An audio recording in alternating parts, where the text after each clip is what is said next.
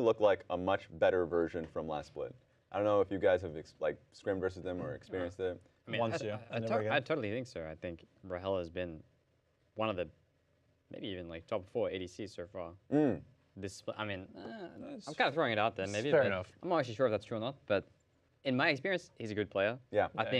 I thought pretty lowly of Dark Wings, generally speaking. But also, I think he's been performing above expectations too.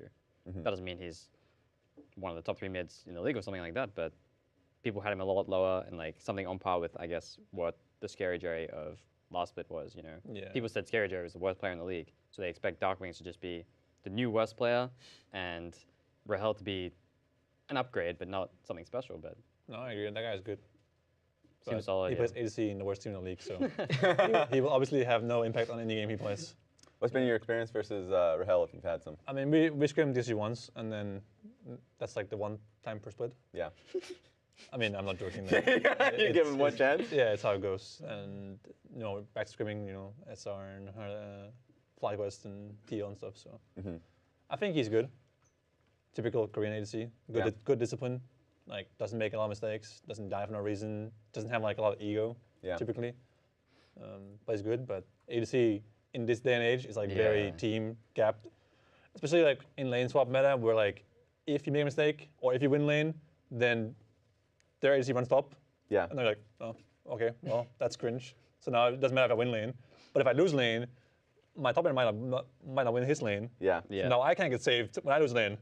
So I'm stuck here getting and losing lane. Blasted, The one time you're winning, suddenly Whipper's TV just appears on your lane, like, and that's it. You one time win lane, first time in life, like, yeah! And then Science spawns on your lane, like, Joe, this is so bullshit, right? Yeah. And then, that's how it goes. I also think DSG suffer from like low team syndrome where they have like these bad drafts because it might be the one thing they won with in scrim. Yeah. And I'm like, if I played their draft today, I would like tell Nick Smith to get on his knees and beg for mercy. You know what I'm saying? Like, so, yeah. It's interesting because like I know when Rael was like left SK in LEC, he was perceived to be the best player there. But their reasoning, at least what they've said publicly, was like communication stuff. They wanted to be able to communicate throughout the team. Yeah, fair enough. But I was like, I mean, he's playing AD carry. I don't think it's that important to be able to like communicate while you're playing the role. Yeah, I think a lot of AD carries don't have to say anything. I mean, you probably feel the same way, right? Like, it doesn't actually matter as long as the rest of the team make good decisions in the game. You just need someone that drives the game. So jungle support generally, where you just move around the map and you just kind of follow. Now that you've already faced them, any takeaways for DSG, any message on their part? Because it seemed like they're getting better, but not sure what needs to be done next for the team. Or even just for DSG fans. I mean, Signs of Life is always fun, right? I mean, just being, well, I think their record was 2-20 before this, so. Yeah, that's almost DNF level. Yeah, I mean, they were like, what, the EK gold lead? Yeah, no, that was crazy. What are you reacting to? The digression you from can see the DNF game. The Bromance DNF game with the EK gold down. They're up 10k gold, had Baron, had down every inhibitor. Yeah. Found the one universe when they lose. Speaking of green ADCs, Berserker is so hard stuck, it's crazy. It's so elo held, it's unbelievable. Have you been tracking his play at all? Like just I watch his games. I talk to him sometimes. Talk to him a little bit about Unara and stuff. But how's he been doing? I mean, he's like 1-20, bro. Yeah. His bro is depressed. The only thing people talk about DNF is when they talk about if they're the worst team ever in LCK. Ever. Or the second worst. We went off topic a bit, but this is too funny. No, that's fair. That's fair. I mean, we can kind of, I guess we'll save on the Unara discussion a little bit. But I do want to discuss kind of like your guys' games going up against each other that happened today. First, I'll just talk about your guys' result. Let's talk about your guys' relationship a little bit, because I don't know if you guys saw it. We had like a video reel just talking about your bromance. It was pretty troll. It was like Mimi. I won't know. Your bromance. It's kind of like your relationship. It's like, it's nothing crazy other than that. Friendship, you know? Yeah, better. Of course. Of course. But I do want to kind of like ask you about when it started, because I think it started during like the C9 Academy days, if that's true. No, probably times. I think and I've always said that I learned a lot of what I value as a player from Sven. He told me about like some practicality stuff, like I picked this champ to do this thing in the game, and this is what's useful, this is what's not. And it's hard to say in a few words, but this mindset I have, I think that's one of the reasons we get along so well, is that we think very similarly when it comes to League. Yeah, I agree. But becoming friends was much more of a Dignitas thing. I was a lot more timid and shy on C9. Yeah. I was kind of trying not to be the guy that ruins everything, especially when you're the rookie. That's oftentimes the mentality you have. Yeah. Which was probably one of my downfalls in hindsight. Just trying not to be the guy that ruins everything instead of the guy that steps up and does something, you know? But yeah, definitely. I mean, in Dig, we had like not a lot of wins, so we had to like find ways to cope, and we were just like having fun as our way of coping, and so we had like a really good like team atmosphere, but we just couldn't win any games. Yeah. So we just had like this complete joke culture. Yeah, it's true. We had like 4 people at least that were really on the same page, like humor and personality-wise. So we had a lot of fun, Dig. 5 for at least the first half, maybe. Yeah, I think. Peak season? Yeah. Yeah. I mean, we actually had a good time for the most part. Like, I had a lot of fun, Dig. I almost Yeah. considered staying in Dignitas just because we had a lot of fun. I enjoyed my life for a bit, you know? Yeah. But then we just couldn't win any games, so I was like, oh, fuck this, you know? You said 5 in the first half. Don't want you to name names, but I mean, I think Licorice, Eric, knows Yeah. it. It's him, you know? He's like, It's really not personal either. he's just a much more mature guy Yeah. than the other 4. yeah. I mean, right? That was a complete jab, no? What he just said? No, that's like a good way of putting it, because he's like a genuine nice guy. Yes. Which that's not a lot of those these days, right? Yeah. Yeah, I mean, And then you have me, Jensen, speaker, and this guy, who's second most mature, I would say, Yeah. but still, Yeah. freak. So, yeah, a complete animal. yeah. But, no, I mean, yeah, this is it. What memory Not a would bad you thing. What memory would you guys have that like kind of clicked for you guys? Not only to get you guys closer, but just being able to give each other strong feedback. There was definitely a moment in C9. I remember I was talking about being timid and shy. That like I remember it was like Max Boulder at the time was like our coach was trying to be like the I remember. Max do Walter. the mediation job, you know. Yeah. Try to be the guy to tell Sven that it's okay to tell me that I am a freak, and for me to be able to tell Sven that It's like because I I'm was free in as well. academy at the time to work on my delivery, which is a nice way of saying that I was toxic to people. Yeah. It's like in EU, it's really normal. Just tell someone like you're really dog shit, bro. You know, like after games, when I was signing as a rookie, right? I was Yeah. playing with Mitty, Amazing, Soaz, Expected, and it was like People with the same after every culture. game, Yeah. stand up, you're fucking dog shit. And you're like, and like, what? What's it gonna be? You know, bitch. You know, like that's how it went back and forth, right? And I was Yes. like, whoa, shit, this is how it works. Yeah. And there was no review, there's no coach, there was no recording the game. So it was just like from your memory, like, no, you messed up the top play. No, you team fighting was so bad this game. Yeah. Like, so fast forward. You try to bring that to the scene. No, I was just saying it how I thought it was. Yes. And then a lot of people were not taking it so well. They thought I was really aggressive to people. It wasn't my intention to be, right? Yeah. It's just how I was taught to tell people. Yeah. That's how everyone did it where I was from, you know? So, makes sense too. If you have success in your past career, So, you when I will, went you will to- keep acting the same way. You know? yeah. Yeah. And after I was benched for those 3 to 4 weeks on the academy to work on that delivery, and I was like kind of hesitant to tell Isles, you're a freak. Yeah. You know, you have to do something. Like, Yeah. And then Max Walter was like the mediator saying like, you can say he's a freak. Yeah. That's how it went down. But I think in Dig we bonded much more because we had a lot more fun as a team. Yeah. We kind of like had a tough time at first in Dig, but then we found a board game called Secret Hitler. Okay. It's like an That was the That's a first fun time. game. yeah, that it's was like a an fun Among game. Us imitation type game. Yeah. And it helped us a lot to cope with losses, to play board games after the day was over. Yeah. And I feel like you could kind of like sneak in some league talk in the game. Yeah. Like today absolutely. you griefed game 1, or someone was like, but wasn't that fine? It was just you're bad in team fight. Yeah, probably. Like, Yeah, it sucks. I'm just a fascist. Like, Yeah, Yeah. we had like ways to like talk about the game or the day after scrims. Yeah. yeah. Whereas these days a lot of people have offices, so they leave the moment scrims end, That's true. and you don't talk about the games at all. Yeah. Maybe you do review, right? But sometimes people hold back in reviews or like whatever, right? Yeah. So Yeah, I I felt do- like that was a good way for us to like bond, and then once you're more comfortable with each other personally, you can be more open about feedback too. Yeah, absolutely. When you started out a little bit, and we'll get back to the matchup itself. This is interesting to me. It started with game houses, and then it moved to the office. And I always felt as though when you move to the office, sure, the professionalism is there, and there's like this, work and balance, like life balance. but also you can never really. It felt like addressing your teammates easily left, like because you just walk home. You just go home immediately. You're not in the same game house. So like, did you ever feel that shift of, oh, it's harder to like communicate to my teammates and give them feedback and doing like from living in a game house to going to office spaces? I mean, I think it just kind of varies on what team you're on and like the atmosphere and environment. For me personally, like you definitely feel a lot closer of a bond with your teammates when you live with them, for sure. Like on C9 and GGS, I had gaming houses both times. Yeah. And then I think on like 100 Thieves is when I started shifting away from like office to like just apartment life. But I mean, I'm always one to kind of stay at the office for a little bit. I don't want to just insta leave. That's just kind of weird. Yeah.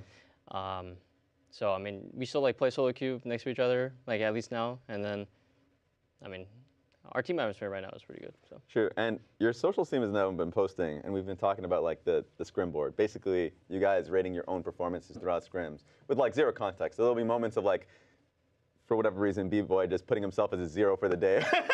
And I haven't seen yours, but like, tell me about how much that kind of contributes to you guys kind of going through reviews. Yeah, I mean, at the end of each day, we'll do like scrim takeaways. So we'll just kind of go through each game, like 1 through 5, or if we're night blocking, then 7, and just kind of get our like one big takeaway from the game that we want to push forward. Yeah. And then after that, we'll do our whiteboard, which is like you kind of just rating your individual play. Some players have like specific goals that they work on personally, and then they'll just like rate their play like 1 through 10 off that. But yeah, B-Boy generally doesn't really have good days. Oh. No, for him, like for himself. Okay. We're saying canceler. I was like, that's a clippable statement. Yeah, he's very hard on himself. So if he feels like he plays bad, then he'll just give him a fat 0. He's like, today I just fucking ran it down. Oh my God. Today I did not play League of Legends. Yeah. Stuff like that. Okay. So, yeah. Is that? Do you have the opposite of somebody that's usually like, oh, I think I played really well today, but everyone is like, I don't know about that?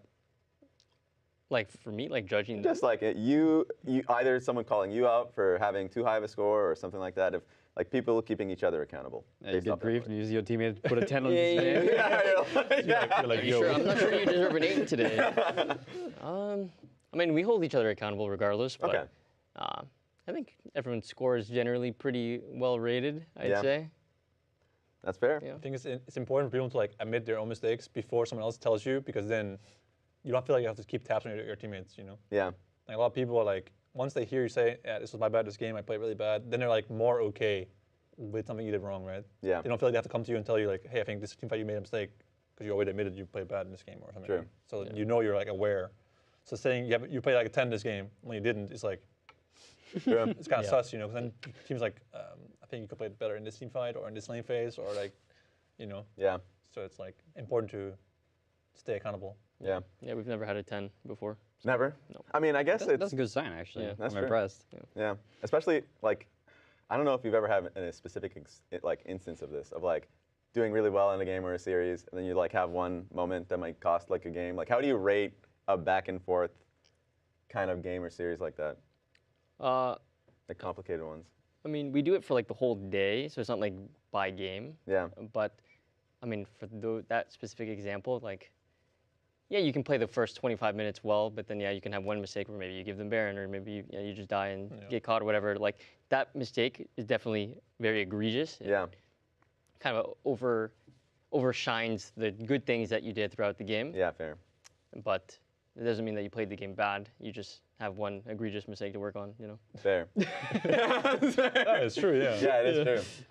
I do want to get back to the C9 dig game. So, like, in terms of, because obviously, I can ask your perspective of the series. Honestly, considering how, I think the biggest problem with our team is just that some of the same mistakes just keep being repeated. And I was not that confident that today would be the day that they don't get repeated. And it's true, they kind of weren't. But there was some, like, some good signs of hope. It's kind of complicated to talk about this stuff, I suppose. Of course. But I actually didn't feel that bad. I didn't think I played that poorly individually. Obviously, like I said, some of the issues that are just being repeated kept getting repeated. But I felt like scrims this week and in general haven't really reflected the quality of the stage game that we had today. I felt some of the gameplay was was like quite rich, you know. I thought like some good stuff is happening, and I felt like I learned more about League, about the meta, about what is supposed to happen, and this is stuff that I know that me personally I can take into the next week and hopefully do better next time. But I mean, it was a David versus Goliath type situation. Sure. Except I guess in terms of the victory, I was the Goliath. David one-shot me 2 games in a row, so yeah. David one-shot.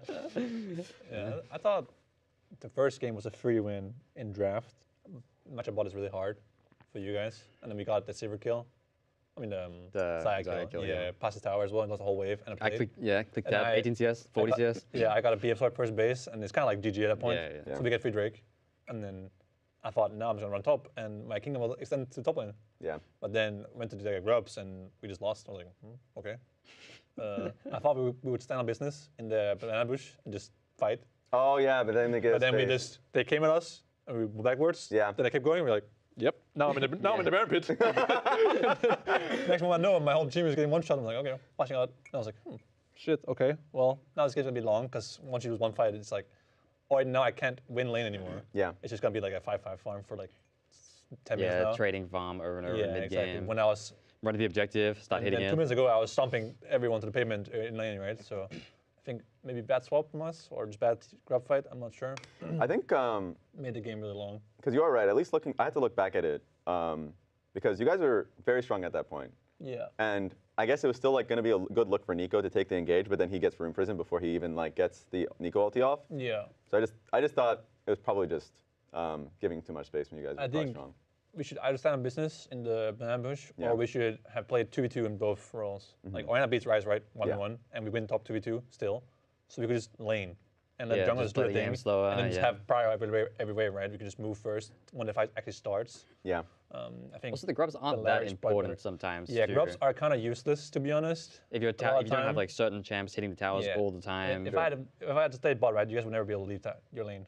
Right, you would have to like take a massive L in lanes to be able to get to the grub. Yeah, like and I have to like sit there and maybe just play 4v4, right, or something like that. I can speak Gwen 1v1 at that point, or lane against him 1v1. Yeah. Right? So it's like, I think that would be a better way to play. Yeah. Then top lane will be laning versus us, and he will can't be on bot, right? Anyway. So Zaya will be useless. Yeah, we played the swap bad, and then the game was really long until some incidents. Yeah, the Rise ult incident. I do think that game we outscale. I didn't think that.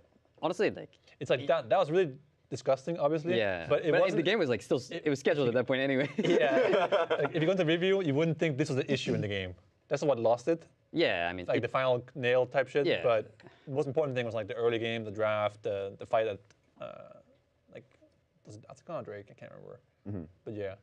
Yeah, I think speaking to what Contractor was saying earlier too, like even if you play the whole game well for 25 minutes and you int one time, it doesn't actually, to me at least, it doesn't matter that much if the mistake is like not. I mean, something that's Rise ulted, he followed it. It was dog shit. Blows. Yeah, next game will be better. Like, it takes like 1 second to look at that and review and say, yeah, whatever. True. Yeah. I guess I'll ask one question for you, and then I actually am interested. So now I'll just start with you. I'm interested. My bad. No, because this one's your take is going to be a larger topic. Yours is a larger topic. Do you ever feel the fear of like getting burnt out? Because obviously you guys were scrimming pretty much through MSI, from my understanding. I don't know if that's true. Yeah, we took like a 5-day break or something. Yeah, and then of course you guys flew to EWC, then came back. So and then there was the whole jet lag thing. Is that thought there? Because that's definitely there for FlyQuest, I'm sure. No, not for me personally. I know some people sometimes need a break, or like they just don't play solo queue for like a week because they don't want to play. Yeah. It's fair enough. But for me specifically, I'm playing for 10 plus years now. Yeah. I actually just love playing the game at a competitive level, so I don't get the problem of feeling burned out because I actually want to play, right? Yeah. The only thing I get bored of is like playing solo queue, especially here and everything. North America. Yeah. I mean, this guy's master, so he can't talk. Master's 300 up right now. A little bit low. I don't feel it, but I definitely think that for the MSI teams that played MSI, especially those who went like the furthest, right? Like Fly actually not early, but Genji won MSI. Next day flew to EWC. Yeah, it must be insane. And like the schedule at EWC was really terrible. Yeah. We like arrive at 1 a.m. to the airport, and 2 hours of traveling and hotel check-in. Next day 9 a.m. content. Yeah. For the whole day, and the next day play a game. And our first game was at 3 p.m. and the second game was at 9 p.m. 9 p.m. Yeah, between the games, like I looked to my right, top laner sleeping. Look to my right, my support's like on a table. Like there was no food at the venue that day either, and we were like, I was like, wow, this is so low. I think we should still be able to beat Brazil in a conditions are. Yeah. There's no excuses for that, but it was pretty bad overall, the schedule. Yeah. But then again, Genji, best team in the world, somehow managed to overcome the same flights as us, basically. I heard they had to play a game the moment they touched down in Korea, in LCK. Or at least that's what the commentator said. I think they got like a day. I thought they had 36 hours, I think, is what they had from the moment they touched down in the plane. Yeah. There's no solo queue, no scrims. Just But they played someone good, didn't they? They played HLE or something? yeah, I think they did. Yeah, And that, two that them, is crazy. obviously. Yeah. Actual I mean, robots over there. They're kind of built different, though. Freaky team. But yeah, I do think for those teams who go to, Genji goes to every final of every event. Yeah. In Vancouver to Riyadh to Korea, and like, I can see them being burned out of like the travels. Yeah. And some people handle jet lag better than others. For example, I'm pretty good with it, but Blabber's like horrible. Yeah. He just tanks it on purpose. I'm like, Blabber, why don't you try to like stay awake for the longest? Like, no chance. Okay. I guess you just lose them. This comes back, takes a nap. Nap becomes 6 hours. Nap becomes, I'm going to bed at 5 a.m. now. Oh. You know what I'm saying? Like that kind of thing. Yeah. So. Perfect. That's good info. Because now I get to talk about, Photon's been the newest addition to your team. And I heard that he didn't have much time in scrims before just like straight up starting with the team. At least, I think that was week 1. But how has it been? A little bit of time, but I'm not sure about the exact timeline. Yeah. Personally, I think very highly of Photon. I think his experience in LEC obviously put his English to a standard that's completely fine. Yeah. In terms of all conversations you could have within League of Legends, there is no gaps. Yeah. And he's like the first person on this team that thinks similarly to me, I think. That's not shade. It's just like... Sounds like it. A little bit. It's just like... My whole team was noobs until Photon came. What I like... When I say something, it's him that agrees first and vice versa, I feel like. Oh, so that's why he's smart, because he agrees with you. I got it. Yeah. I'm just telling everyone what to do and no one agrees except for this guy. So now he's my favorite. Nah, I mean... I don't know. I just like the way he plays the game. I think he's consistent. One thing I've noticed is that he plays so many champs. It's crazy. We played Kled 1 time this week, and it was not against Rumble, and he was performing on stage today. Yeah, actually was. Also, my Koreans did not know how the Kled bike works. My support was saying, like, after he gets dismounted, don't let him hit you for free. I was like, huh? Why not? Bro, seriously. No. Yeah. Actually, first time they've seen the champ, though. Yeah. I'm like, oh, man. He's played a lot of different champs so far, and I think demonstrated a lot of mastery in that sense. And yeah, I've really enjoyed working with him too. And one element that I guess you guys don't get to see so easily is that the team atmosphere, I mean, there was even a video published about it, right? It hasn't always been great, and it still isn't great at times. But he's actually put a lot of energy into out-of-game elements, talking about, like, we need to spend more time together, we need to lift the mood, I don't want it to be like this, and that kind of is like the step that Sven and I were talking about earlier, where once you can become better friends with your teammates and you can understand them, then it kind of removes that barrier of wanting to give them criticism directly and allows you to do it without sounding like you're evil. How hard is it to lift? Because like the whole idea of lifting the mood, but it's like if you're not winning games, if there's probably like some animosity or whatever, like people not agreeing with each other, getting on the same page. How hard is it to be the person to try to do that and try and be like, we should go out and do something different? That's especially if you're on a competitive team. I don't know. Like that one is really hard. Yeah.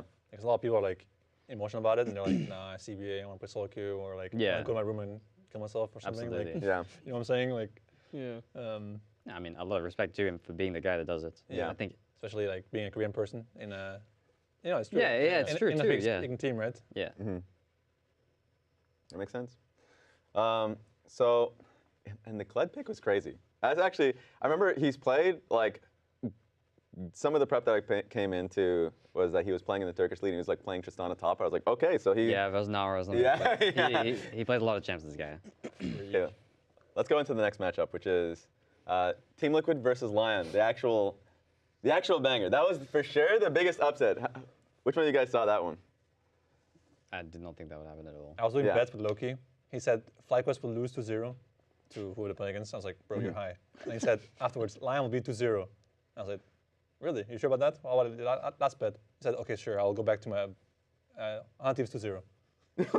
No, but what was saying? He was saying Thieves will beat FlyQuest first, and he said Lyon will beat TL afterwards. Yeah. But then once FlyQuest beat them, he went back on it and said TL will win now. And then Lyon won. Yeah, and then Lyon won. Goated. I was like, bro, you might just be the worst predictions of all time.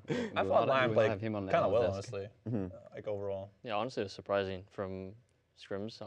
TL generally plays a lot better than Lyon, I feel. Yeah. And they've only been playing with Sturdy for a week or so, but Doctor. but honestly, he had really good performances versus Impact. Yeah, definitely outplayed him for sure. Yeah. What is our take on Team Liquid at the moment? Because they didn't have a good split 2, but a lot of that was like changing of jungle. And then you go into this split, and obviously I think some of the issues are still when happening. Jan is playing poorly, they're just stomped. Yeah. Which happened in both Game 1 and Game 3. He was like, the Jin game, he got killed in the 2v3 top by the Renekton, right? It was terrible for the game. Then he died because he had no sums afterwards. Yeah. And it's like a cringe game after that. Game 3, I also think he made some bad mistakes. Got caught mid in the dragon fight by a Sion ult and like had no flash before that because they made a dive that didn't work. So they're too over-reliant on their ADC carrying games. And then, not sure if this is the case, but sometimes you feel too much pressure to carry. And if you don't, then nobody else will carry. Yeah. And you put yourself in too much danger. While someone else in a better team, like me or Masu, for example, don't have to do that to win. Yeah. So make less mistakes.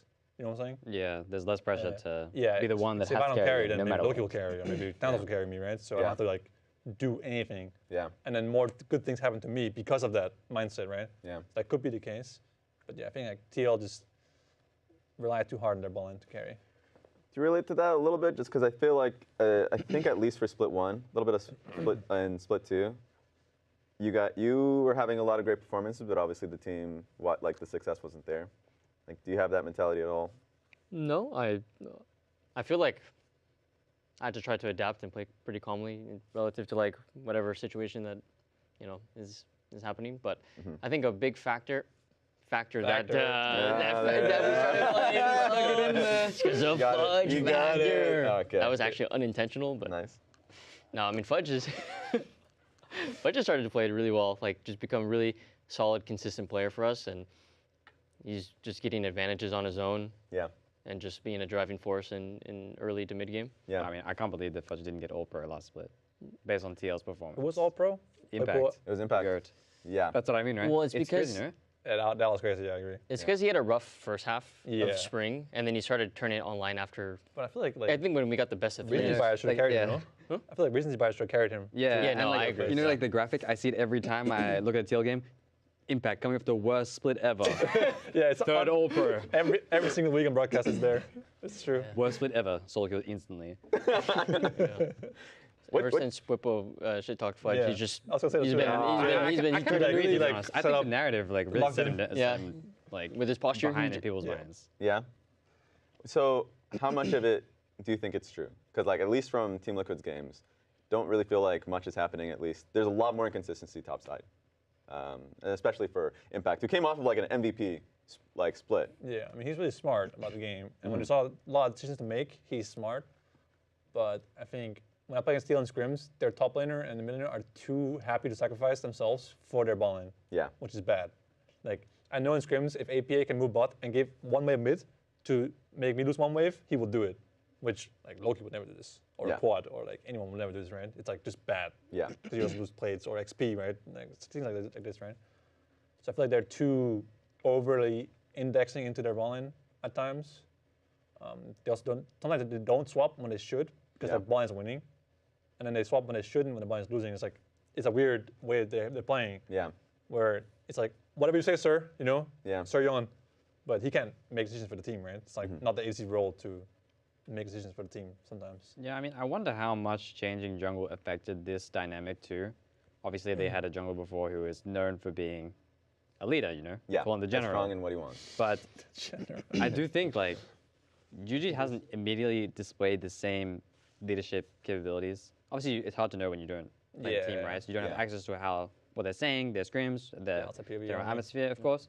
But you know, I thought it was comical that like everyone's saying, "Wow, Yuji's the GOAT," and their first series is just Cordier shoving contracts into a wall on Poppy or something. Oh, yeah. So, I mean, like, I played. and people were like, "Whoa, Yuji's the GOAT." What you're just like in your jungle, making your life miserable. We just had to make the narrative, strong. Like, Bit of a paper. Yeah. But yeah, I do wonder how much that contributes, because it doesn't feel like they want to go in the direction where it's just only their bot lane playing the game. They want to feel like they picked up this carry jungler who can play all these funny champs like Viego and be that other carry elements. Yeah. But I'm not sure how effective it has been going. Sometimes I think APA is like pretty good. I think it's like top 3. And then he has like a real stinker week, like this one. I'm like, this guy sucks. And next week he plays Talia, and he's actually really good on those champs. Or like he plays 6 in Tatsir, which no one else does, he's right? great at Talia. Yeah. You're like, yeah, we don't want to give this guy a 6 in Tatsir. Okay, then what? Give him a Seer and he carries on that one instead, no? So it's like, he has some strengths. Obviously, he's not super good in like, Silas or Yone or something. Yeah. But neither is like most mids in the league. But they don't get shit for it, right? Yeah. So, I don't know. I think TL has a bit too many like holes in draft in mid and top. Yeah. Yeah, I do think that You know that. against. Well, Impact picked Gwen, right? Yeah. They actually won that game, right? That was like they won. They won the game, right? Honestly, I didn't watch many of them that closely. But I was scrimming, to be fair. But. You think Impact won't pick Ambessa, he won't pick Gwen, he won't play like a Jace kind of character. When playoffs comes, you expect to see him on all. Yeah, yeah, and like the Millionaire won't play Silas or Yone, so you're kind of limited in how many champs you can play. Because like you can't play Yone, then you can't play Maokai. Yeah. More or less, right? Yeah. You can't play Lilia or something like this, Yeah, right? you expect when like in different meta, it's like it's Brand versus what was it last year? Like Brand versus Lilia and like Zyra and shit. Yeah, Zyra. If you can't play, Jace mid or Yone mid, obviously he was good at the. It was like Tristana. Corki Triss he was good at. Yeah, it was good at those two, right? Jerry. So, And he did win on the Gwen game. That was the one he won. So preparing for TL is kind of easy. If you want to pick Gwen, you won't get Jaced. You won't get like Ambessad, which are two of the most common counters into Gwen. So you're like, TL will ban Gwen because they can't play it, can't play against it, right? Yeah. Always been urine, something like that. Yeah, exactly. So you're like, you already know what's gonna happen in draft. So then it's like you play draft with 3 bans, they play with 2. Yeah. And now the red side, so they have been Panther and Vars. That's 4 bans. Shit. Guys, which one do we lose to? You will get something. You know what I'm saying? Like, it doesn't get better in fields either, right? It doesn't get better like in the 3rd game or 4th game.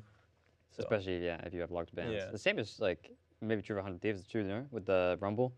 Yeah, the same thing. The sniper can't play Rumble, therefore we have to ban it on red side no matter what. Yeah, exactly. I do think that TL's ball is really good though. Yeah. I'll probably say the best in the league. Best laning. At laning, especially. Yeah. I think in mid game it's like debatable. I think they lack a lot of like diversity in playmaking in mid game. It feels like it's very just standard.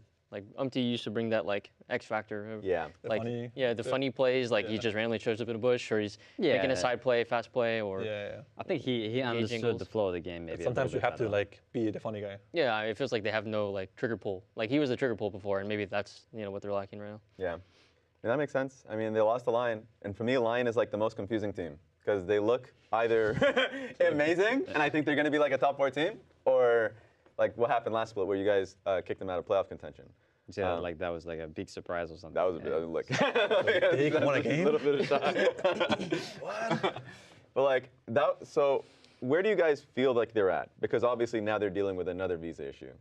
But now that they had Surdy, I don't know how they have a visa issue with the guy from Canada. Yeah, I didn't get it either. Like I'm Canadian, I have visa issues. That's kind of sus, bro. Visa issues. Yeah. How can that be happening? I mean, it's tough these days. All I'm saying, it was tough for me to get a passport visa. That happens. I don't know, bro. Honestly, they were looking pretty powerful with Zamundo too, at least from streaming experience. Oh, so he's that good? I mean, Dantos is a big fan of Zamundo as well. Yeah, no, he's a really good laner. Zamundo's a really good laner. Zamundo really strikes me as a 1v1 guy. Yeah. He spent like enough time in the gulag 1v1 fighting the other guy top lane. Knows the matchup in and out. And he plays some funny champs too, which is like something like GB and Kale and shit. Like Swain top. He plays 10 games in my solo queue game. Yeah. I really hope the enemy doesn't pick Silas, otherwise I lose. But I mean, he definitely has some diversity, Yeah. So that's true. And Surdy, I felt like, so he ended up getting a game in, and or at least playing out the series, and it was like a big moment for him. Just like, of course, talking about the structure. No more dick holding him back. He's free. Yeah, it was me the whole time. Yeah. So like, talk about that feeling, because somebody who was in that system, he talked about it pretty heavily about like feeling like he couldn't play the way he wanted to, or all these things, and then he gets to have that feeling on Lyon. Now, probably going to be a little bit confusing now that he had that good series. Zumuto's coming in. What are they going to do in that circumstances? But watching that, have you had that experience or felt something like that where you have lost all the confidence in how you feel like you should be playing in a split? Well, I think it makes sense from his perspective to feel like once you lose so many games or you feel like you get blamed for so many games that you feel like whatever you do, you can do something wrong. Yeah. I felt that way all the time. Like, no joke. Like, last year, this year even at times. Like, imposter syndrome. Yeah, exactly. Like, I feel like no matter what I do, I'll do something wrong. Or like, it might be minor too. Like, oh, if I trade here, if I do one wrong trade, the game is instantly over. Yeah. And you get the same feeling too when you don't experience what Sven was talking about earlier too with you feel like if you make one mistake, no one on your team is going to pick up the slack. You don't feel like someone else is going to carry. You don't feel like you can rely on anyone. And then you start doing the same thing. You start forcing too hard, making too many errors, thinking that like if we don't carry here, we're not going to win. Yeah. And then you fall into this negative feedback cycle, I think. I remember last year we had a scrim where Jensen ran down and he said, "Oh, I lost the whole game alone, I'm sorry." And then he said something like, "It's fine. If you didn't do it, somebody else would do it." I was like, bro, we're already 0-3 in this scrim block. Yeah, it was a classic. It was so pathetic. Like our comms are like every day someone would int and then they would say, "Oh, my bad," and someone said, "It's fine. It's scheduled anyway." Actually, you guys just owned us on energy. Like, you were the only team that we actually lost to, I think. Or not lost to. You guys were the only team that beat us, right? Or no? When I was in Dignitas? I mean, Yeah, you guys 6-0'd us every single day. We had a good record. Oh, really? Yeah. Were you being surprised by it? Sorry. I didn't format that well. If we but- scream, It was actually a if we good scream day. Fly or Cloud9 or was it TL, we were just getting farmed. Yeah. I remember there was 1 week we went like 3-2 against TL and we thought we were back, but Yeah. we were not back. We're like out in the fucking the backyard doing full dances. We're like, how mad are they right now in their chairs? Like, that's the best we could ever. You guys owned us on the game 5-2, the 3-2 us. Yeah. Oh my god, that Earned it with the bottle, that the series Kindle, was- the The Bard Cannon ult synergy. that series was so low. Oh, God. They're like the most tired I've ever been after But playing. yeah, League, like I the think. mindset thing you're talking about, it is real. Like in Dig, I was like, wow, if I don't do anything, I will lose. If I do something, I will also lose. Yeah, and if enemy makes a mistake, they can still win. If But I make win a lane, mistake, it doesn't we matter. But if I instantly lose lane, it's lost. Yeah, so I mean, in Sodi's case, I'm sure he felt Yeah. maybe not exactly this way, but he felt this way. And when you have this new chance to play with a new team, blank slate, he can play with a bit more confidence, I think, at the very least. Also, not So- have to lose as well. I mean, Yeah, that's true too. Like, there's no pressure. Like, Zumuto's coming in anyway, maybe. Yeah. So maybe. just do your best. I think it's a good timing to talk about the next series because there's a little feeling of that between FlyQuest and 100 Thieves. 100 Thieves have been kind of like on a way downward swing. Yeah. So are they boomed? Like I want to ask you that question. Is 100 Thieves boomed? Yeah. Yep. Rumors on the street is they're pretty boomed, yeah. Yeah. Not sure if I can say it, but there We don't might be. scrim them. Yeah. They're blacklisted. together with DSG. I'm proud to say it. Here in the gulag. Yeah. It is done. And the worst part is we didn't mean like we were like 3-2 or 4-1 or something, but they were like David, never again. Yeah. I think there's just like a lack of structure over there or something. Like they're Yeah. just content with just The feeding chaos, scrims. yeah. Like they're just nothing changes. It's so ironic too that they had like, what was it, River or something saying like, we need to fix scrims. We're indexing into this. This is what we're going to work on. But I don't know about you guys, but I haven't felt any different about 100 Thieves when I play against them. Still seems like the same team who fights every objective. River will start red buff no matter what, and he will just try to fight someone. Yeah. It's weird because in Split 1, they were in the finals. A lot of it was like they're a really strong team fighting team. They beat Fly, yeah. Yeah. Like strong team fighting team. Their drafts were usually really smart that played around like their player strength. But then at least at the end of last split, it felt like their drafts started to teeter.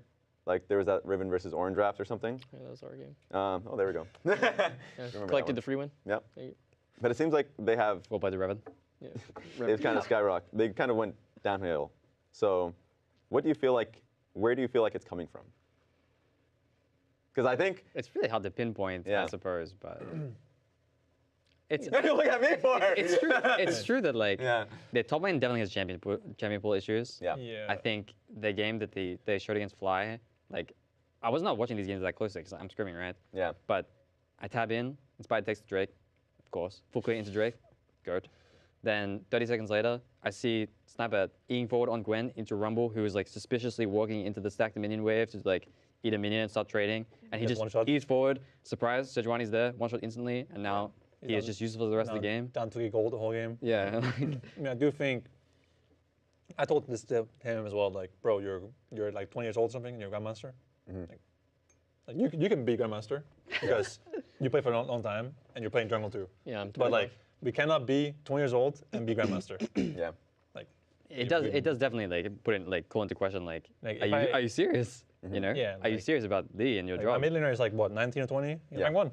Yeah, you better be rank 1. You fucking freak. You know? Like, you know what I'm saying? Like, yeah, like, come on, like, it's not a good look to like not be able to play certain champs that are OP for 10 years, Rumble, and then you lose one split to Whipple and Rumble in the first. Actually, it was last year in the third place match or the low bracket final. Yeah. He schooled him in Rumble. You should be going solo queue playing 100 games of Rumble in a row. You know what I'm saying? That's like dedication and like hard work that I want to see from someone like him. I told him this too, right? Like, you gotta fucking step it up, bro. Yeah. That's what happened to Bergenblade too, no? Yeah, he played Jason Rumble every game solo. He got criticized for that. Instantly he goes home. No matter what, he's logging in those champs. I think that's one thing. I also don't remember last time I saw FBI in solo queue or River, for example. I see Quaid and Ayla sometimes. That's one thing, right? I see Quaid all the time. I also know that we were scrimming during MSI, even though we went into playoffs much longer than they did, right? We went to finals. We took like 5-6 days break. Depression, right? Yeah. And then scrimmed afterwards, MSI teams. I don't think our teams were scrimming during that time. I don't remember scrimming them. I could be wrong though. So. They said Sniper in an interview said that he was scrimming BLG. Okay. Recently. So yeah. I did hear they that. scrimmed a little bit. Okay. That's true. I do think it seems from the outside, could be wrong, that it could be a lack of effort. Don't want to say it's true because then I'm like kind of like. You never know. I actually don't know. I'm not in their house, you know. In the walls. Yeah, I'm not inside the walls. Yeah. And also, like, motivation is a little weird too, just because at the end of the year, like, 100 Thieves is going to be moving away, like, as an organization. But I think you probably want to like, play harder. That should make you even more motivated to like play for your life, you know. Yeah. Also, it's Rivers last year, right? Yes. Oh, military. His, Oh yeah. This is he talked about this is it. You know. Yeah, I feel like that should make you like log in, right? Make you want to really like show everyone up, or like for yourself at least, maybe. I don't know. And I guess one piece on FlyQuest as a team. I mean, they're playing as well as we wanted to. And honestly, if we had predicted, which is the worst? Yeah. It's actually crazy. Every day. I'm praying for it. One day. It should have been a Fly versus C9 if, like, everyone 100 Thieves wasn't. Yeah, they chose the same thing. Exactly. Thank you, Quid. Oh God. God bless. So what's your thoughts? It actually might be bad for us though. Yeah. Because I was told before this that if we go 2-0 next week and Fly go 2-0, they'll be first seed in the next format, no matter what, because of split 2 standings. I think that's how that goes. Yeah. But if we play against them, at least we have a chance. You have a chance them, to be right? higher. That's true. And we would still be second seed, I think. Yes. Based on our standings, right? Yeah. Actually, it's bad for us. That you didn't face them. That's true. Yeah. Yeah. Shit. I was like so happy. Like, playing against My bad. I should have played a little bit better today. Yeah. Jeez. Yeah, and also, it felt like last split, every time you faced off against them, you guys got better the next time. Like. Besides that one time you beat them and then got visited. Yeah. They say no rivalry, bro. They always beat our ass. I mean, like, the first time was fast, and then the second time, I felt like it was, like, tougher and tougher. I mean, the last split, right? We beat them in BO1, then they beat us in the BO3, and then in playoffs, we played 2 5 games, right? Yeah. I felt like the BO3, we got stomped. Like, let's not worry about it. And then in the playoffs, we should have won both best of 5s. Yeah. Obviously, they'll say the same thing, right? They'll be like, yeah, we could play in this game, blah, blah, blah. But we had, like, we're up 2-1 in both series, I think. Yeah. Weren't we? I think I remember one of them you definitely were. At least the last was one was sure 2-1. Yeah, and I was like, okay, I think the first one we were down 1-2, but we should have won game 3. We're like up 10k gold in their base, and we like found a way, universe, Doctor Strange moment. Yep. And the second series, we were also winning, like the game 5, for example, until we did something really stupid. Yeah. Absolute tragedy. It's the one egregious play. Yeah, exactly. Yeah, right? it counts. It definitely counts. Yeah. I mean, I've been there, so I can't talk, but it is one of those like where I felt like, bro, come on, like we should have won these games, you know, like. I feel the same for FlyQuest though. Like I guess, like you said, it's true that they'll probably say the same thing. Yeah, exactly. I mean, that's like, how everyone will always say Masu it. like walked into the base as Kate, and like they had like 10 super minions with Yeah, Baron buff, and then he like dies, finds that one way to lose. That's what he's thinking in his head. Yeah. But I think from that, like, I don't care so much about like the blabber mid thing on Jarvan. It's like when I look at the series, I didn't think about this moment for 1 second.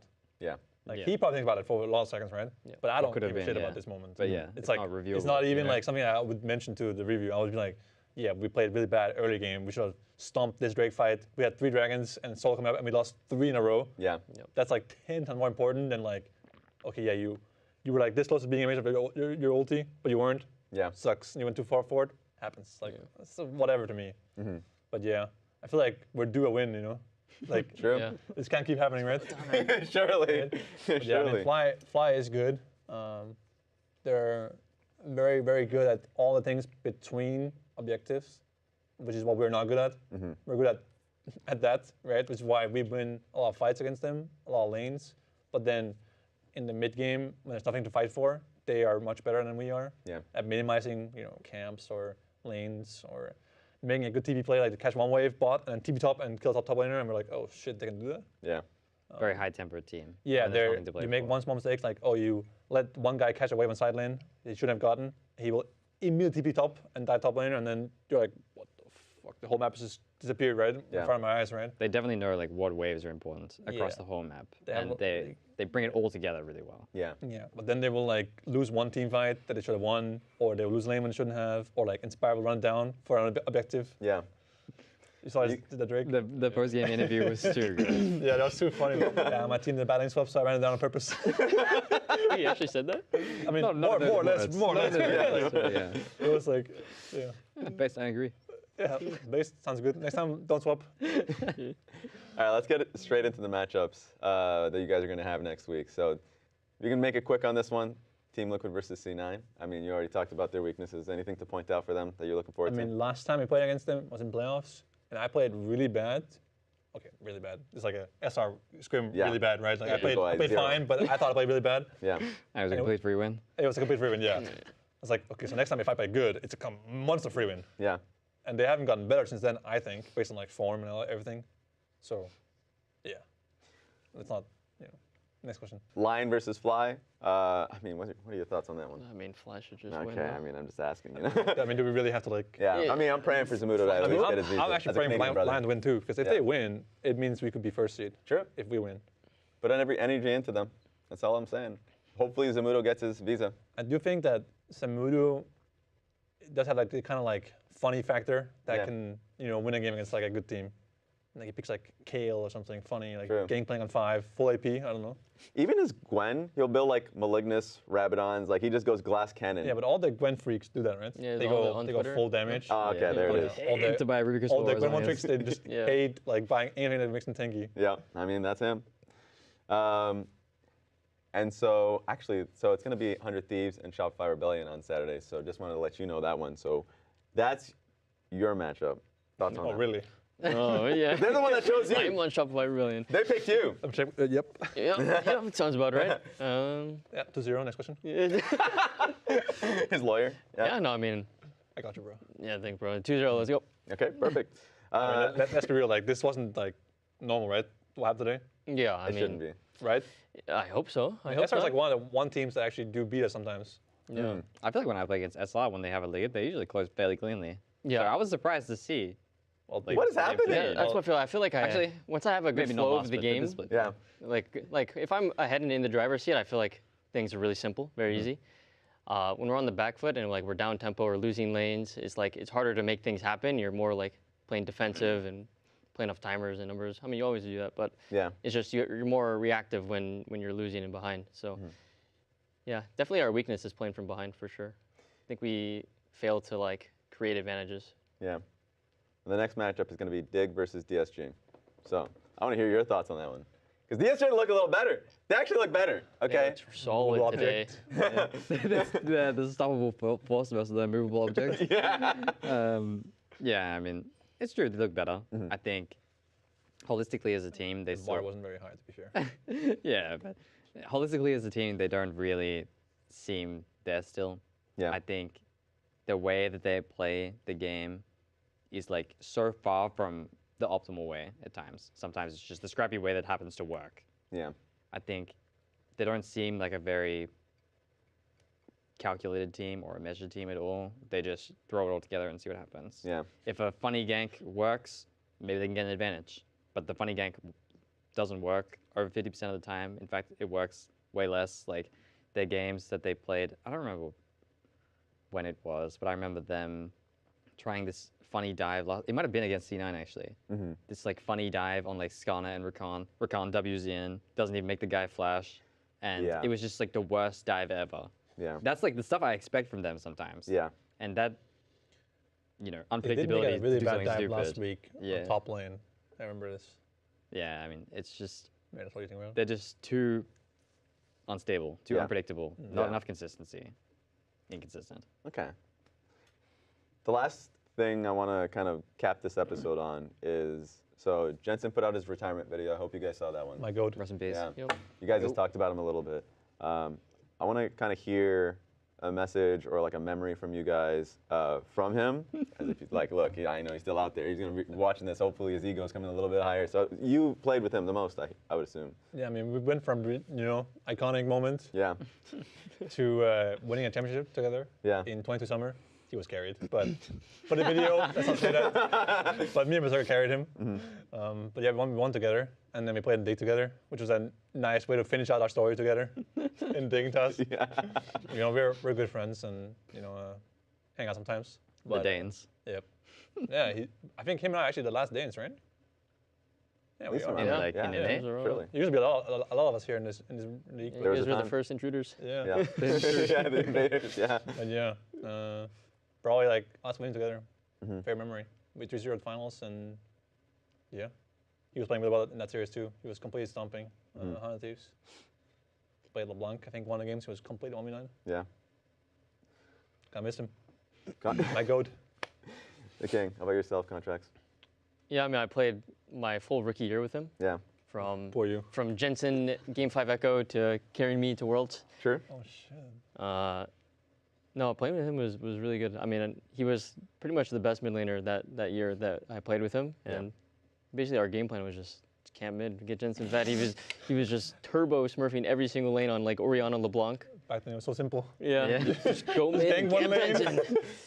I think I remember watching those games and being like, in the early laning phase, it's important to get like both wards in both side lanes for Jensen so he doesn't get ganked on either side. Yeah, no, he was just absolutely just smurfing on people in mid. Like they just couldn't play 1v1, so it was just play for Jensen.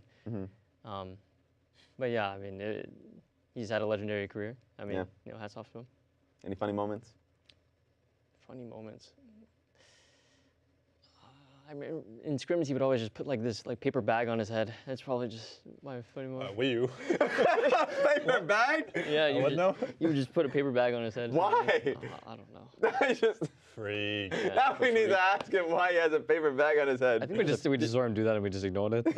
We just like let it slide. I'm just a freak. I think there's a picture of it on Twitter somewhere. Okay, we need to find the picture. Surely somebody out in the comments. Surely someone could find that picture. Yeah, your moments, because you had a little bit of them in Dignitas, right? I mean, I think it's so funny to think of Jensen as like the original reformed player going from DDoSing games. Incarnation. DDoS me. Incarnation? Allegedly. Back in EU West, you're playing as Jensen and you're winning. At some point, the game stopped working.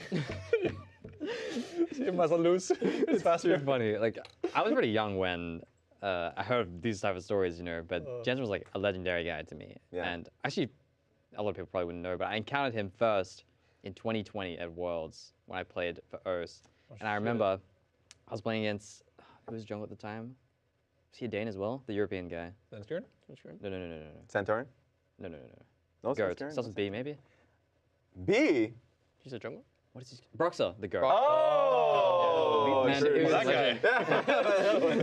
yeah. And Jensen Broxer, they were unbeatable. Yeah. It was war. I remember when I came to NA, like a lot of people didn't have good things to say about Broxer, but when I played against them back then, it was Jensen Orianna plus Broxer Graves combination, and that was 20. we couldn't play. 2020? Yeah. Yeah.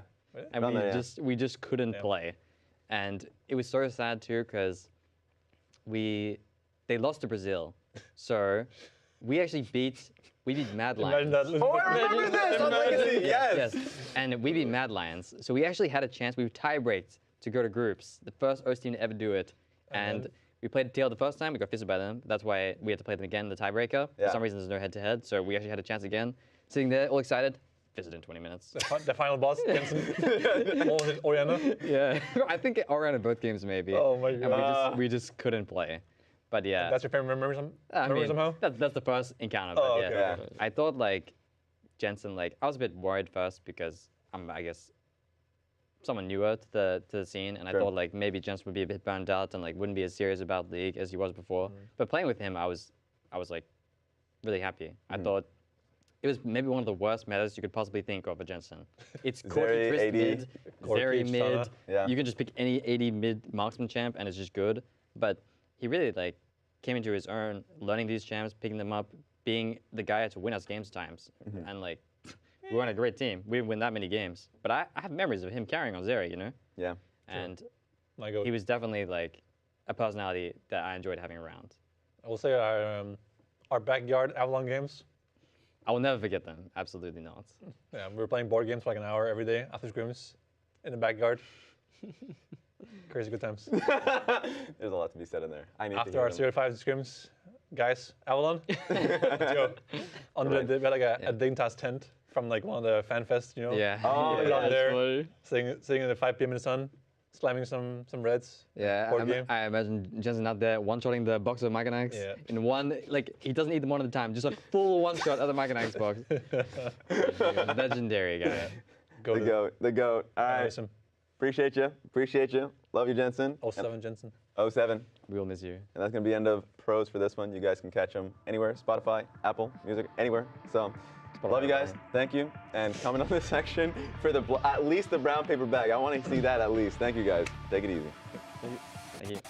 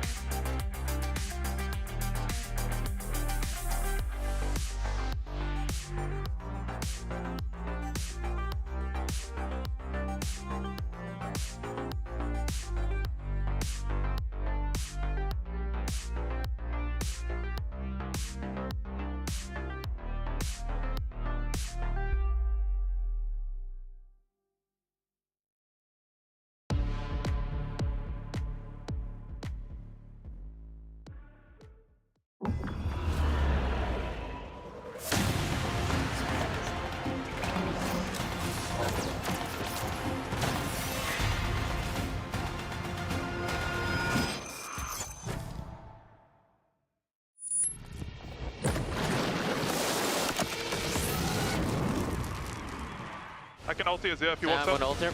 Yeah, ulti is there. Yeah. Okay, he's slowly now, play slowly now, front line. Jen's dead. Andre, go flash. Yeah, Azir is dead. Nice. Kill him. Yeah. Give me Dokla. Can I get? Nah, gimme.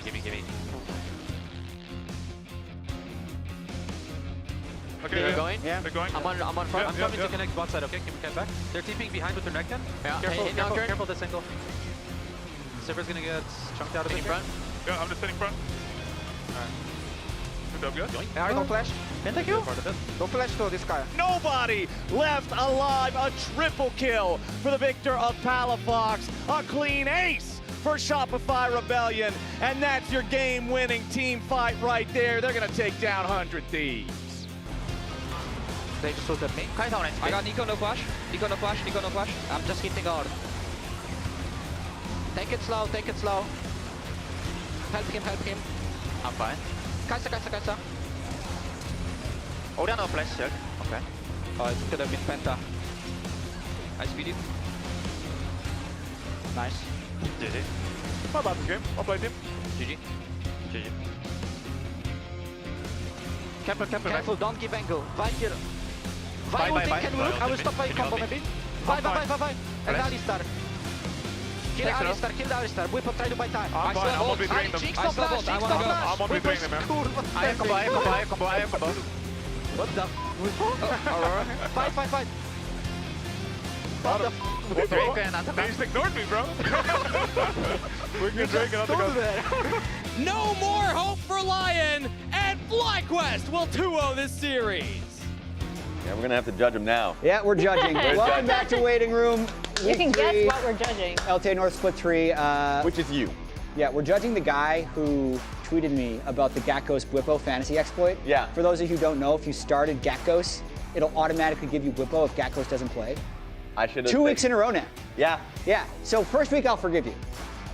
But second week you know that it's going to happen. If you do it Yeah. this week.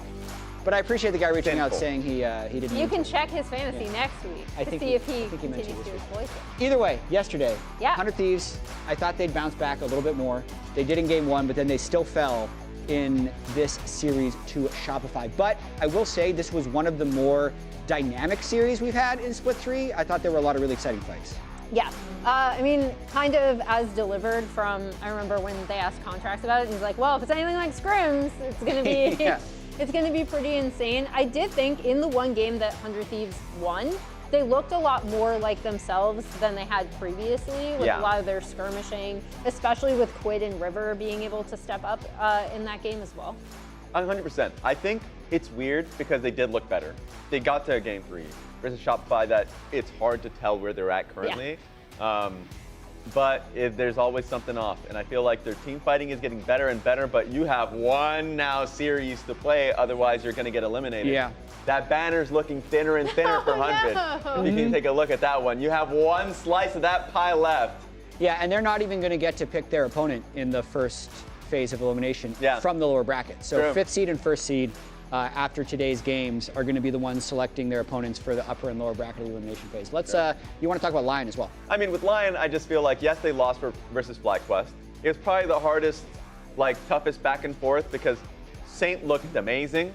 His Aurora play was incredible, though he was sad that he ended up losing. You can see it on Twitter out there. He was tilted during the game. Yes, he was very tilted. Yeah. And so it's like, yeah, their tough opponents was why it's now hard for them. They're taking losses.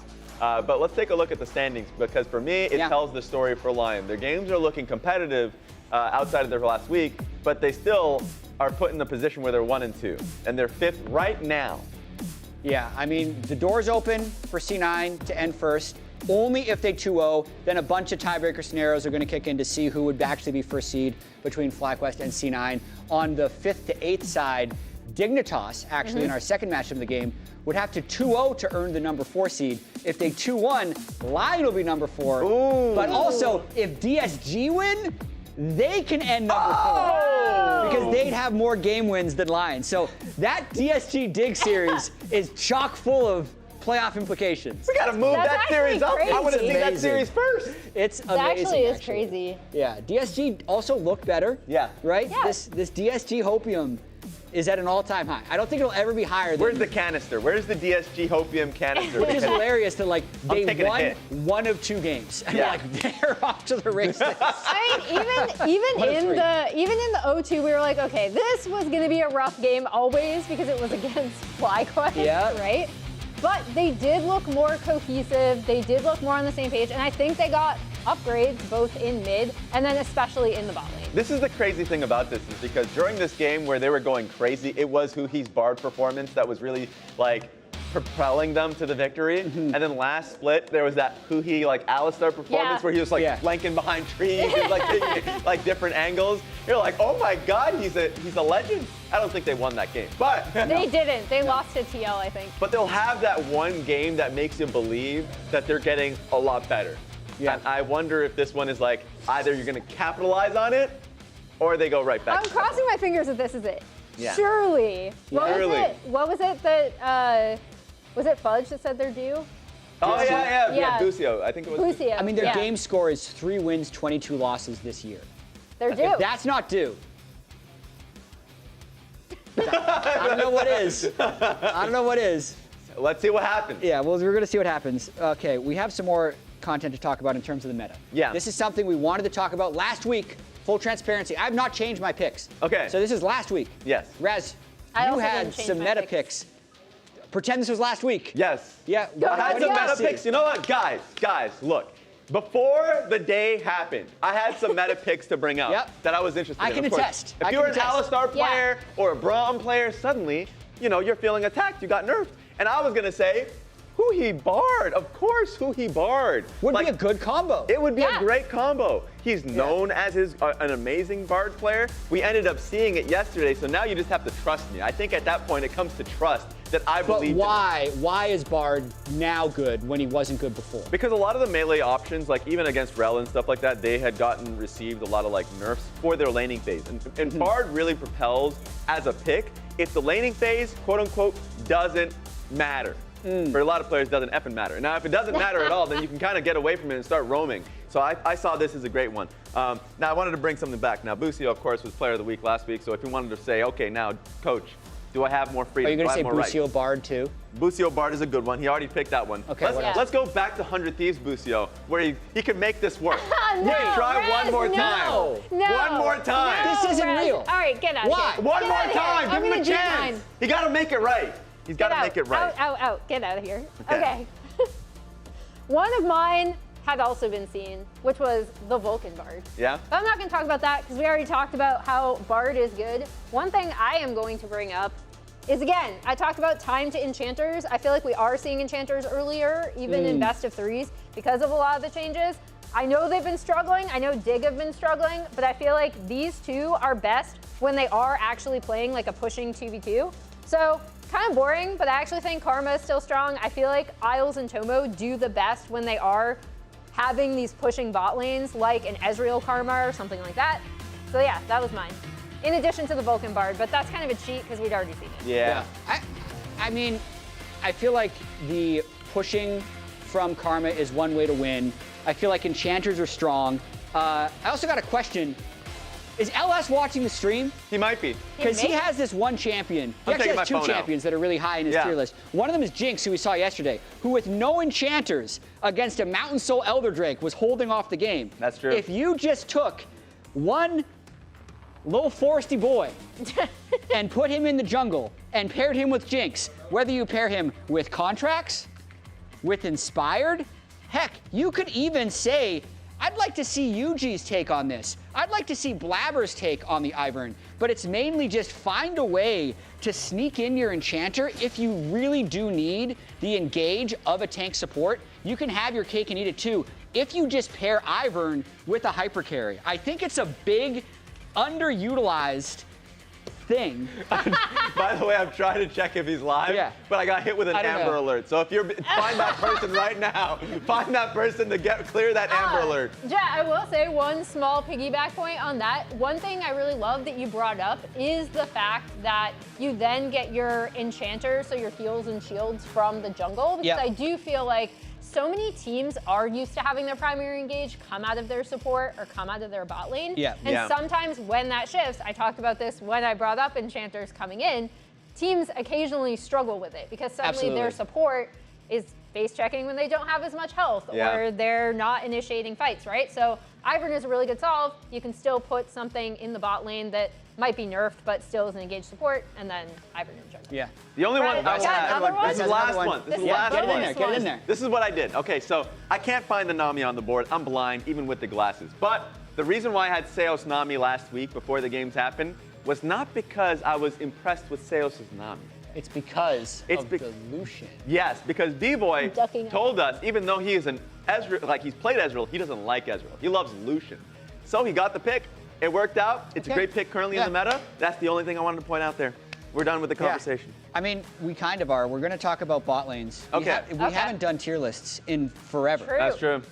We need to define what the purpose of these tier lists are. Okay. This isn't like who's played best in split 3. This is right here, right now. On the day. You need a bot lane on the day to win you a game. What's your ranking? It's important to make that, because they're not playing against the same bot lanes with how the pick and play system has worked out. So it's about a little bit of what you have seen, gut play. I will say my criteria. Get these out. I need to compare. Yeah, I haven't seen yours. This is very unwieldy. Okay, our top 3s are completely unique. Yeah, my criteria, I'm kind of surprised actually. My criteria for this was also how well they're playing together, right? Like if I was going to list the best AD carry, I actually still would put Yon as the best performing AD carry right now.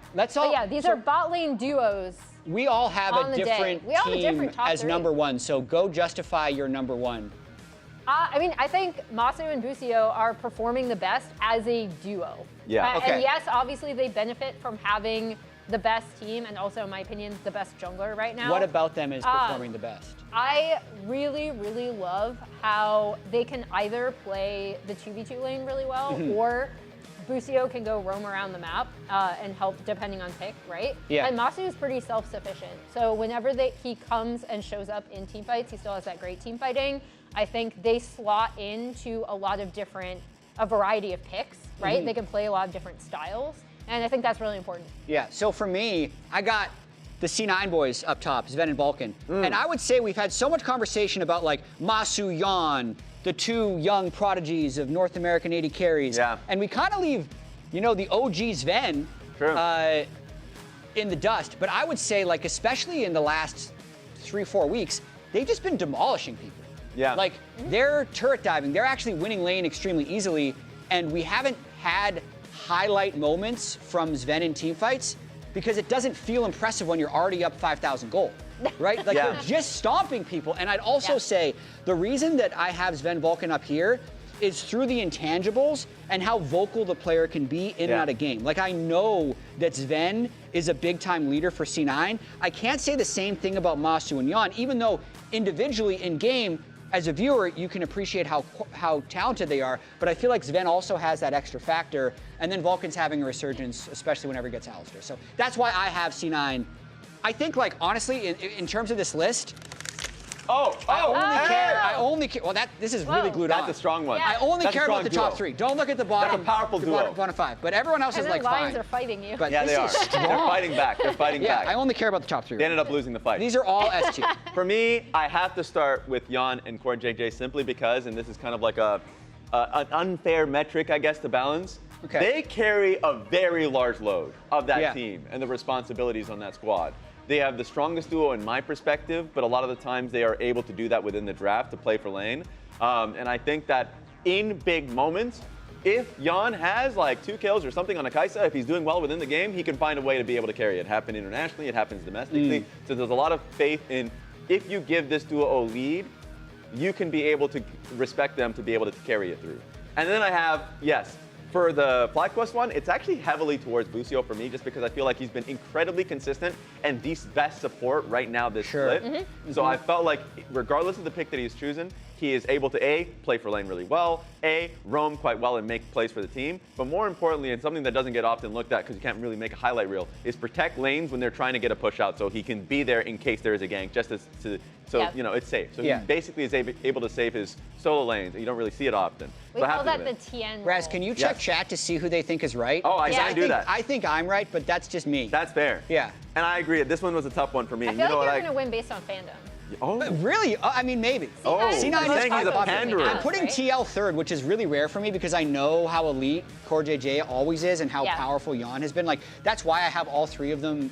TN so Killer close. says Raz, actual logical and well-informed take. That guy is not a paid viewer. That was not. He's a tier 3 Raz sub. Base Raz is correct. Oh my God, that's nice. Oh my God. Wait. Per usual, Emily right fly, so that's hot. Hillgasm. So we're making a great case here. I do like the Busio point that you point out because I do think he's the highest performing support in the whole league. Floppy Floater says Emily is right sleeping. We got a lot of Emily is right here. Yeah. Oh, okay. no. I guess people disagree, but that's because C9 is going to stomp today. I was going to say, I feel like one of the things, why are we destroying all of our we're going to do more than that. We're going to do Oh my God. Yeah, all right, throwing that away. Done with that segment. It's sharp. There's a hole in the wall. Oh my God. I think the big thing for me is that we have 3 really, really powerful bot lanes, 2 from our like 1 and 2 teams, right? Yeah. And then the 3rd from TL, who we kind of still don't know where to place, somewhat due to their opponents, also somewhat due to their performance. I do think it's interesting that every player we talk to is still like, who's the 3rd best team? Every single player I've asked has still said TL. For sure, even though Shopify is going to be ahead of them in the standings. Let's look at the schedule for today. We're talking a lot about bot lanes. We're going to get a preview of those matchups right away. C9 versus Team Liquid will be our first match, popping off at the top of the hour. And then we talked about how many playoff implications actually exist on Dig DSG. Yeah. I am strangely excited for this. Also, Sven promised me last week he was going to do something fun when he gets out of the car. What's it going to be? What's it going to be? What's happening? We got Falcon. Okay, interesting. What's going on here? I bet you Sven's not even in the car. Maybe he's not. He's getting out of the back. I can see his dome. I can see his dome in the back there. He's doing something. He's got the glasses on. Okay, I'll take it. That works. I'll take it. That's better than usual. That's better than usual. Thank you, Sven. I'm still waiting for the clown car. Yeah. I want to see it. Yeah. It's a good start. We'll work on it. Kobe's also on stage to talk with the guy we just saw intro, Sven. That's right. I'm here with Sven. Well, first of all, Sven was just talking to Court JJ, very friendly conversation. What was your message that you just had for him? I think I can't say that on broadcast. Okay, you said good luck TL or something like that, right? Yeah, I would have too many fines racked up. So at this point, if I get one more fine, it's like too much money for me to handle. This day and age, So yeah. This economy, it can't be making those claims. Okay, but everybody right now is just constantly talking about Cloud9 and FlyQuest, top 2 teams in the LTA, and they're just like a tier above everybody else. First of all, is that true? And second of all, like, did scrims kind of go accordingly this week? Do you feel like very confident in this matchup? First of all, yes. And 2, scrims went okay, yeah. I'd say the 2 teams that were contesting us before were SR and maybe TL, but TL's been struggling, lost to Lyon, who had a sub top laner as well, so they don't have their full strength yet. And then SR have been kind of a bit sus. They are winning, but they were struggling against Thieves, who are really bad right now. They're struggling against DSG, I think it was, right, last week. So not a good look for them. So I feel like it's, definitely like a tier 1 is just Fly and C9 and no one else can be here. Kind of feels like it, but their bottom lane has been very good. So even though they did lose to Lyon, everyone's always talking about their bottom lane as an individual, lane matchup. Do you guys see them as having an advantage within the lane phase? Because some people kind of make that claim for Jan and Core JJ. No, I think that's fair enough. I mean, last time I played against TL, I think I played pretty bad that day, but we still 3-0'd. So imagine what happens when I play good. All right. I think TL's bot is really good. They could definitely be the best in the league, but their team is just not good enough. Fair enough. All right, well, good luck. I'll let you get right back to it. Vulcan has made his way back from the bathroom as well. Did you wash your hands? I did, of course. All right, let's send it back to the lounge. Gotta check. It's a solid bowel check right there. Yeah. Thanks for the subscription, Raz, by the way. I got you. On the top left corner. You're going to get all the benefits from the Twitch channel. I did it for the Raz work. Yeah. And also the nodders. The Zale nodders. nodders. Yeah, that was a good one too. That's ridiculous. I mean, Cloud9 has been demolishing people lately. Yeah. I'm really looking forward to the eventual C9 FlyQuest matchup, whenever that may happen. It'll happen. We know they're going to be in the upper bracket. We'll see whether or not they're able to get the number 1 seed today based on a bunch of tiebreakers that'll come down. I want to talk about Team Liquid, though, because this isn't to say that they are definitively lane swap merchants, but I made a graphic. Oh, God. Listen, okay. I just wanted to investigate. So we're going to sit on this for a little bit. Oh, my God. There's a lot of data here.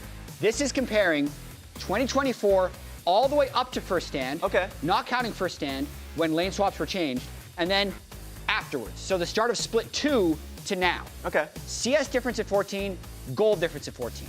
You can see Yon. Impact, APA, and Yon were all higher than they are now in CS difference and in gold difference. Hey, Yon, first is first. All right. Yeah, Yon is still So first. still, listen, they're still good. This is the thing that I'm pointing out. Like the solo lanes are, instead of being ahead, slightly behind. The bot lane, instead of being very ahead, is a little bit less ahead. Yeah. And then as a team, they're, like I'd say the team gold difference at 14 in terms of 700 gold up to a 68% win rate. I'm at the bottom right of the graphic now versus 259 gold to a 55% win rate. That's not the greatest conversion.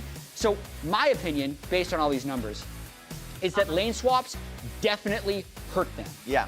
But also, their post 14-minute play has gotten slightly worse. So I think it's both of these things that are impacting them to make them feel more average when during lane swaps they were elite. Yeah, and there's always going to be the added context of not having, like Umpty did a lot. Yeah. Like Umpty was somebody that was very unpredictable in how he would path. I still remember his like Pantheon game where he was invading and like won the game based off of the invade. There's his Inziao game. There's few of them. Sure, there are some games that are a little intas, but in general, like. And he was like a strong voice within the team, and he was oftentimes, like I remember looking at the metrics for like which lane he was hovering to the most. It was actually Impact's lane. Sure. He was hovering to the most. He was helping him out a lot. So without that, and with Yuji coming up, I think at some point Yuji will be very like strong for the team. But we're not at that stage right now, so there's a lot of instability within those solo lanes. Yeah, I think I was also going to bring up the Umpty point, even though there's a little bit of overlap, right, with the numbers you pulled and the when he was on the team versus not. I do think even when Yuji kind of comes into his own and is more comfortable, he is a different style of jungler in my opinion. Yeah. He's not going to be as like super creative, especially with early ganks or invades. But I think that can also fit TL. They just have to adjust to it. So I think that adjustment period is also part of it. We will see if Yon will be able to answer that or other questions because he's standing on stage with Kobe. Thank you. Yes, I'm with the other bottom lane now, and I guess even when TL lose, everyone's constantly glazing specifically you. They say, Yon has to carry Team Liquid. Yon. Does that affect you at all? Does that, change how you play or how you act at all? I mean, even Sven, interviewing him, he was like, yeah, I mean, TL's bottom lane could very well be, the best bottom lane. But how do you take that?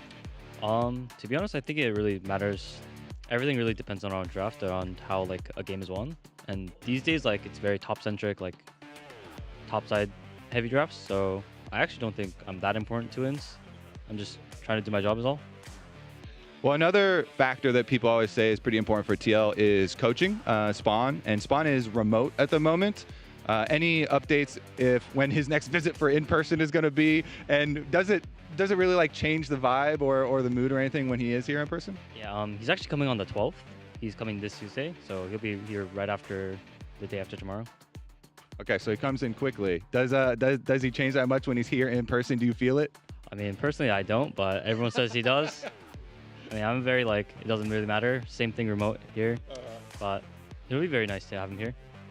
Okay, so you're immovable. All right, well, for this specific matchup here versus Cloud9, most people are still going to be favoring them. How do you feel like your chances are? To be honest, it's like it's very nice to be able to challenge ourselves again, especially after like a pretty bad loss. Especially when we feel like we played pretty poorly last week. Is there anything specific from last week that you learned or were trying to correct this week in scrims? I think we were doing very different things from each other. Like we weren't doing any connected plays, no team play. So this time we're going to play way more as a team. All right, well, good luck out there. I'll let you go as well to the restroom. I know you want to. We'll send it back to the lounge. No, let him go! Kobe's all about the bathrooms today, man. He's locked in. He's really locked in. Bathroom guy. He's trying to regulate. Though I don't know. It depends on how long he takes, all right? I mean, listen, Yon, he's been a top performer. I did actually find his comment about Spawn being remote versus not interesting, but it makes sense because Spawn was a remote academy coach when Yon was on TL Academy. That is he true. has years and years of dealing with either remote or in-person coaching, so it makes sense that he doesn't notice much of a difference. But just to talk about Jan a little bit, I'd say the damage percentage is what stands out to me, because this was your point, Raz. When they're in these close games, he is the one carrying them to victory. Yes, he will have Herculean performances at times with his Kaisa or like Varus or anything really. Like, he is very locked in, and it happens consistently. So like, if he has the gold lead, I full trust him to be able to carry that lead. That kill percentage is actually also 7th overall of all players this split, and all 6 before him are supports. And then there are 2 supports that are actually below Jan. That's in terms awesome. of kill percentage. Like, that's how involved he has been in TL's kills. Yeah, there's 2 sides to this conversation, though. Sven, last week on Pros, did say that they give a bunch of resources to them, as if that Team Liquid top mid are a bit too happy to sacrifice themselves for the bot lane. That's Sven's take. Yes, and honestly, it is a very fair one, which goes against like my tier list or about dual lanes doesn't take that into account. Like, yes, they get a lot of quote-unquote like usage stats, a lot of resources go bot lane, which means that you should be giving a lot more respect to the Sven, Vulcans, and Busio Masus, who was able to be very flexible and allow their top side to perform. Because at the end of the day, Thanatos is the GOAT because he gets the resources to be able to perform the way that he does. And I saw that LOL Esports like story, by the way. Like, oh, Raz. I saw this LOL Esports saying who's the stronger top laner between KC Kana and C9 Thanatos, and it was 16% Thanatos because the French fans go in wild. They probably posted it in the middle of the night PST as well. They must have, because I didn't see it. This was rigged. Very rigged. Either way. The answer is Thanatos. It is. Prediction time. For me, I put the bot lane of C9 higher than the bot lane of TL. And if that's the strongest thing, then everybody also agrees with me that it's a 2-0 for C9. Yesterday we had all different predictions. We did. Today it's the most boring predictions of all time. I mean, listen, Team Liquid, until they can play more connected, like Jan said, I'm not necessarily going to give them the benefit of the doubt against C9, who has been playing very connected and looks like they haven't missed a beat since Split 2. Yeah, playing very disconnected, and also I think their top side has had some struggles as of late, whereas I look at C9's top side in particular, how their 2 solo laners have been performing in Thanatos and Loki. I think they've both been performing super, super well. So that's also something that they're going to have to overcome. Meanwhile, in that time period, Raz had destroyed his flag, is now bringing it back. They're bringing it back bit by bit. This was our bot lane tier list from the start of the show. Chat apparently didn't agree with mine, but we'll see who has the last laugh. I think there was a little bit of favoritism. We'll see who has the last laugh. Do you feel like a C9 win today proves your point? No, because the rest of the team is also better. Okay. That's the thing. Thanatos and Loki have just been playing so well. Just checking. True. I'm just checking. Yeah. True. Look, the more and more I look at this, like, I'm going to keep it as is. Yes. But I'm You're looking at the TL bot lane. I'm going to flip-flop depending on your guys' performance. You guys have to perform today. If you don't, then we're moving that Sven Volk. We're moving the old men up, okay? That's a threat. That's a threat. That is a threat. It looks like you already yeeted them off. It's already like crooked. I mean, calm down. Like, don't. You're flag watching right now. The biggest thing for me, as we have about 20 seconds left and we all predicted C9 2-0, if TL wants to be more competitive, I think it has to start with the top side of their map. We know that CoreJJ and Jan have been doing well, but APA and Impact need to be able to generate the types of advantages that they were doing pre-first stand, which they haven't been able to do during their slump. Top side of the map and I don't care. I don't care. Start with the damn games. You're being shut up. Start with the games production. Producers, get us out of here. Go!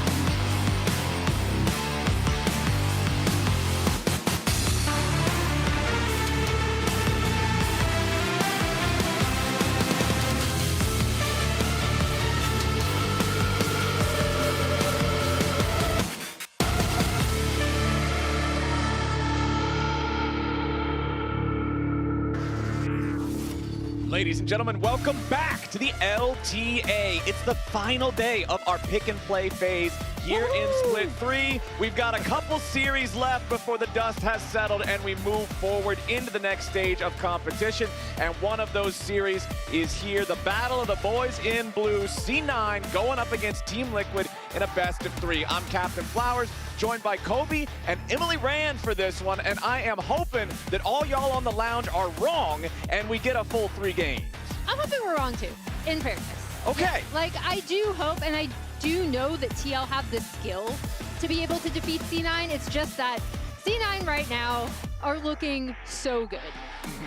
It definitely is going to be difficult for Team Liquid, but everybody hoping that they will rally around. I have a fun stat, or maybe a not so fun for Captain Flowers. Uh-oh. So, what is the record, do you think, between Cloud9 and Team Liquid in Split 2? Last split, they played 6 times. They played 6 times? Yeah. Okay, I'm gonna guess 5-1 Cloud9.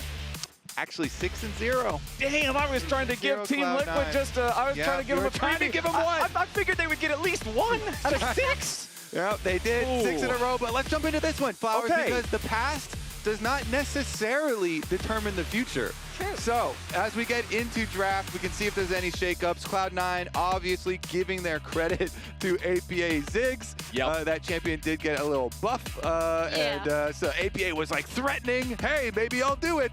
But not gonna do it just quite yet. Yeah, C9 targeting the mid lane 3 separate times. Of course, Galio can also be flexed. He can play in other roles as well. But opens up the rumble pick for top lane. Yep, definitely still a mid laner possibility there. So 3 potential mid lane bans from C9 with the Talia, Ziggs, and Galio banned out. Over on the other side, the standard red side tax of Varus and Pantheon is banned away alongside the Gwen.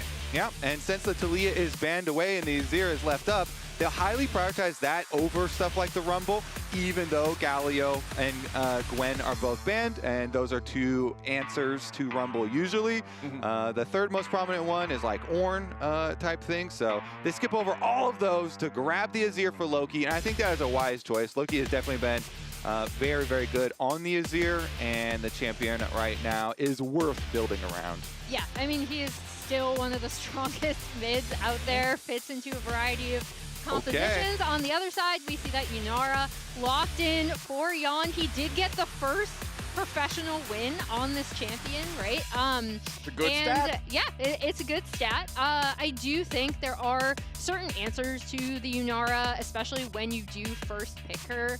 Kind of Wukong comes to mind, something where you'd be able to really try to dive the backline and get on her, because she can be kind of slippery as well. As we see the Trundle locked in for Yuji, another really strong pick right now. Okay. Also, very scary for Cloud9 if they wanted to try to build a powerful front line. A lot of times when you see Azir be a key component of a composition, you're fine playing some standard front to back, just scaling type of team fighting picks. But Trundle always makes those a lot scarier because he can eat the tank stats. And there it is. Emily, you said it. Yunara does not like dealing with Wukong. So we are going to lock that Wukong in for C9. They will have a powerful physical damage jungler alongside 2 very high damage AP solo lanes. Yeah, the other big thing is the Rumble going over to Thanatos in the top lane. Another really, really powerful pick. Nice first 3 rotation, especially, again, I do like the Wukong into the Yunara when you first pick her that early in draft. So I think Cloud9 probably are doing this so that they can follow it up with the Ornn ban in the second rounds here, since they've got plenty of room to work with. And you're thinking Impact is for sure going to pick something like that up in the top lane. So a couple extra here for Cloud9 to work with. Meanwhile, Team Liquid trying to play around this Yunara, take away the Ezreal poke lane possibilities from them. So there you go. Yep. And there's the Ornn ban coming out in that 4 slot, Kobe. We'll see if TL just want to keep banning 80 carries, potentially try to pinch what C9 wants to pick up for Sven here. Yeah, if they're trying to get rid of the longer range stuff that they don't want to allow to contribute to the fights from further away, they could also ban away the Jin. We see him as another one of those popular types of picks for similar scenarios, but running the clock down on this one, want to make sure they make the right call, and that call will be instead Rakan. There's already some powerful ulti combo potential on the side of C9, and having that big AoE teamfight engage could be real scary. Yeah, taking away some of the primary possibilities here, that primary engage from Vulcan. Vulcan's been super good, especially on stuff like the Alistar, which is still up and available. So, you know, things that you want for CC to keep people on Rumble. Ultimates are like Rael and Alistar, both look pretty good as possibilities and could have some nice pairings there for Cloud9. Meanwhile, Yunara does go both ways. So Yunara can be played with enchanters like Renata we saw TL using last time around. Core JJ played it with the Renata, but they could also play it with the Rael or something like that themselves. All right, what's it going to be variety here? of covers here. Just got to bounce around, keep people guessing while we wait to see the answer into the Rumble. Of course, Renekton, this is just a staple of pretty much every top laner, but Sion instead, we mentioned the Ornn as what we were expecting. Obviously, C9 expecting the same thing, so they ban it away. One meatball is traded out for another, and Sion will be the choice.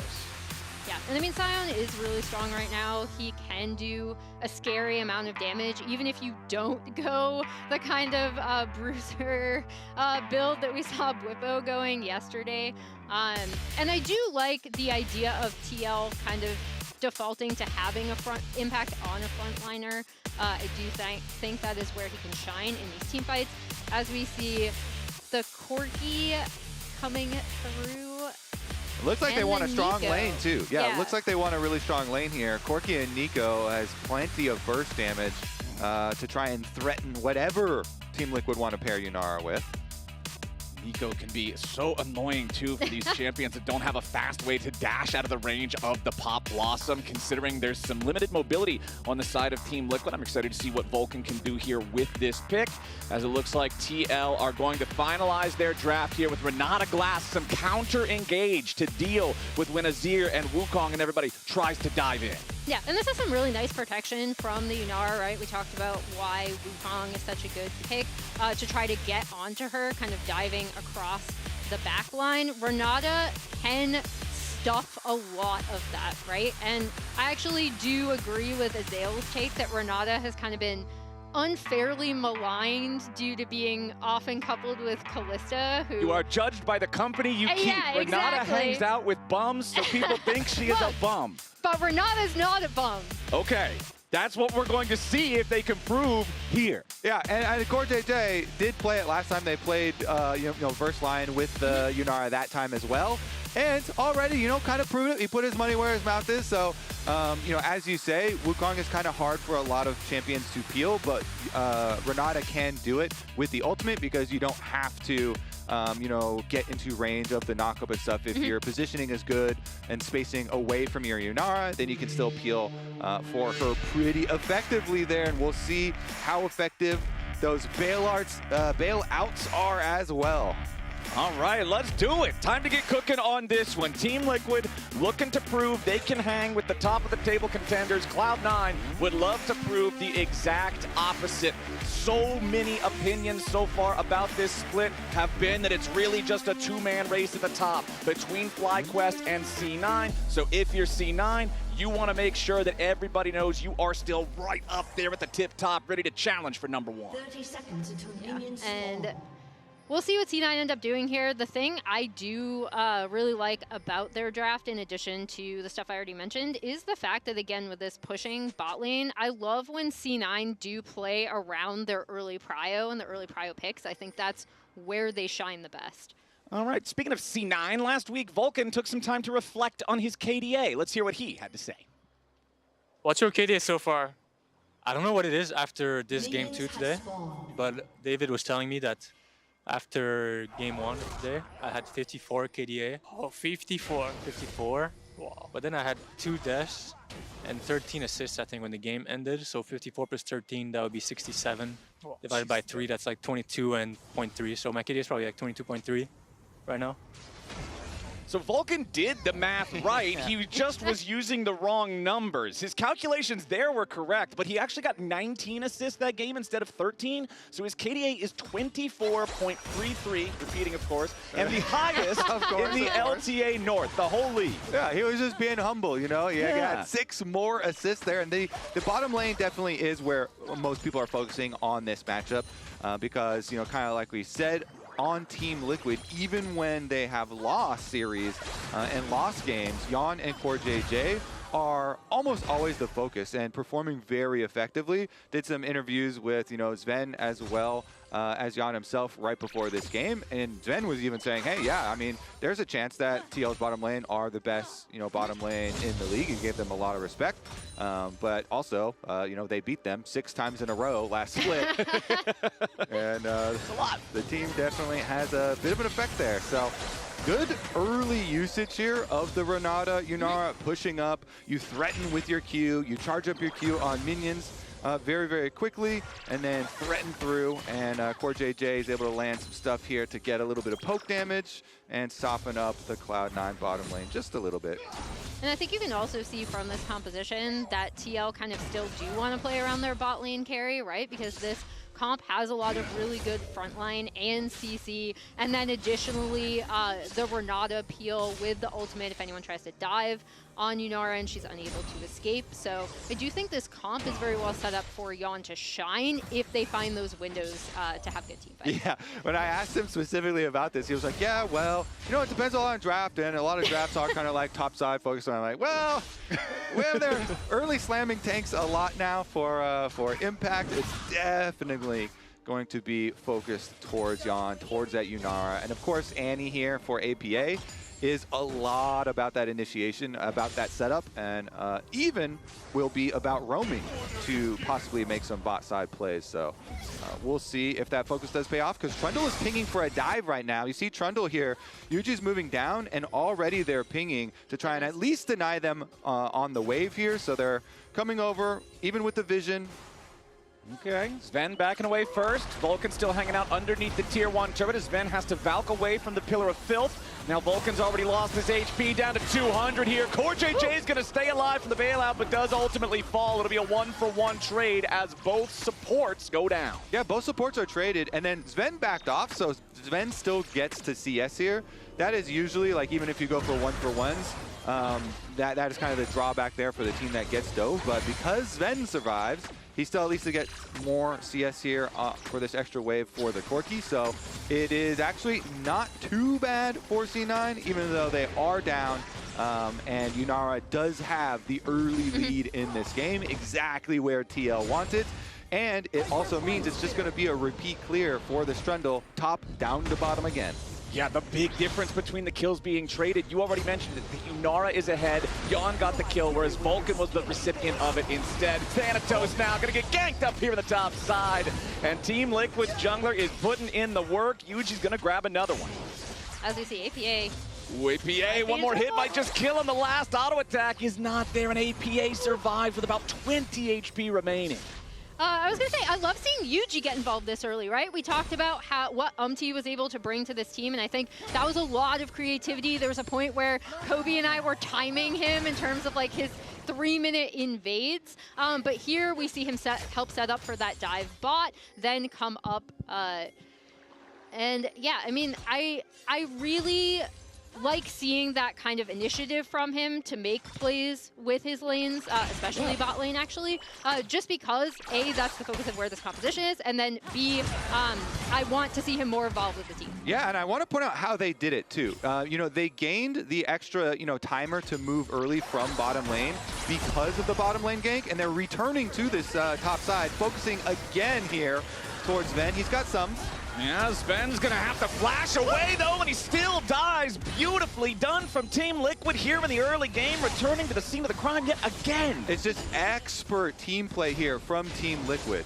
You know, like I said, the previous bottom lane play that they did before rotating up to topside, they used their timer off the successful play, and Yuji and CoreJJ, if you looked at the minimap during that play, they successfully navigated around the 2 deep wards that Cloud9 had in Team Liquid jungle. They had a ward on Krugs and they had a ward on Raptors, but CoreJJ and Yuji, both on recall, went through the lane, navigated around those wards, and were able to get that surprise gank. That's how they got that first kill. And then a repeat kill here is just massive stuff for Team Liquid.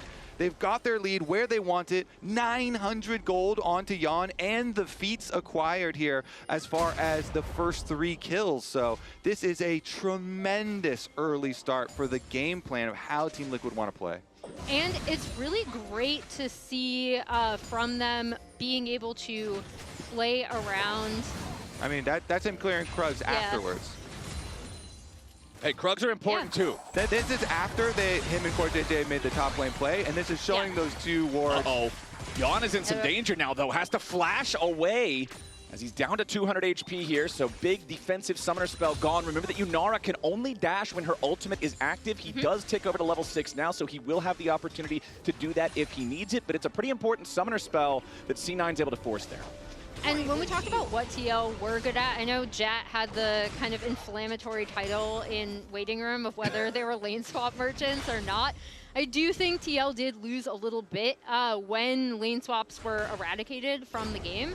However, seeing them use early lane assignments really well, I think still points to the fact that they can still have that strength. Okay, just about to tick 8 minutes here on the clock, so the Void Grubs are about to arrive to the Rift, and we will see who has control over the area, because right now, it looks like Team Liquid is setting up for a potential move. Yuji once again up here around this top side. The ward and the Pixel Brush for C9 will spot him out, but Yuji's not particularly concerned about Sven as much as he is with these Grubs. They'll go ahead and begin this objective. The Smite is available, but oftentimes you don't want to use it in the first little Grub. That one will get secured automatically, and now it looks like Cloud9 are just saying, all right, we don't want to fight for this anyway. We are behind here in the early game. We'll handshake the objectives instead, take the drift. Yeah, there's no way they can fight up on the top side, so it's a really good choice again from Team Liquid because, you know, Corki sitting on tier and being down over 900 gold, almost a full 1,000 there. Yuji wants to fight around his duo lane, and so they take the Grubs. This is going to give them more turret plate money as they work off one on the top side. Defense comes in here for Cloud9 at the moment, though, and they're trying to minimize their losses at the moment. As you say, they make the smart choice. Just go trade on the other side. You don't want to fight into the disadvantage. Okay, Loki backing up there, shuffling away to safety as he sees Yuji on the approach yet again. Blabber is slightly ahead of Yuji in terms of EXP, but again, he hasn't been able to affect the map as Sven now in some trouble. The heal comes through, but a nice hostile takeover puts C9 in a real rough spot. The summoner spells being forced out there. Everything that was available was spent by C9 to try to get away. And look at that, they immediately call Yuji. Yuji's walking over here on the Trundle. They want to force more CS denial onto Sven. Here comes the Trundle. He's on vision at the moment, so TL trying to push him off. And again, they're just trying to slightly increase, ever so slightly here, every little bit of gold difference for the Yunara over this Corki. They get a turret plate. They're trying to push the Corki away from the CS. And the little baby grubbies are so annoying for the Corki too because he can't hit the minions with the rockets. His APA might just die back over the mid lane. Loki flashes over the wall. APA flashes away. Staying alive yet again with only 20 HP to his name. Impact's moving over to try to save his mid laner now as APA still at death's door looking for an angle here as Loki has now been caught out, and it's Impact with a decimating smash. One more auto attack will get it done, but no! Not even with the grass proc. Loki's shield barely keeps him alive, and both mid laners walk away with 1% health. That's so funny that both of them end up surviving. Initially, I actually thought that APA was definitely going to be dead to that, but really nice save from Impact off the back half of this too. They're going to be able to push that wave in, then Impact's going to head back to bot. But in the end, because Loki has teleport and he can teleport back to the wave, Impact actually loses so much CS down there because Thanatos on Rumble just pushes it up into the tower. And so Thanatos was able to get, I believe during that time is when they got the first turret plate and worked that one in. So We'll see about the next few minutes here. Looking again towards the Yunara, though. CoreJJG here on his roam, trying to clear out some of this vision so they can continue to play around Jan. Ooh, Impact now could be in some danger. Thanatos flashing in aggressively, dropped down the equalizer, overheated here a little bit, but now after he cools off, Impact's got no way out. Nice solo kill from Thanatos. Yeah, really nice from Thanatos, recognizing Impact was still down his ult, right? Because he did have to ult in to kind of help save APA. Thanatos should be able to completely take over this wave and potentially get some damage on this turret. Yeah, I mean, he's on Leandri's power spike right now, so he knows. He's like, yeah, you're a tank. Well, I'm just going to roast you. He's got plenty of % health damage here. Burns right through Impact and keeps his nice CS lead, and he got his second little turret plate there. So, Flowers, your hope for Cloud9 is up there. Well, not necessarily in the top lane. The top laner that's in the bottom lane, with Leandri's Torment against the Spectral Hoodie, it's not really fair itemization difference here, as Blabber's got to try to escape, as Yuji and CoreJJ once again working together, trying to take over the map, make C9 feel suffocated, just trying to move around in their own jungle. And I feel like this is the best we've seen them work together since Yuji's debut, right? When they had that invade onto contracts that like completely starved contracts with core on the Poppy. It's really, really nice to see some improved jungle support synergy for this team, because one of my biggest things about why TL was struggling was because Yuji hadn't been able to necessarily integrate himself onto the team yet.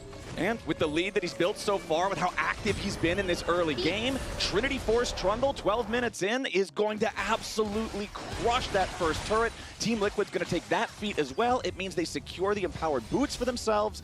Really nice early game from them.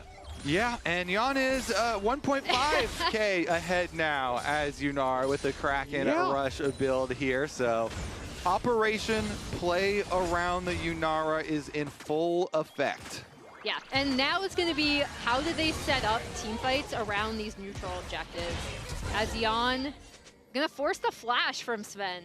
Yeah, you definitely have to. The chase is definitely there for Yunara. Well, Sven may have overstayed now, and Jan just going to shoot him to pieces. Turns him into Swiss cheese there with the auto attacks plus the Arc of Ruin. Sven just not respecting how much damage potential Jan has. Oh, yeah. He must have just thought that Jan left and immediately had turned around as the wave kind of coming in there. And Jan's like, great, I will finish the job. Thumbs up. That is now 2K, Emily. 2K, and they should be able to get first rotation onto this Drake as well, especially with APA pushing in that mid wave. And you can see here, this is a comparison of how often the team is in a major lead, which means you have about 52% of the total gold between the teams in your possession. In a lot of the time, it's C9. They are actually the team in our league that is in a major lead position most of the time, more than anyone else. Team Liquid is in the bottom half at only 21.5% of the time possessing that game state. But here in this one, turret plates have just fallen. We're only 14 minutes into the game, but Team Liquid has a really nice 1,500 gold lead after this good early game performance. Okay, Cloud9 starting off the Drake though. APA does have his flash on Annie with stun charged. Okay, TP coming in.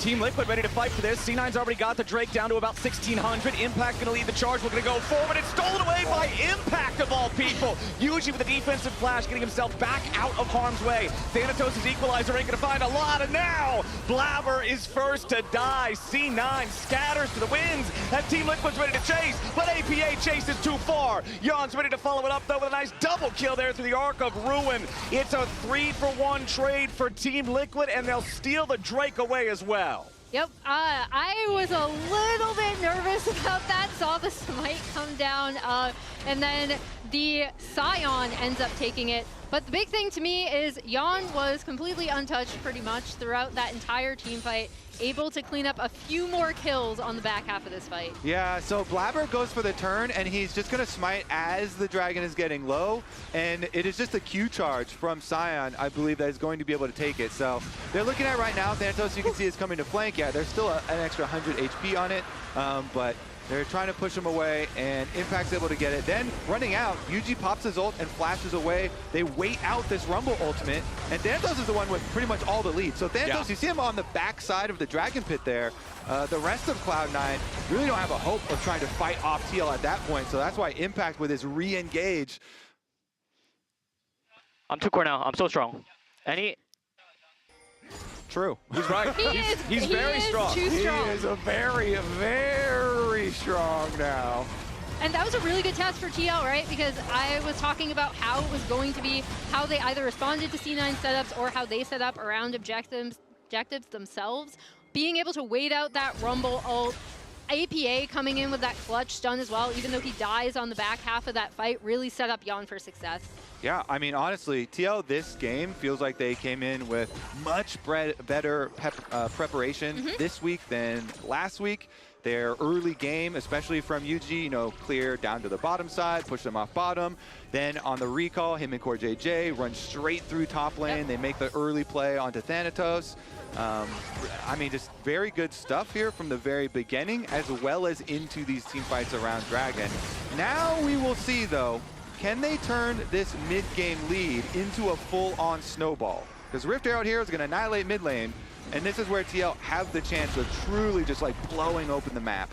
And we've seen TL, when they're at their best, be able to do that so well, right? And I think the other big thing is that Yunara just snowballs really, really well in general. So she has everything to set her up in fights now. That was great. Old man driver Impact. Somebody needs to take his license away. I mean, what was it? Last week it was Blabber. We took away Blabber's license. Now we're taking away Impact's license. I feel like we shouldn't issue any licenses, and then we just give them out once we see some good driving. Like, does Inspired get one? We need to see for some his proof. Herald play before? Yeah, all right. Inspired's got one. That's about it. The only taking away all the other licenses. Yeah. Call a taxi, call an Uber, stay out from behind the wheel. Problem is, Impact is on Sion also, which you also have to drive constantly. It's a car driving a car. This is... No wonder he had problems. Yeah, we got a little bit of an issue here. But overall, I'd say that if Impact's driving is the biggest problem on the team, which it is right now, they're 2,500 gold ahead. Team Liquid is loving the current state of the game. Things are going phenomenally well for them. We've got under a minute and a half until that next Drake does spawn, as we have a little bit of fighting in two different places. And honestly, Team Liquid, I feel like you are always going to be confident in any size of fight as long as Jan is there, because the Yunara is almost 3,000 gold ahead individually. It's the entire league. Yeah, so you basically just, everybody always play around Yunara. He's got double summoner spells. You have the extra shield from the Locket from CoreJJ. CoreJJ has both his summoner spells as well, so he's always going to hover around here behind Jan, and they should be able to deal with, as long as they don't get completely surprised by Cloud9's like double clone engage here with Wukong and Nico, which has the potential to try and lock them up. But even then, it's going to be a little bit difficult to burn through all the extra shields.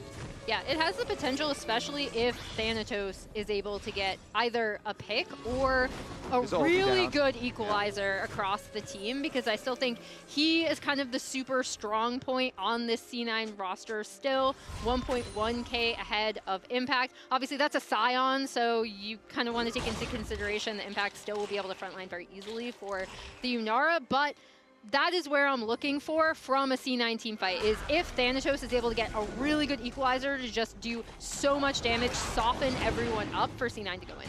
Which is exactly what didn't happen in that last Dragon fight, right? Thanatos drops the equalizer. All he gets is a little bit of damage onto UG and the Trundle Flash, which isn't that valuable. And it's part of why Team Liquid was able to run over that fight. Now, C9 doesn't want anything to do with this Drake, as immediately Team Liquid are just going to claim it on spawn. Yeah, Jan is just going to annihilate everyone here. He look at this. He's got his parts for Infinity Edge already. This is crazy accelerated Yunara right now. The Kamehameha is just going to annihilate people. Well, hey, Sven's tier is almost stacked. That's good. That's good. He's okay, never mind. The refillable doesn't have any charges on it. He's at 306. Yeah, that's 306. He'll combine it. Yeah. That's the same as Max. It's just the numbers are in the wrong order. So C9, they got some stuff. they got some stuff. They're going to need a lot more stuff if they want to stand up to Yon and Team Liquid. This Tier 1 turret is about to fall. Impact's just going to walk up and knock it over. And I think the next steps here for TL, I actually thought they would just force this Otacon because they talked. They're headed up to it. Okay, so they were just going down. Maybe they're checking for something here through River first. But yeah, burn that Otacon right after the top tower here because this is how you really snowball games. They've got all the outer towers. Cloud9 coming to try and fight it. Okay, Vulcan tries to go in for the Pop Blossom, but gets absolutely no value out of it besides APA's flash. Now the Equalizer finally summoned up, but a very nice use of the hostile takeover for the Renata Glass. Blabber is already down. The Otacon is stolen away by Thanatos as C9. It looks so dicey there, but it's a 1-for-1 trade when the dust settles, and they manage to pull off the heist with the objective. Flowers. We were talking about, can TL snowball? Can they move it to the next stage? This Otacon is gonna be the key, but Cloud9 just send it in there. Blabber's trying to make him, think about it twice. He gets in there, but in the end, another top laner steal? Yeah. I mean, we see kind of APA get the stun onto Vulcan. Vulcan Pop Blossom not able to get in. The setup looks pretty good. The Equalizer then goes down. The Renata ult comes through. Handshake onto the clone. Let's just see where Thanatos, I guess, just gets it from the burn. Yeah, I mean, it's just going to be an early smite. It's a slightly early smite, and the Rumble ult is still had tagged it, and so the Leandry's burn here. And we did say Thanatos is the hope. Thanatos is the answer. I wasn't thinking necessarily like that. Yeah, that's not exactly how the Rumble usually carries, but he just did right there. You better believe it, and I got some bad news for the Team Liquid fans in the audience. Yeah, they're still ahead, about 2,500 gold, but look at the flower petal count, 32 to 6. Producers have informed me the difference in value for adaptive force between those numbers, 2.2 thousand. So almost entirely equalizing the combat power from the gold lead that Team Liquid has, as now TL is still going to continue playing aggressively. They want to move into the Cloud9 jungle and look to steal away that red buff, but it's Blabber who wins the smite on that. Okay. I mean, it's actually, I'm getting pretty dang nervous for TL now because you know how well Azir scales, and we've been talking all about Thanatos this whole time. Loki's doing quite well for himself too. At the 2-core here for Azir, and Sven finally has gotten his Muramana combined and transformed on the Corki. And so Cloud9, with all the extra power of stealing away that Otacon, have made this game very interesting. Okay, Infinity Edge is done though for Yon, so maybe he still gets to have his highlight play. Yeah, it's really going to depend on teamfight setups. Another thing that I have really liked to see from C9, particularly from Thanatos, but also from Loki, is they have been sending their solo laners to try to keep these side waves pushed out. They still have been able to farm pretty well. Okay. Drake's not up, but we're fighting. Yeah, we might have a little bit of an issue here. Yuji just lost half his HP in a quick burst. APA goes over the wall, tries to find an engage onto Blabber and Loki, but it ain't going to be enough here just yet. Yuji stepping in from the side. Loki goes in for the shuffle, but he dies before he can kill APA. The Equalizer is still burning, and the Annie will not be saved from the bailout. So a 1-for-1 as both mid laners drop dead. Yeah, they're down, but TL with control, so they should be able to push this back out. Dragon's coming up in 38-ish seconds. Everyone's going to reset, and both these mid laners will respawn with their teleports. So, honestly, I mean, that's just kind of a delay. That was a preview. Yeah, it's a preview to the Drake fight. I do like what C9 are kind of doing. As we see the replay here, you can kind of see what they were going for with APA looking, right? He's about to go. And also Impact on the back half of this fight, right? Trying to get on to Thanatos and Sven, keeping them out. UG comes around for the flank, and then, yeah, that shuffle is unable to do anything. Equalizer ends up getting APA despite the bailout, and the fight kind of separates. All right, round 2. Let's see it. Now with the Dragon actually on the Rift, Flowers. A lot of pings going down. That's what I love about the last fight. It wasn't even for an objective. It was just for the love of the game. As Team Liquid, they're immediately going to find the cleanse off of Sven. what about the follow-up? Impact's going to take some damage here from Sven and Loki's combined DPS, and now your front line is looking awful beat up. Yon tries to grab a couple of honey fruits there, but immediately it's C9 retaking control over the area. 1v1 off to the side. Yuji versus Blabber here in the jungle battle as APA summons up Tibbers immediately. Blabber is not winning this 1v1. He has got to be careful and try to get away. Second cast the Cyclone to try to stay alive a little bit longer. Thanatos flashing forward. Yuji flashing out. Vulcan finds a Pop Blossom on 2. And a nice equalizer down over the top. APA kills off Blabber, but Core JJ falls to Loki. Impact wants to go over the wall, but it's already a double kill for the C9 mid laner. APA is next to fall. Cloud9 just mopped him up. That equalizer was huge, really kept Yon out of being able to come back into the fight and clean up. And as we talked about, this 5-0-3 Yunara is such a crucial part of TL's team fights, right? Like, that's where the bulk of the damage is going to be coming from.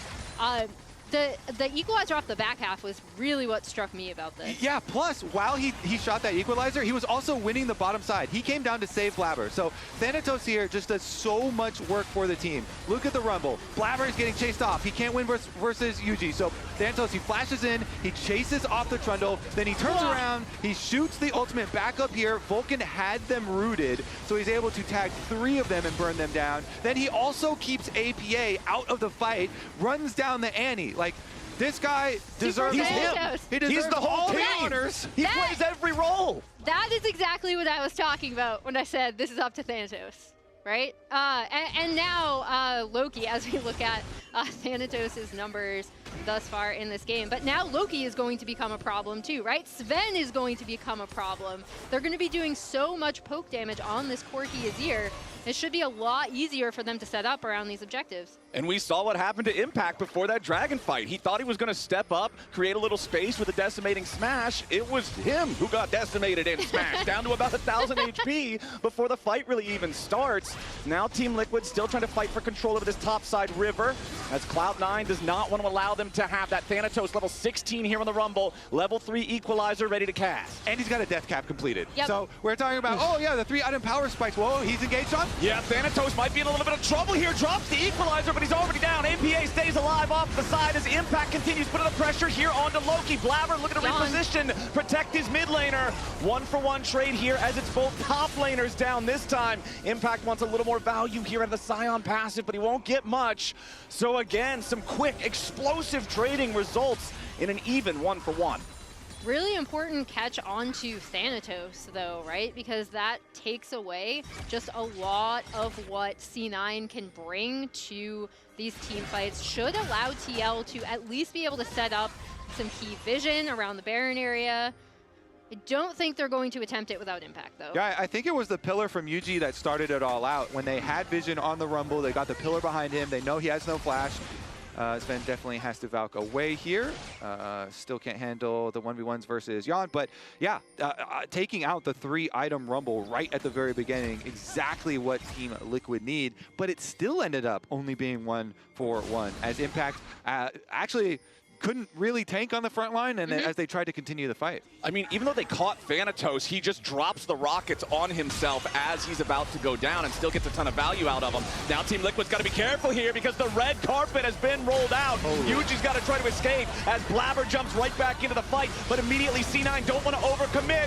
Impact now tossed around to the side as Yuji's barely alive. Impact's going to get burned down. A double kill for Loki is a death sentence for Team Liquid. C9 don't lose a single man. They barely lost an inch of their health bars. They're on the Baron. Yeah, the Baron is there as Flowers.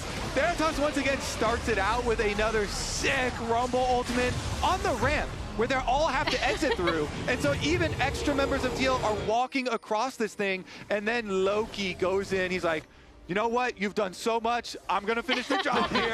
Azir goes in. Really good play there from Loki as well. Uses his flash, gets the extra kills, and earns them the Baron. And Cloud9, despite their early game Yunara woes, just take over. Look at this thing. Yeah. It covers the full ramp too, so he tags them at the beginning, then they have to try and escape over it. You got the follow-up route from Vulcan to set up Loki. Loki goes in, and they grab the extra ones that just guarantee the Baron. And now, this team is fully scaled. They can just go in and push on towers. Yeah, they were so easily able to separate too to get out of that. Jack's getting way up there. He's excited. Stand up. Reaper is giving them the student to pupil nod of approval. Just very silent, very calm, cool, and collected. Jack is pumped, man. Reaper is the parent that's way harder to impress. Yeah. Look, Reaper, I got an A. Jack's just happy the kids are having fun. Oh my God, it's my parents. Mine as well. Oh, at 98%. What happened to the other two? Yeah, shouldn't you have gotten 100? I want to point out Loki, very low key, having an insane zero performance.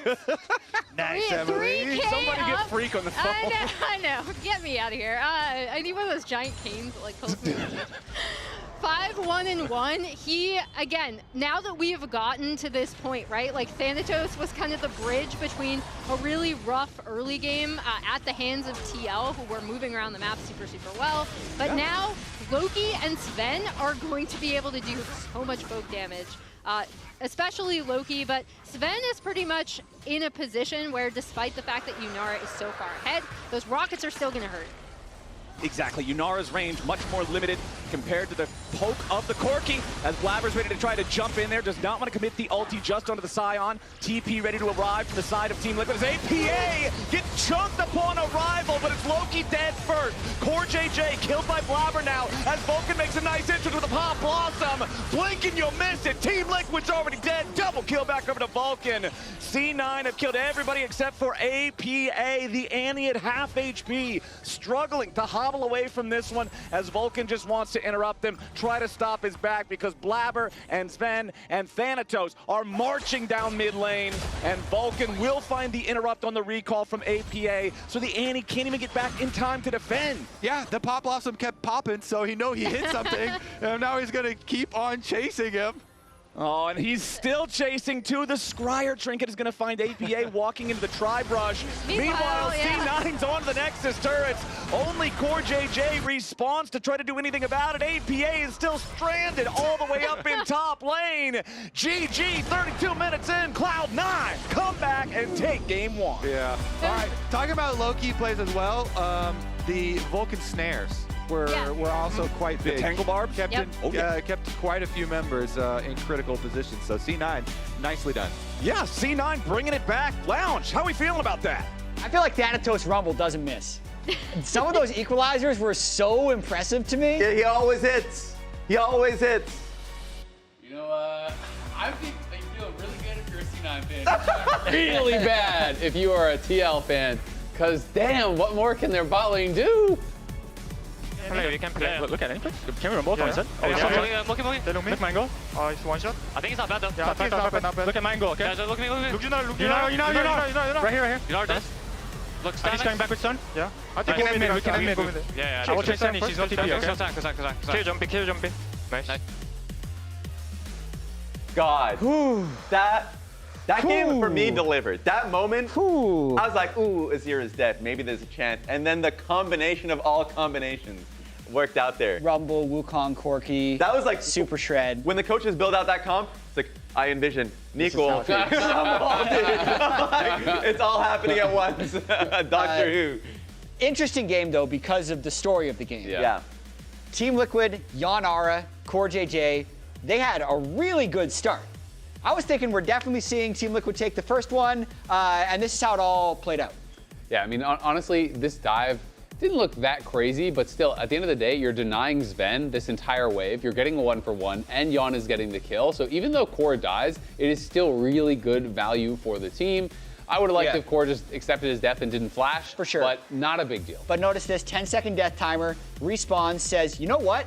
I'm going to go create some havoc. So I'm going top. Him and Yuji just run top, get this first kill onto Thanatos. He's there a little bit before you'd expect him to be there. Thanatos really trying to get that wave in before he gets ganked by 3 people. And this plays into the lane swap as Yon also runs out the bottom lane. And then they just continue to keep Core JJ out on the map. And it was a really good job actually avoiding vision because there was a ward on Raptors, a ward on Krugs, a ward in the Pixel Brush. He gets his vision, like all this vision there, so I think Thanatos was feeling really safe as a result, but they still avoided it. They get that kill onto him. And as you said, they just stayed really active with this Renata. Yeah, and of course Yuji comes through here, but even when the wave, initially they caught the wave, it was pushing away from him, so Zen was losing more minions. And then another jungle attack. Like, I felt like the early game looked so good for Team Liquid that Yanara, A+ Photoshop work. Amazing. Incredible. Plus 2,000 gold at 14. Disgusting. And guess what? They lost. Should have been plus 4,000. Could have been more. Yeah. What more can you do? What can I do? I'm going into that team room and I'm like, guys, what do you want from me? It's frustrating. Yeah. That's got to be. The TV's in that room is going to show that stat. I'll look at that stat and I'm making a point of that stat. For Team Liquid. I mean, we have one more thing. This is where the game turned around. Okay. This week's Pagata moment was Thanatos' equalizer. And I just want to think, like, imagine you're actually Thanatos here, playing the bot side of the fight. This ult isn't even on your screen. And it perfectly gets the bot lane as Vulcan lands the root onto Core and Yon.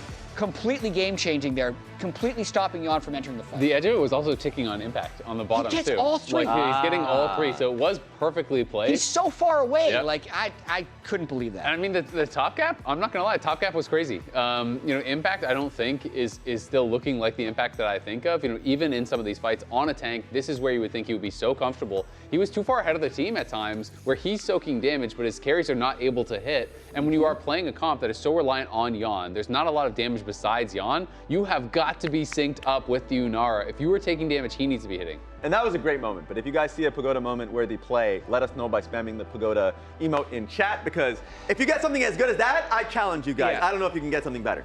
But honestly, where does Team Liquid go from here? Because Impact Sion is supposed to be the try-hard Team Liquid pick. They had, like, I was already, we did this tier list thing, and I put the C9 bot lane on the top of their tier list, and I was gonna make this big justification and double down on, like, it's because Unara is just OP guys, which, by the way, I do think is still true. I think Unara is an OP champion, but they're peak. They're not. They're not winning games. They're the peak of the spear. It's not the bot lane's fault. Yeah, they're not peak enough. Not enough. Maybe you got to be up here if you want to win. If you want to win as a team, you got to be off the spear. Yeah, I mean, it's really tough. This is my kind of top three here. I do think that Core and Yon are playing incredibly well. To me, I still think Masu and Busio are just so flexible and are so rarely able to be punished. Even though Busio is moving around the map constantly, Masu always feels like he's super relevant. They always are involved in the game. They never feel like they're the reason you lose. To me, that is what kind of sets them apart, is I feel like they can play all styles. I do think that Core and Yon are playing incredible, but it's a team game, and you have to enable your AD carry. And when you're playing for a team that is really frontlining well and really team fighting well, it makes the AD carry's job look easy. I feel like TL is making the AD carry's job look hard. Like, how can your Unara be up 3K and the team fights still look impossible? True. It's tough. It's tough. We'll see if they can do it in game 2. That's the problem the Team Liquid has to solve. Reminder, LTA North Twitch subs, they're back. Raz subbed earlier. I did. Join the community for exclusive content, including the League of Legends in-game emote. Bring it for paid and gifted subs. Plus, get access to all of our exclusive LTA North Twitch emotes. Subscribe to the LTA today. Raz is going to use his own emote. That's true. Which isn't even on that screen, but it does exist. You get access to it in the LTA North Twitch. Game 2 is up next. I'm still going C9 2-0 after that one. God, after that one, I have to. I'm changing. Take it easy, guys. Bye. Red Bull gives you wings. Rich in the ground before Dub can even get there. In time to try to knock out as Impact gets burst. Don't feed. Get fed. Scan the QR code for LTA deals only on Uber Eats. Why are we in Indiana? The retreat's in Nashville, Tennessee. Put Nashville, Indiana in the GPS. Mr. Shotgun over here. Bro. Okay. Let me just figure this out. Oh, we're cool. There's a charging station nearby.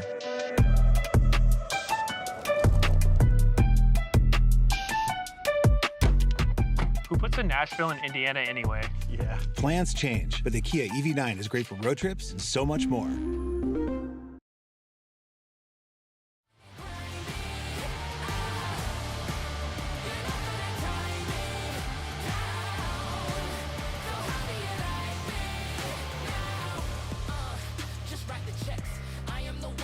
No, Danny, kill the bear. Yeah, turn on their door too, okay? Look me. Yeah, I'm looking. Turn on the ult, okay? Yeah, I'm coming. No, turn on. Watch here, I'm turn on their door, flash. Yeah. We're not on the You're not shrunk. You're not really low. You're not really low. We're not dead. We're not dead. I'm coming. Sign ult. He's gonna flash over. Any no flash. Any no flash. I'm coming. No flash. You can't fight. Yeah, no flash any. Sure, no. Nice. Top kill. Nice guys. I'm good. I'll back though. You guys can do Drake. Yeah, someone check. Okay. Keep here. It's Annie. We can play. Look at it. Can we both on set? Look Mango. Oh, he's one shot. I think it's not bad though. Yeah, I think it's not bad. Look at Mango, okay? Yeah, look me. You know. Right here. You are dead. Look, he's coming back with stun. Yeah. I think we can mid. Yeah. I will chase Annie. She's not TP, okay? Kill jumpy. Nice.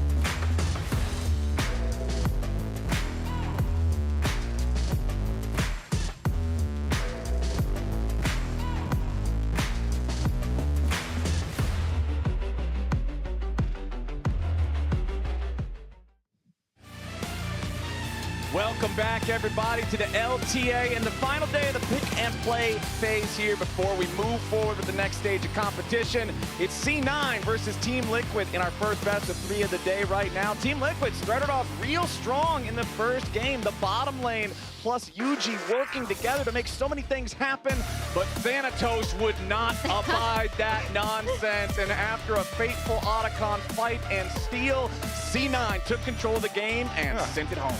That's why in our pre-match interview, Jan said, game's mostly about top lane, actually. Turns out it's about Thanatos. He called the shot. The game is about Thanatos Rumble, all right? But you can only play Rumble once now. Thank you, Fearless. Okay, so we'll see. Rumble. Next game might be about Thanatos and Bessa. We'll have to see. If you're Cloud9, I feel like you let this man play whatever he wants. Yeah, I was going to say, he's also good at that. He's also good at Gwen. He's also good at Gallia. Small, tiny amounts of hopium for TL. Okay. I did like their early game plan. Take a puff, Emily. Yeah, I know. I did like their early game plan.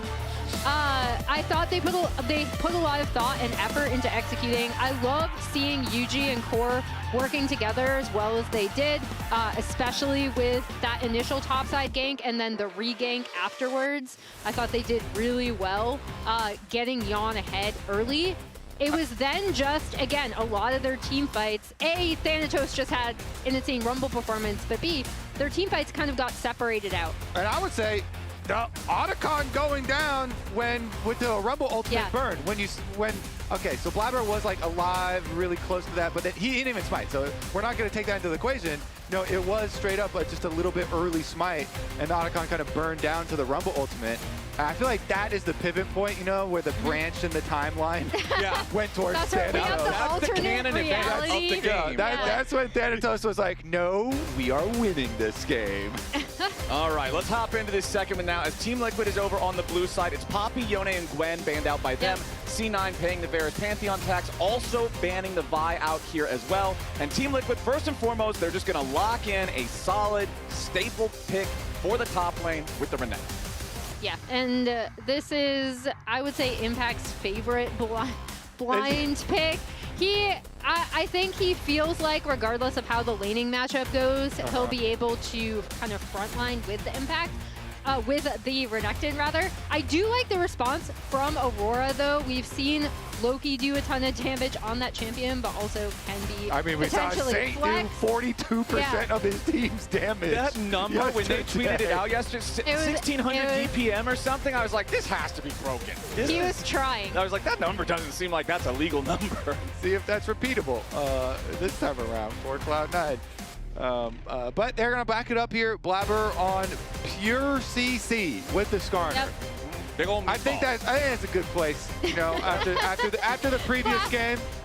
Just hold people in place for Thanatos to kill. Yeah, How about exactly. That's the name of the game. Just gang up on them. And what is Team Liquid going to answer with? Again, I thought that Yuji's performance in game number 1, especially early, was really solid. He was getting involved in bottom lane, top lane, back to bottom lane again, like all over the place. And now he'll be on a champion that can, again, try to run back that type of performance and affect the game early and often. Yeah, this felt like the, whoa, Okay. Here we go, okay, the APA Ziggs. We've got out of his seat a little bit waiting. there, too. You saw I know, I was like, oh, it's Ziggs time, baby. I pay attention now. Yeah, this is one of, if not his best champion. Received a bit of buffs that buffed his mid lane carry potential as well. And already TL and APA were one of the few teams globally who were kind of still playing the Ziggs mid lane occasionally before those buffs came through. So TL are like, okay, we're in trouble. It's Ziggs time. I mean, for Team Liquid, I think that APA did have the weakest individual performance in that game 1 on his Annie. I don't think he was able to accomplish as much as the team needed him to accomplish. So getting him back on this ultimate comfort, I think you hit the nail on the head, Emily, saying this is probably his best champion. That's what you need him on if you want to take a win. Okay. We have a little bit of a visual bug, but Loki has locked in Galio. Okay, all right, it didn't show up, because I was wondering there for a second, I'm like, the timer thingy ran out. You kind of have to pick a character. we also can't draw on the scoreboard. Yeah, I wish I would draw a Galio in there, you know? Just imagine, there is a mid lane Galio here, because the Aurora is going top lane into the Renekton, which is definitely an annoying matchup there for the Renekton.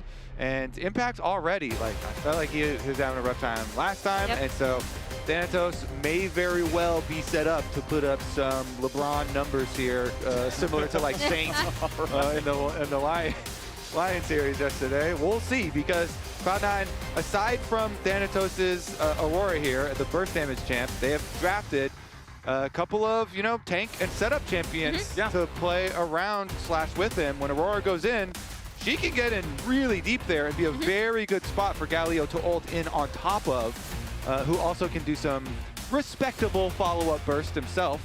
Yeah, I'd say so. As well as being a tank. But I'm also looking specifically from Sven to have a stronger performance in this game number 2. I think by the end of game number 1, he stabilized. He was able to contribute a lot with the poke. But early on, Team Liquid focused him down. They set him behind. Then remember the play down in bottom lane near the tier 2 turret where he flashes away and then just walks back and Yon solo kills him anyway. So a couple of missteps from Sven in game number 1, but a big performance from him here could be exactly what the team needs to make this a 2-0. It is marksman, marksman, marksman here in the second half of the bans, though, as Sivir and Lucian and Senna are all banned away alongside the bar. Yeah, TL are one of the teams that do ban Senna more than most here in the LTA North. And then taking that Bard away from Vulcan, I think we all know the kind of massive performances that he has been able to have on that pick, really great at roaming. And we see the Jhin locked in for Sven this time. There is kind of some nice setup for the Jhin in terms of the Skarner, the Aurora being able to soften people, the Galio coming in on top. So see what TL want to do here. Jan's going through his options. He's like, all right, how hard can I carry? Jan always does He's like, geez, we didn't win when I had like a 3,000 individual gold lead on Yunara. I got to go to Zeri now or something? What are we doing? All right, I guess we're going dive. I'll go Kai'Sa. So he's going to go for the dive here for the Kai'Sa. Kai'Sa does have some mobility for herself too, to try and work around what Cloud9 are showing. I kind of like the Rael, but they're going back to the Rakan here. Rakan, of course, is like very quick and might be able to create some more space. Yeah, pretty much anything with the big AoE engage is what I want to see them lock in here. Give me something to let Ziggs throw that Mega Inferno Bomb over the top and start the team fight off right with a little bit of AoE, and Rakan is going to be just that with the response from C9, a pretty swift lock on the Alistar for Vulcan.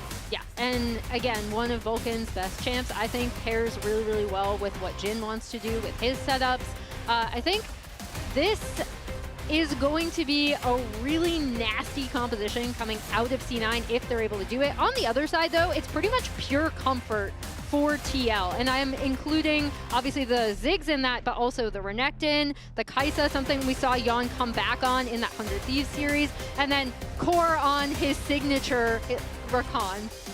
Yeah, let's see if they can do it.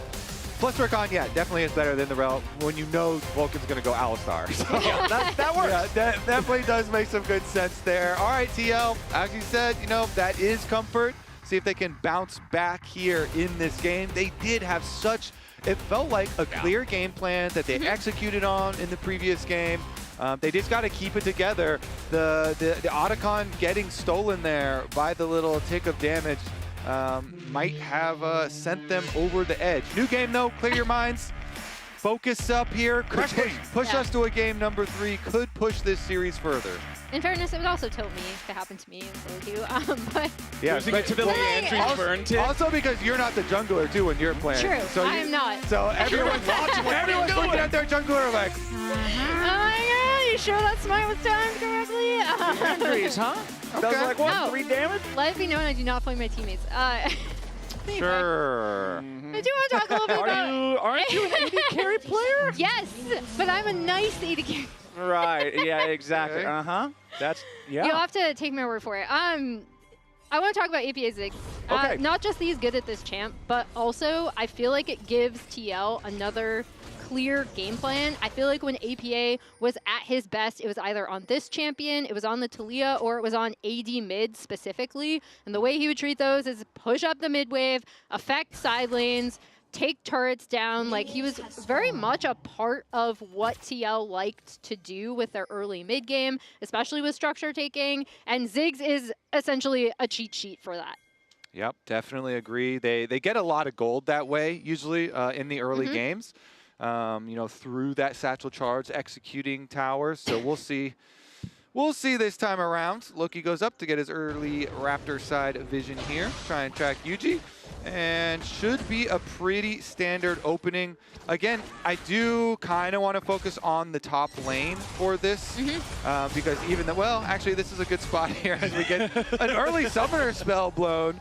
But the Aurora into Renekton, usually is like very painful for the Renekton, especially like level 1. You know, you try and push him off the wave so he can't charge up any Fury. Thanatos, you can see, actually has done a good job already harassing him pretty significantly here. And you can see them both expending their wards in the side lane rush so that they can actually have vision, and the minions at least will still track when he goes for harassment.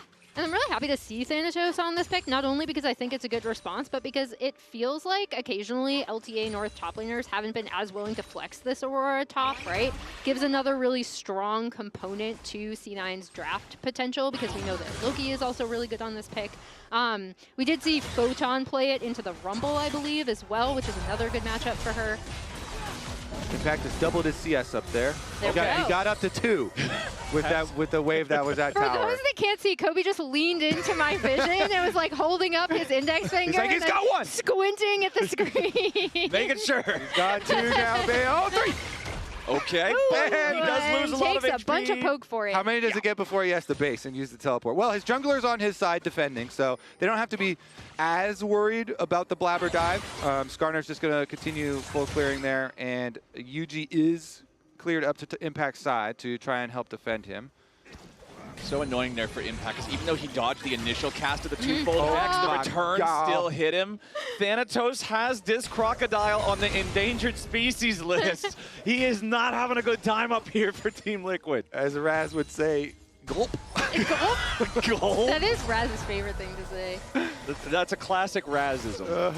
All right, he's going to get out of there. Get me out of here, please. Yep. Lane swap. All right, time to leave. Meanwhile, a little bit of violence up here on the top side. Rivers, Blabber, and Loki threatening towards Yuji, who defensively flashes away, wants to still try to contest here for the Scuttle Crab. Satchel bouncing Blabber around a little bit, but a TP is coming bottom side. Vulcan and Sven could be in a bad spot now as Impact looks to cut off their escape route. Yuji also pathing down here, but Vulcan and Sven are just like, nah, we're going to leave this way, and they'll disengage. Yeah. Nice attempt.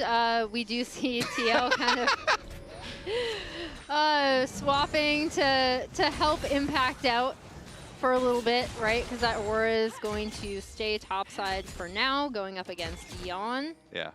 That's kind of the comfort thing of about the way that the game has been set up for the last couple of months here. You know, even with the lane swaps being restricted for the first like 3.5 minutes, you eventually can get out of there. Even though the very beginning is super painful, it's not like you're locked into there forever and it just gets blown open to this like individual 1,000 gold lead or something. It's worth 300 here, about a kill for Thanatos, worth of early game pressure that he's been able to put out. And want to hear kind of a hot take that I feel like people are not going to expect. Oh yeah, super hot. So I actually liked either full lane swaps or full no lane swaps. I know. But not this. Okay. Right? Okay. This so is where you like draw the line. This is like a weird halfway period, right? Where I do think there's some strategic value to point out with the way that teams sometimes deal with their swaps. Like, again, I liked what TL did in the first game, right? I thought that was really, really smart. This is more of a, we're just trying to swap out so our, Renekton doesn't get killed as we see this invade. Yeah, Blabber, Ishbel impacted straight through the wall into the chicken pit, not expecting Yuji and Core JJ to both already be waiting there. Now Loki's going to step forward here with a 2-man taunt to make sure that Blabber stays safe. Blabber calm and collected there, not using the flash, but ultimately has to spend it at the very end. Otherwise, the Mega Inferno Bomb would have caught him. Meanwhile, the fight continues down in bottom lane as Impact tries to get close to the wave, and Vulcan and Sven don't want to let him. Yeah, Impact's still not having a very good time. No. Not even a little bit. This is a sad crocodile. Every time he tries to walk up, crocodile tears. one of them just... It's just they won't let him play the game. Impact drove all the way to the studio today to play League of Legends, and Cloud9 won't let him play. Won't someone think of the crocodiles, really? It's even like doubly funny because me and Flowers were getting makeup this morning, and the makeup artists were telling us about this Flat Crocodile Friday. Oh, wait, yeah, okay. As he is getting flattened right now, Flowers. No, he might get flattened after all. Impact, he still has his flash. He wants to buy a little bit more time, but he's shot right in the face. The crocodile falls truly flat for first blood for C9. Wait, you didn't know about that meme? No, I had no idea. And they were like, they were explaining it. It's the flat expletive deleted Fridays. Yeah. There's an extra F in the flat. Look, but yeah. I have already been warned, okay? Because I am the biggest actual perpetrator of dropping F-bombs on stream. Anyways. See, Blabber gets also the Drake off of that, right? So not only do we get a kill onto Impact, but complete bot side control here. Really flipping good. Yes, exactly. Where does Impact go from here? Does he like go to 7-Eleven or something? Grab a slushie. Even Vulcan's like, you know what? I could take him. He's got 24 Just farm. standing, body blocking the wave. We're the same level. I could take him. 24 farm. Okay, he got a little bit of money there from the control That's where he goes. He goes to the control wards because that's the only thing that they're letting him hit. The crocodile goes back to the river. The natural habitat. Oh, his That's natural where he came place. from. Yeah, diving for treasures. And he found a control ward with some gold. Hey, he got level 6 star. All right, he's got his ult. Unlucky treasure. I'd want more from my I think at this point, beggars cannot be choosers when it comes to what Renekton does and does not get to have in this game. Yeah, and he's definitely begging. Please. Poor Renekton's just sitting there with his cup on the side of the road trying to get people to give him some pennies. But Thanatos just missed the Thanatos is in some danger. He had to go between worlds and flash away. Core and Jan putting in the work here to finally get some pressure back onto the enemy top lane. Yeah, and they should be able to shove this in. Yuji kind of taking a look at these grubs to kind of sneak in. Blabber smited one of them. Okay. See if APA wants to go in here too. APA does not have a lot of mana to work with. Loki and Blabber still looking to step up here as the Mega Inferno Bomb flies in, but not a lot of value to be found. Vulcan's making his way forward now as that last grub is very low. Vulcan staying alive, does have Unbreakable Will ready, and the curtain call has opened up. Control over the pit still belongs to C9. There is no smite on Blabber, but he has enough damage to secure the last grub anyway, so 2-to-1 split on the grubs. C9 gets the majority. Yeah, C9 gets the grub credit, and also you see a little bit of a preview as Impact finally, look, he's getting a turret plate, he gets to farm. While everybody's away, he's back in it, boys. gets to play. We'll play. But I think you also saw from that Vulcan setup as well how well this Alistar can set up for the Jhin.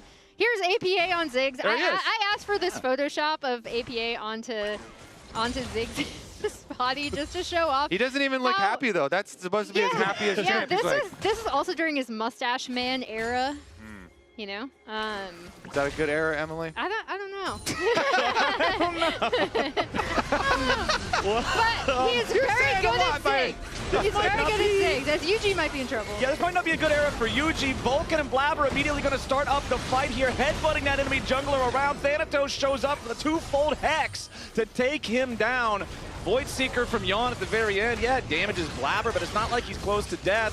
So that crab is going to be earned and burned by C9 as Loki and Impact continue trading back and forth down here in the bottom lane. C9 with a 2-0 lead in terms of kills. Yeah, and one of those is on Thanatos after he just picks up that one. So extra money funding into the Liandry's completion. He probably should just be able to complete it whenever he decides to go back at the moment. Impact, though, trying to farm himself right back into this game, having an easier time versus Loki on the opposite side of the map. But yeah, Cloud9 feeling quite good about their position. They are only one more kill away from the 3 kills for feats, and then they're only one more objective away for the objective feat. Only 1 turret away from the feat of turret. Only 1 turret away. Turret just sounds so goofy. Every time you actually say it, I'm just like, ah yes, the feat of first turret. You're imagining some stone toes, Emily? Yeah, sure. That's so cursed. I didn't want that mental image, man. That's not what I was thinking, but now I'm wondering what you were thinking. Now you are. That was a Raz comment. I feel like I'm not better for that. Well, the question is, since Thanatos again has the lead this time around, and we saw it last game, even when Yon had a big lead, they weren't able to win. But what about with APA on Ziggs is the hope for Team Liquid? Because Blackfire Torch is done, and usually they are very good at rotating him over for towers. Ooh, Yon getting away there. CoreJJ with a defensive quickness as Vulcan wanted to jump in for the fast combo on the Kai'Sa. He does still have the Ghost, though, and Thanatos goes between worlds for a little bit of burst, but it's not enough to actually threaten Yon's life as Team Liquid successfully disengages. Not enough, but they should be able to get some damage on this turret, push this wave in, get at least that first plate. Mega Inferno Bomb's gonna clean up that wave. Exactly. It's still really good for them because all they invest is like the extra ultimate here from Thanatos, and you get out the exhaust. Even though it's like spellbook exhaust, still trying to get it off the board here and getting in for a turret plate worth of money for Thanatos. Is going to be quite nice for them. So he gets to complete his Liandry's plus the boots for himself here before teleporting right back to duty. Yeah, and Clayton, you asked, like, okay, how are we looking with, like, this Ziggs? What do we want to do? It's kind of exactly like Kobe said, right? Like, you want to be able to get him on the map. You want him to be able to affect side lanes from wherever he is. You want to try to open this up to make it a little bit more dangerous for C9 to go places.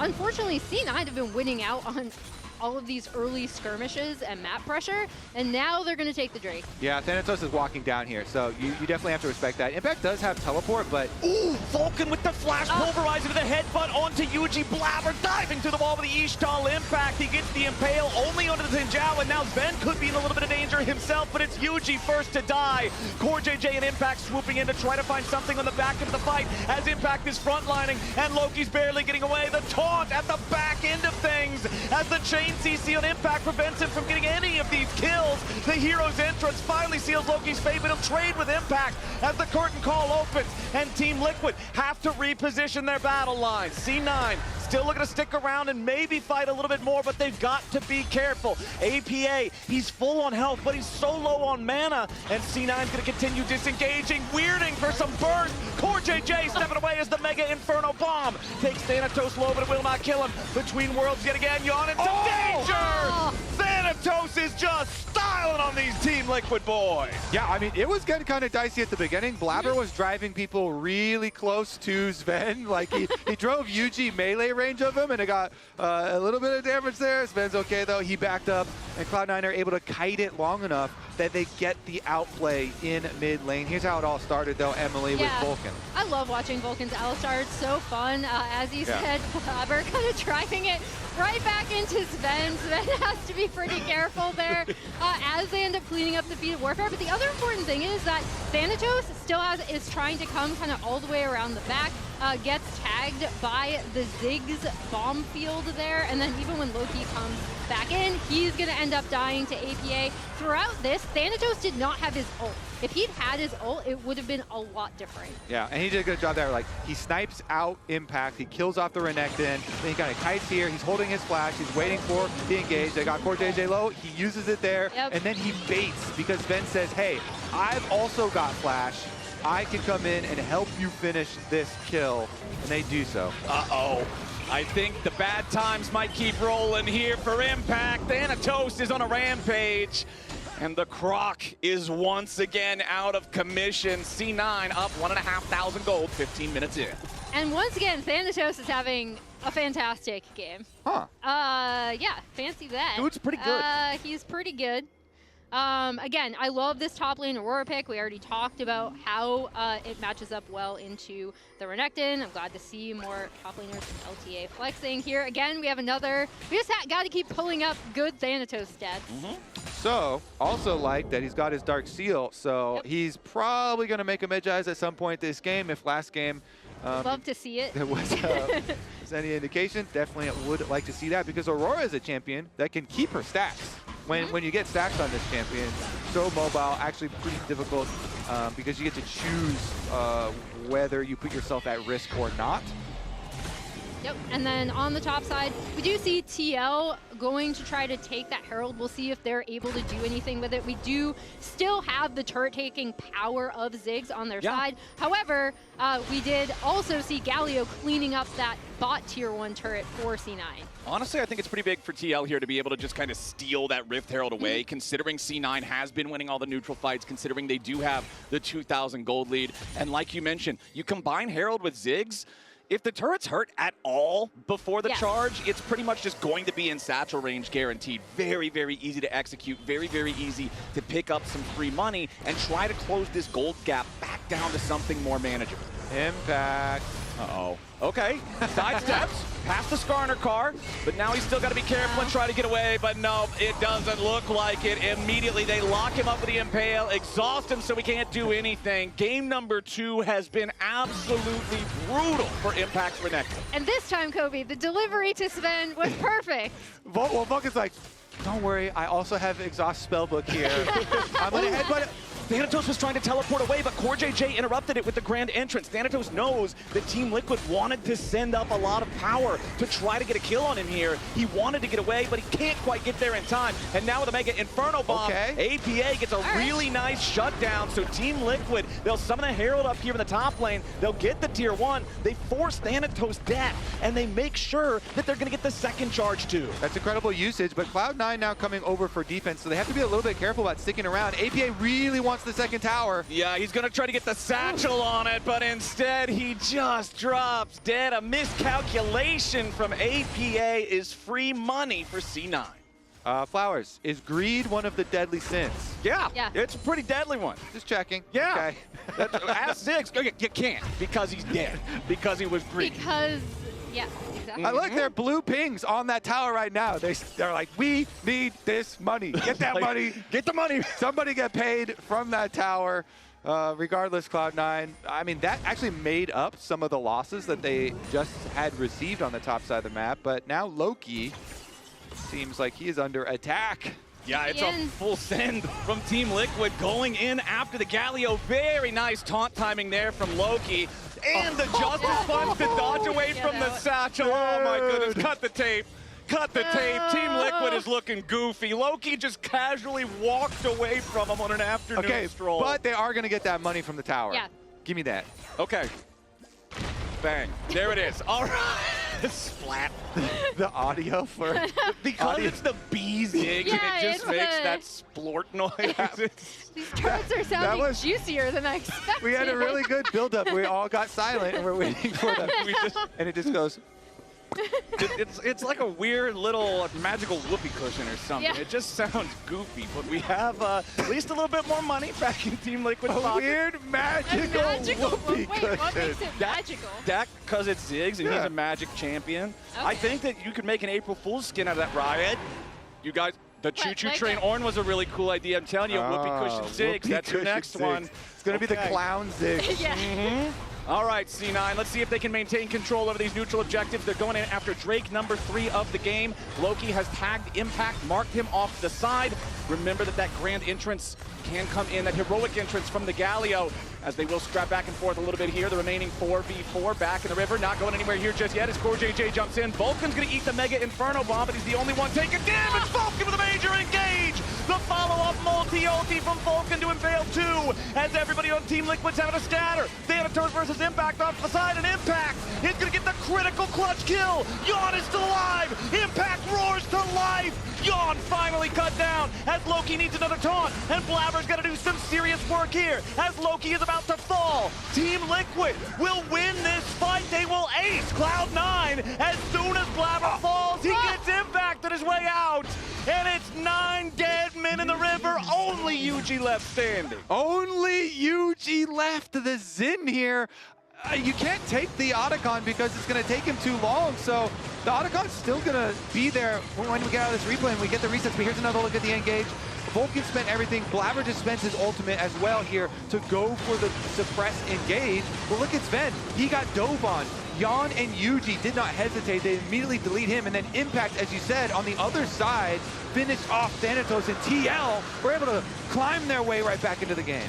Yeah, I kind of call this the Crocodile's revenge, right? I guess you can kind of see why Impact does still like to pick this Renekton if he's able to have a team fight like this where he gets onto Thanatos, he knows his prio targets, right? Tries to keep him out of the fight. Sven. Not happy with that one. Yeah, I mean, Yuji and Yawn didn't hesitate. They immediately dove on him. They're like, okay, you got the engage over there and you locked up CoreJJ. Well, we've got damage. So even if the Rakan doesn't get a charm combo onto Sven, they're still going to go for it. And they did get the assassination.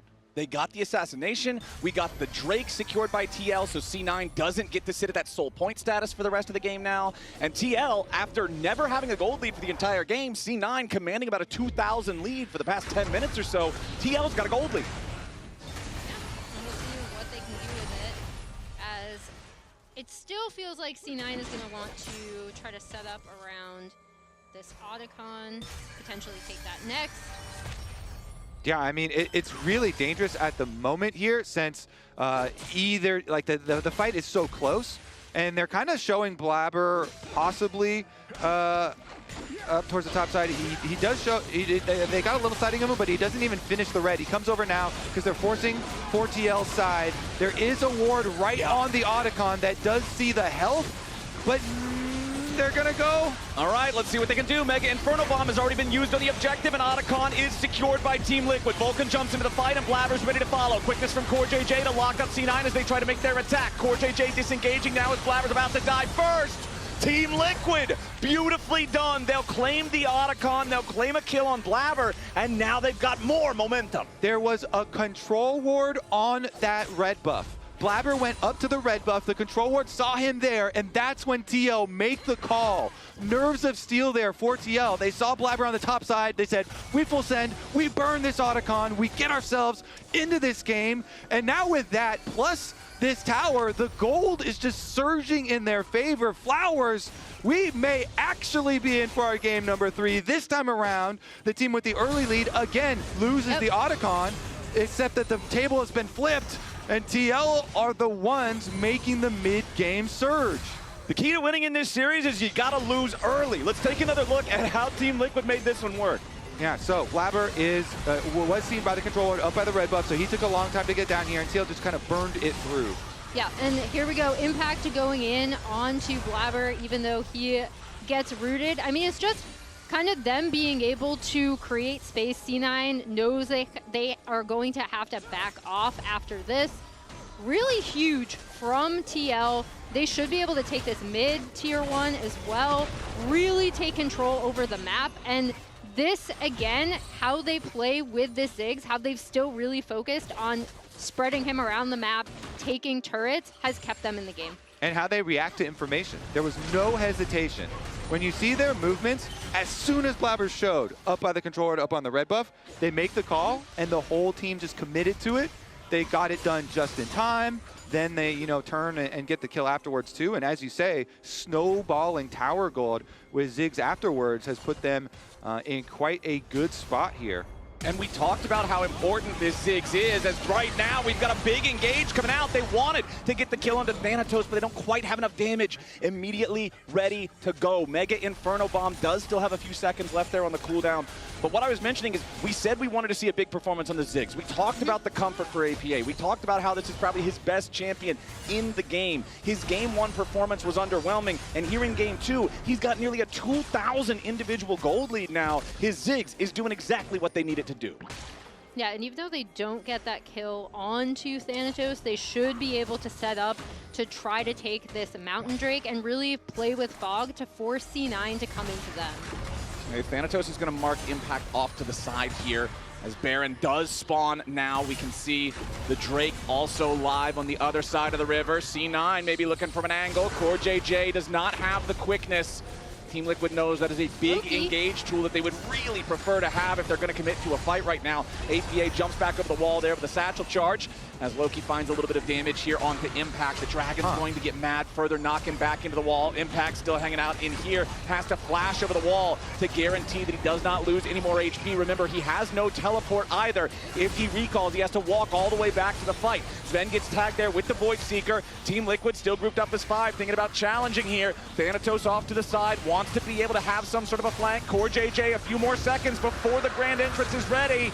And now the Drake secured by C9. They're on Soul Point, and Thanatos goes in between worlds. Impact has to pop the dominance, but he's still all the way on the run. Blabber and Vulcan trying to protect Sven as he provides covering fire for the rest of the team. Impact about to die in the very back lines as Vulcan's about to die on the very front. Down to 300 HP here for the Alistar, but Impact will be the one to fall. Thanatos, one more 2-fold Hex, takes him out. Yeah, Impact positioning at the very beginning, he just got chunked out. Like half of his health bar plus his flash as he got corralled into the Dragon Pit, had to flash over the other side, and Cloud9 are like, great, we've got a huge health lead, our front line is massive, and so good job steamrolling there by Cloud9. They just push them off, they get their objective, and then they still chase down Impact here with Thanatos popping ultimate, popping flash on the Aurora to chase them down. Cloud9 quickly retake a bit of control here, get themselves to Soul Point. Yeah, I also really liked how Loki was kind of looking for a flank too, right? So as soon as Impact did end up taking that much damage, you saw Loki kind of being there as well when Impact had to flash out, gave C9 full control of that Drake Pit. And I mean, the big story there was Core JJ's ultimate cooldown. You could see by the way that Team Liquid was moving, they were trying to keep themselves in an aggressive enough position to engage as soon as Core had the quickness, but it was too late because of Impact getting chunked down like you guys talked about, because of the fact that the teleport was also still on CD and he could not reset. Now Vulcan's in the middle of everybody as Core JJ goes in for the engage. Thanatos into the back line, a lot of damage coming through. APA's first to die and Blabber takes the kill. Core is low as he and Yuji are scrapping with Loki. Sven is down and Impact into the back line. Yon barely staying alive, but Vulcan cleans him up too. Team Liquid has way better health bars left, and C9's just looking to disengage. Core JJ at about 100 HP, but he stays alive. Impact redeeming his early game here as he continues to find so much value in so many of these fights. Yep, Team Liquid, they have much more DPS available in the longer extended fights here. They're able to chase them down, get some more flashes out as well after that fight. The Baron's still going to be up though, so we'll have to see a quick reset afterwards, but here's the engage, the explosive attempt at APA's life, and they do get APA, but look at the counter kills there. It cost them Thanatos plus Sven just got murdered again with them flashing over. And then once you trade out these AD carries, you still have Impact and Yuji on these champs, conqueror stacking champions that can really excel in the chase down versus all these tanks. Okay, we have no subs now, so we need to carry everything and recon flank, guys. Okay. All right, serious comms from C9. They know that this game is in a very precarious situation, as Yuji and Core JJ, again, are going to work together to move forward, choke out some of the vision, and make this Baron Pit very dangerous for C9 to even contemplate approaching. I think Yuji has been quite good. This has been a very big story for Team Liquid, and despite him not being like the main story of these games, it has been something that's really heavily tracked, of course, because of the jungle changes that they did. And both games here performing fairly admirably. Let's see what they can do after this Baron start that they just did. Doesn't look like there's going to be anything important exchanged, but they still have control wards here, so you can just kind of rinse and repeat for TL. Yep, Team Liquid starting that up. They burned it down about 1/3 of its HP or so. Now Core JJ, got to be a little bit careful here as he disengages back towards the rest of his team. It's C9 with control over the mid lane, with push on the wave. They're going to make sure that they get that shoved out, and then they can address Team Liquid after the fact. Now Impact going to be your first target. He pops the Dominus before he's caught up in the Impale, and Impact is already down. Now Core here on the front line, eating bullets from the curtain call, as Yuji's got to be careful, and Loki's about to fall. Beautiful shot from Sven to finish off Core JJ. Yuji stays alive a little bit longer, but Sven gets a double kill. A triple kill for the Jin. And once he's not targeted, Sven has all the space in the world to carry the fight. And that's what happens when Impact goes down first, unfortunately, right? Because then you lose this beefy frontliner and you lose the damage he's also doing in team fights. His stickiness sets up perfectly for Sven to finally get off a really long-range ultimate that he's kind of always been wanting to do. We see Core kind of looking for something here, going on to Blabber, as C9 then are going to push out this mid lane. A little bit, we're waiting for it. Yeah, and you get to see the burst damage. There we go. Vulcan goes straight towards him, but it's Sven who gets this root on him, the W. Sven just really playing the fight so well. Yeah, he got the 4th shot there to guarantee the massive chunk of the impact to get him low enough to guarantee the kill. And then as he's reloading, he says, I don't even need this gun anymore. He pulls out the big one. The curtain call has massive value. And Team Liquid, those sustain tanks, the power of something like a Xinjiao or a Renekton, it can't do the job in a situation like that. Now, an even bigger problem for TL, we've got the Soul spawning for C9 if they secure this next drink. And it's Mountain Soul, which is going to make it so much more difficult for this Kaisa, for this Ziggs to be able to get a lot more damage onto both Blabber and Vulcan. All right, let's see if TL can make the approach here. Trap line laid down by Sven. Team Liquid looking to see if they can close the gap up here onto Loki. Vulcan looking for a disengage as Core JJ lands the quickness, but he doesn't get a whole lot of disruption from it. Nice slam back into the wall on Yuji there, coming out from Blabber as Team Liquid is grabbed up inside the Impale yet again. Yuji is already down. The Dragon is at 500 HP, and Sven snipes it down with his gun. Yawn trying to deal with Thanatos off to the side as APA wants to at least try to pick up a kill onto Vulcan, but I don't think he's gonna get it. The bouncing bomb bounces away. A double kill for Sven. C9 mopping up that fight. Sven performing beautifully yet again, laying down the damage, turning the ulti shot over to the Drake when he realizes that somebody has to kill this thing.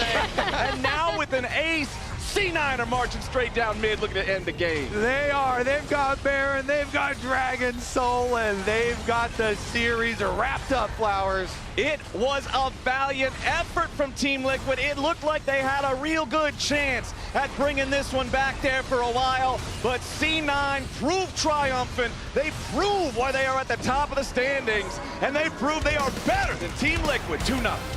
They prove that, and they prove it not without mistakes, right? But I think it's how C9 are able to regroup and deal with these mistakes, how they're able to turn like that tiny catch that Sven had in the brush, right, into a full-blown team fight that ends up tipping the game finally back into their favor, leads to the win. These are the tiny differences that set C9 apart. One of the reasons why we always talk about them as one of our two best teams with FlyQuest. Yeah, that's now 8 games in a row for Cloud9 over Team Liquid. counting back through the previous split. Well done to them. Good stuff from C9. Triumphant yet again over the other blue team in the league, showing them there's only room for one. The Lounge is going to be talking with Sven and Thanatos ahead of next series, Disguise versus Dignitas, so don't go anywhere. Stay tuned. AT&T has a new guarantee because most things in life are not guaranteed. Like common courtesy. Really, Brenda? I know you can see. When they say, I'm on my way. no way. Pretty blue, though. Or a fun night at the movies. Yeah, that's not guaranteed. Yo, hold on. Let me put you on speakerphone. You know what AT&T guarantees? Connectivity you depend on, the deals you want, and the service you deserve. Or we'll make it right. That's the AT&T guarantee. Oh.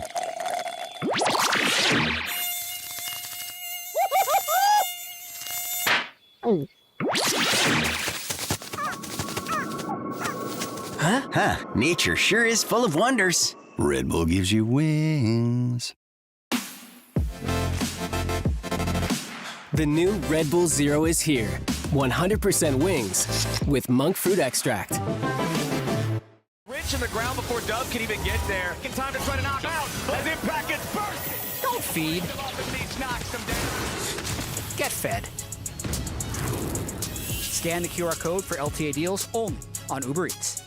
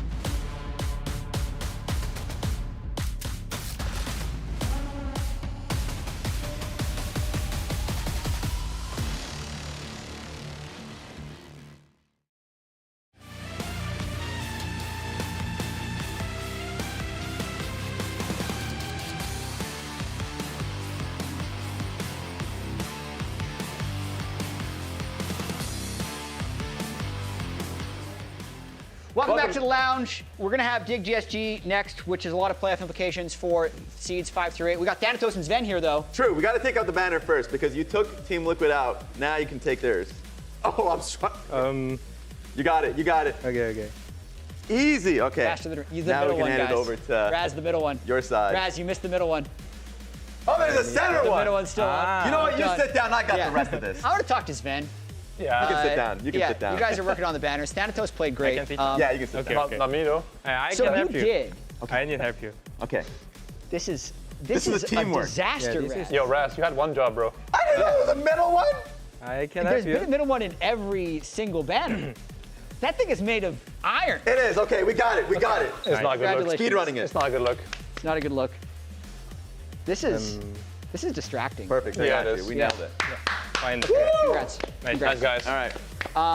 Also, I heard we're in the street. We're first place. You're first place. No matter what happens. No matter what happens. Awesome. There's a lot of detailed rule set. You can go to Twitter to talk about it, but essentially the strength of victory tiebreaker does give you guys the first seed with the same match score and game score as FlyQuest. So congratulations on first seed. You so will we have a pick first your pick, opponent. right? First pick of your opponent at the end of the day. Which is going to be between TL and SR, yeah? Yeah, it's going to be between two. So you can start thinking about that right now. Yeah.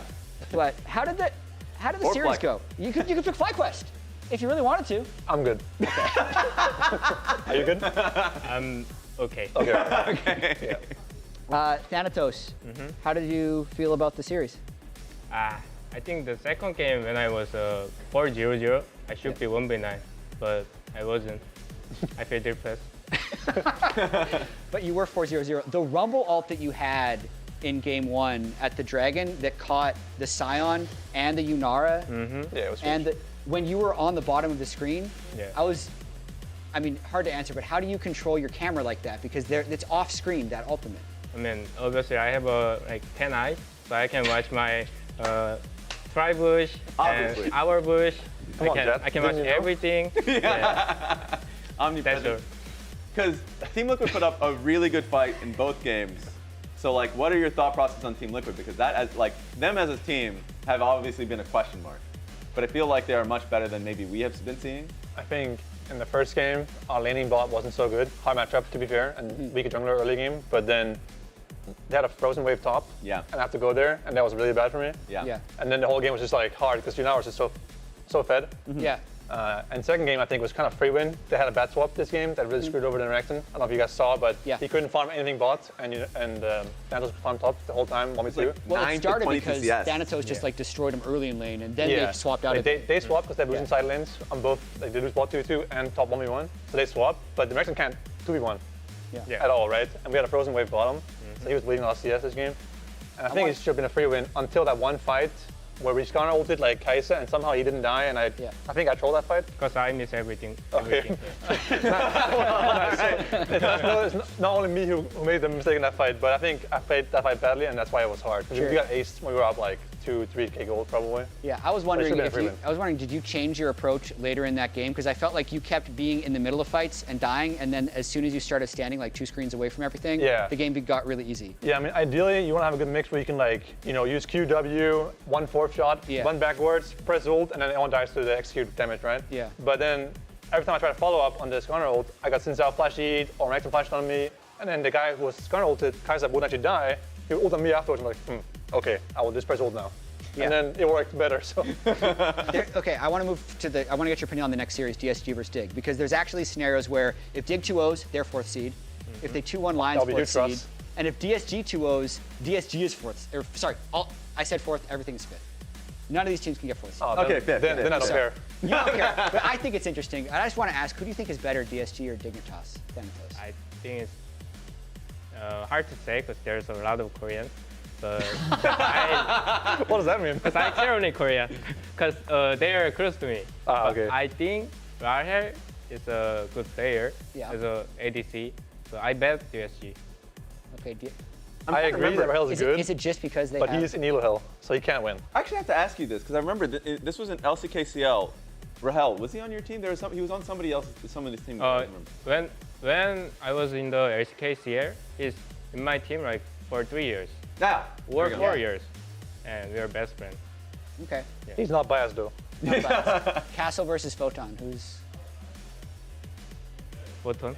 Okay. I mean, he beat me the last game last week, so I respect him.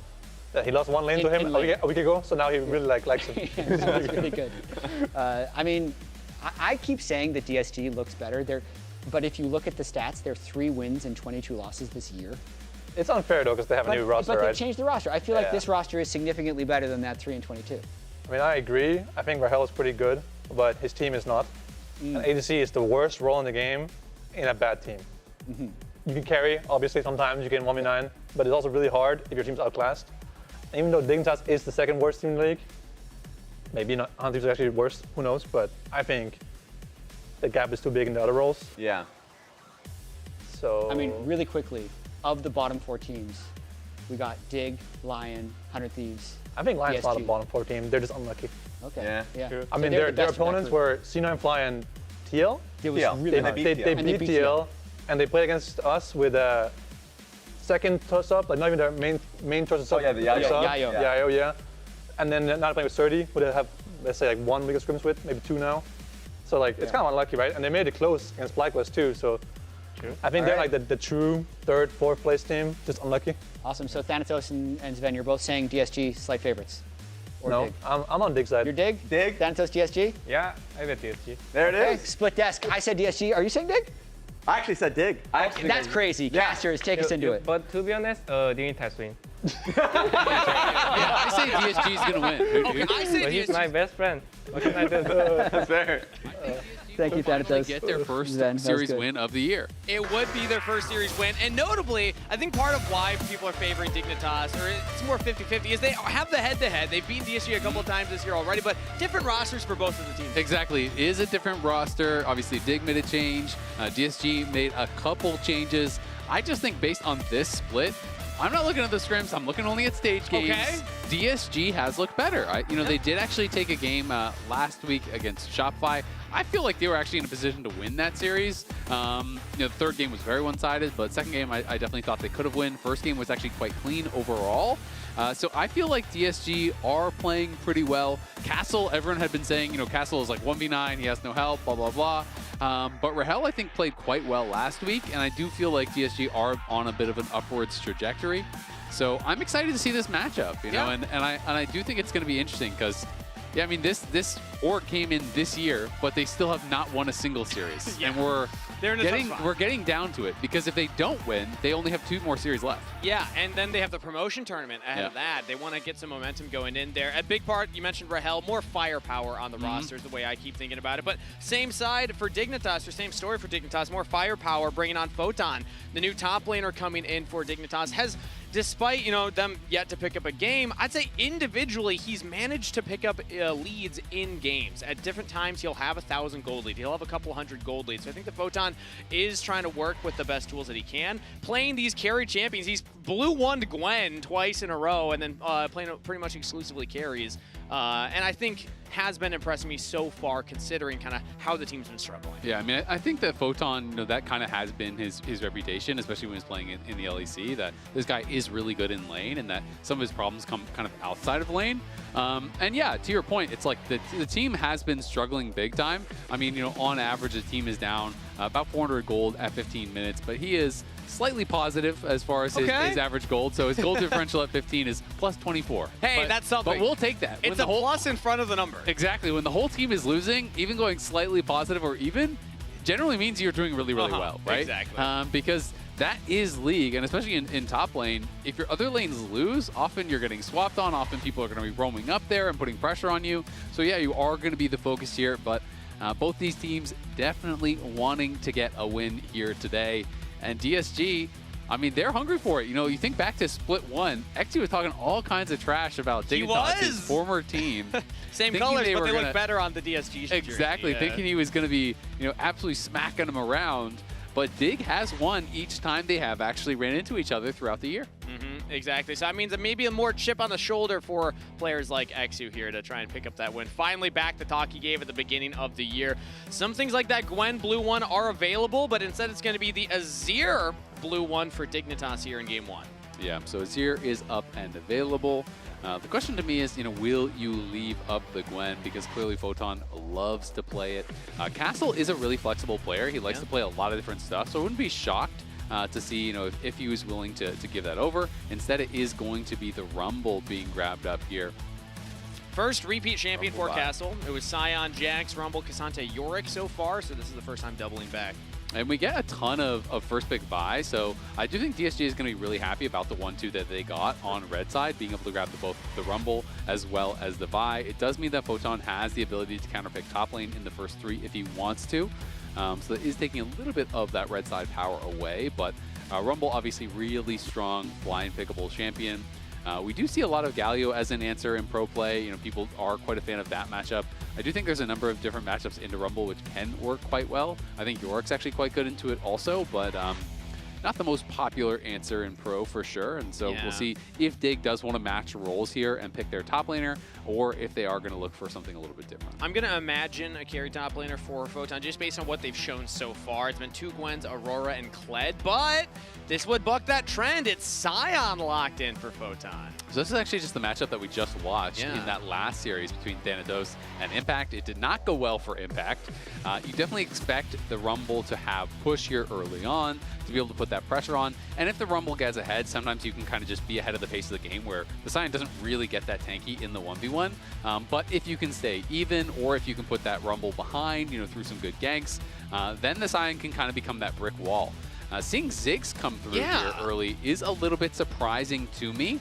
A lot of these long-range poke mages are considered quite good answers into the Azir. A lot of people do think about things like, you know, even like Vel'Koz, and we've seen Xerath, and we've seen things like that. So I wouldn't be shocked to see it go mid. Of course, it could be going bot for Rael. They're keeping the possibility of a flex here open. But I am expecting it to go mid there for Darkwings. And we'll get to see how he can perform on a bit of a different pick. And a part of the surprise is we're used to seeing Ziggs in LTA North, but specifically for Team Liquid. They're the team that plays it a lot. APA loves that one. We have the graphic with APA's face on Ziggs' head. Maybe Darkwings is trying to say, hey, let's make a custom graphic. He's going to have to be like licking the Ziggs' elbow, though, because that's Darkwings' thing so far. I don't think he's going to lick his elbow. No, I don't think he has to. He's got pretty short arms. So I feel like it's not a lot of distance. Probably could. He's got a big mouth as well. You know, if it is Darkwings, it would actually be his first Ziggs of his career. So as far as professional play, so not a single game played on it. I'm going to check if Rael has actually played it much to see, you know, if that makes it a bit more likely. Because I do always think that's interesting when people are kind of busting something out if it hasn't been super popular. Rael has played it, but he only has 1 game. So neither of these players, 100% win rate. Boom. Neither of these players have played a lot of Ziggs. But to me, that means that they've been cooking. They've been cooking behind the scenes. Obviously, you're not just going to pull this out first time on stage in game 1 of a very impactful match when it comes to seeding and trying to get a chance. Unless you're protesting your team. Oh, you know, I hadn't thought about it from that perspective. I'm first timing this because you guys deserve to lose. Yeah, new guy on the team. He's like, let's trust. I'm going to style on him. Alizir's going to be paired with whatever the bot laner is, and it's going to be Jin plus Poppy as a response from Dignitas. Yeah, Poppy support, definitely a lot of fun here. I do think it's a great answer both into the Alistar, but also the Vi. You know, it should be a pretty strong pick. And if they are going for Kai'Sa, you can also interrupt the Kai'Sa ult. So that is something to watch out for here. But it is going to be basically full dive for DSG, and it is Ziggs going mid as expected. This is Vi getting sent in on the Azir, likely, or the Jhin. And then you have Equalizer, you have the Mega Inferno Bomb, you have Kai'Sa coming in over the top. So you have so many tools to dive that one target and try to knock them down immediately. Dig, on the other side, really is kind of more of a two-threat comp here, so they have got to protect Kaney and Tomo if they want to be able to take these fights. The one thing I will say is that Crescent Guard, the Poppy Steadfast Presence, there are some tools to try and knock people away or prevent them from getting on you. Vi Ultimate aside, that's the one that will guaranteed go through, but the Alistar could have some more difficulty because of that Poppy support. I, too, really like this more defensive style from Isles, who's shown great flexibility as support this year. He played a lot of the enchanters, but now he's also willing to pull stuff out like this. And I think that it shows the growth of Isles as a player and what he brings to Dignitas, who are looking to continue their streak of victories versus Disguised. Disguised, meanwhile, the new guest team in the LTA North will have to play in the promotion tournament in a few months, but for right now, they're hoping to pick up their first series win of the year in Split 3 versus Dignitas. Kind of turning into a bit of a grudge match between these two teams. Again, Dignitas are the winning one, but XU's got a lot to prove here after the words that he gave at the beginning of the year, saying he doesn't think Dignitas should be that much work for them. Time to back your bowl. Absolutely, and I mean, at the end of the day, it's like, this is probably your best chance to get a series win, right? Yes. You know, your next matchup is going to be harder. So they have got to see if they can get their first win here today. Isles has only played one career Poppy game all time. Was a loss, but this is number 2.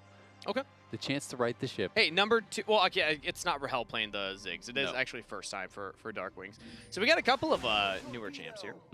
And speaking of opportunities, Disguise have the opportunity to not join the likes of Phoenix 1, who are currently the holder of the longest series of losses in a row before they pick up a win. Yeah, so this is only counting series play. We're not looking at best of ones. Yes. But look at how many in a row.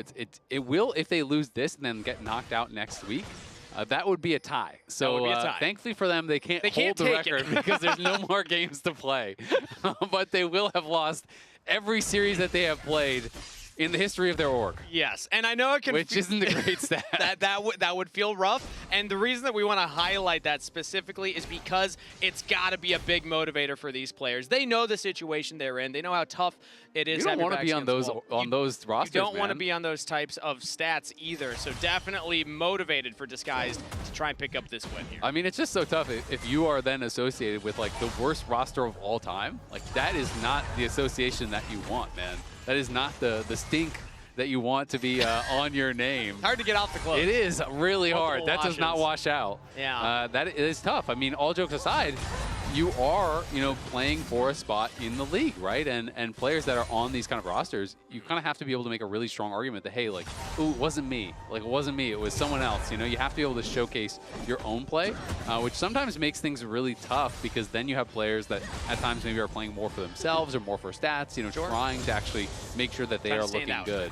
Yeah, exactly. But at the end of the day, we know League of Legends is a team game. The way you win actual games is by playing as a cohesive unit. So that's what we're looking at for Disguise right now, which did pick up a game win against Shopify Rebellion, and part of the reason why we feel that they could be favored here. Let's catch up on what's happening in-game, though, as junglers are pathing to opposite sides. Right now, DSG's bot lane is shoved in, but they have XU on that side of the map currently, so don't expect them to be any sort of danger right now. Meanwhile, Shaden already hitting those top camps as we see top lane's been shoved in as well. Yep, both junglers doing something never seen before. Killing 6 camps, then a scuttle, and then they're going to go back to base. They're not even going to contest for that scuttle, I'm pretty sure. I think they're just going to take opposite ones. Of course. But who gets the scuttle first? It's a little mini game. Like big question, big question. We'll see. But so far, things looking pretty good. Also is going to be First Strike being played by Dark Wings, which I do think is quite nice. Easy to proc that with the satchel as we're seeing there. And Dig are going to start the lane swap here, sending Tomo and Isles up towards that top side. And Photon, of course, on the Scion. He's going to be pretty happy in the 1v2. That is the Scion Classic. Yep. One of the reasons that it is such a strong tank in competitive. I mean, it has good lane matchups, but it's also so hard to punish, in the 1v2. It's so hard to punish in a dive because even if you kill him off, he's likely to get the whole wave in that passive zombie form. So is definitely playing towards those strengths and avoiding some of these matchups, keeping him away from Castle with that Conqueror, just allowing him to kind of free farm down on the spot side is going to mean it's hard for Castle to really create a big advantage. And we had made the point for DSG to play with a cohesive strategy, play as a team. Photon playing Scion, you're kind of required to play as a team when it's something like this. It's not Photon on the Gwen or the seen the boss play. Okay, well, fair enough, actually.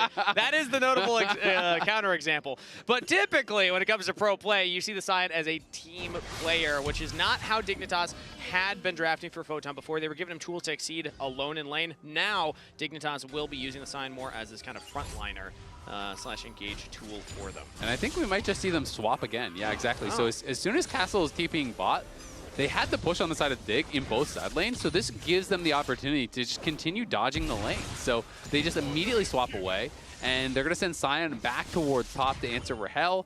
They saw Castle TP down towards bot, so he, of course, can't then match the swap from Photon. So this is pretty nicely done, I think, from Dig. They clearly don't want to be playing in the kind of like assigned matchup, so to speak, and they've been able to avoid that pretty well thus far. Yeah, I mean, if this is the game plan, they are executing it very, very well so far in this early stage. It does lead to a League of Legends style of gameplay that we won't see a lot of action early on. Dragon is now up, so maybe there's a contest there. We do see Shaden hovering around the area, and he's going to start it. But I mean, honestly, if you're playing Scion Azir, do you want action? I don't think you do. I think you just want to chill and farm. You want to be fighting minions. Jaden could be in some trouble here as Darkwings and XU are coming, but he has his bot lane with the push, so they can make that first move. And Castle's not 6 yet, so it would be pretty tough to contest. Rael and Huhi are running all the way down, though. They're currently in the mid lane. I think DSG are going to contest. There's a teleport coming in from the mid laner. It's going to be Kaney running straight into multiple members while Dignitas engage on a Castle. There's the teleport completed. Kaney's got a flash to get out of there because the team committed to the play onto the Rumble. Now a flash from Isles. Dragons picked up there by XU, but it will be for trade of the top laner. Castle goes down. Yeah, really nicely done there by Isles. He flashes in on Castle. They'd already traded flashes earlier, and then he's able to actually interrupt the flash combo with his steadfast presence, who he tried to flash in to be able to get that kill onto Shaden. And so watch, this is the initial play. Castle's able to flash out, dodges that deadly flourish. Then as Kaney comes in, everyone is focused on him from DSG, but Isles flashes forward, gets behind him, knocks him back into the team, and then look at the steadfast presence there. Puts it up, stops the engage from Hui, which keeps his jungler alive. Nicely done, but DSG does still get the dragon at the end of the day.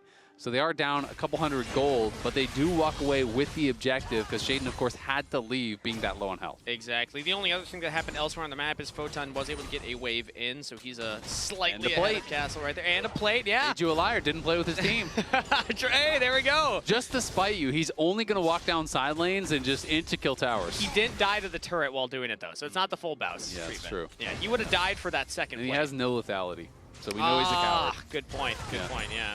Way too early on the health stacking right there.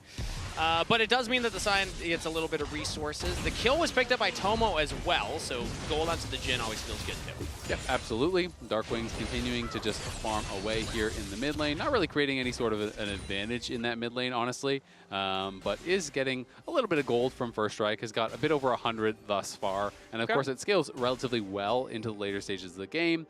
You are getting that flat damage amp with it. So, if your first spells are actually, hitting, just with the ulti, that can be pretty valuable. So we'll see how effective it is throughout the rest of the game. But I think it's a pretty decent choice. If you feel like, hey, I'm just in a farm lane anyway, I'm probably not going to be able to actually kill Kaney, and then just go First Strike, try to get a little bit extra gold. It's similar almost like picking up a Cole, where you're saying, yeah, we're just not going to have a lot of action early on. I'm just going to try and get to my item power spikes a little faster. And once you get those items, you even stack that damage a little bit more, get a little bit more gold as the game goes on. So fun to see. Dignitas right now are hovering multiple members up in the top river, as the Grubs will be spawning shortly. Yeah, are looking like they want to try to contest for that. Right now, Sion is down on that bottom side, and he's being matched by Rael, but Sion has TP, and Kai'Sa does not. So this should be a good setup here for Dig. Photon can continue to push, and as long as he has that push in, Rahel's not even really going to be able to punish it if he TPs away, right? Because that is the only threat, is kind of a trade for those plates. And now he is going to TP up there.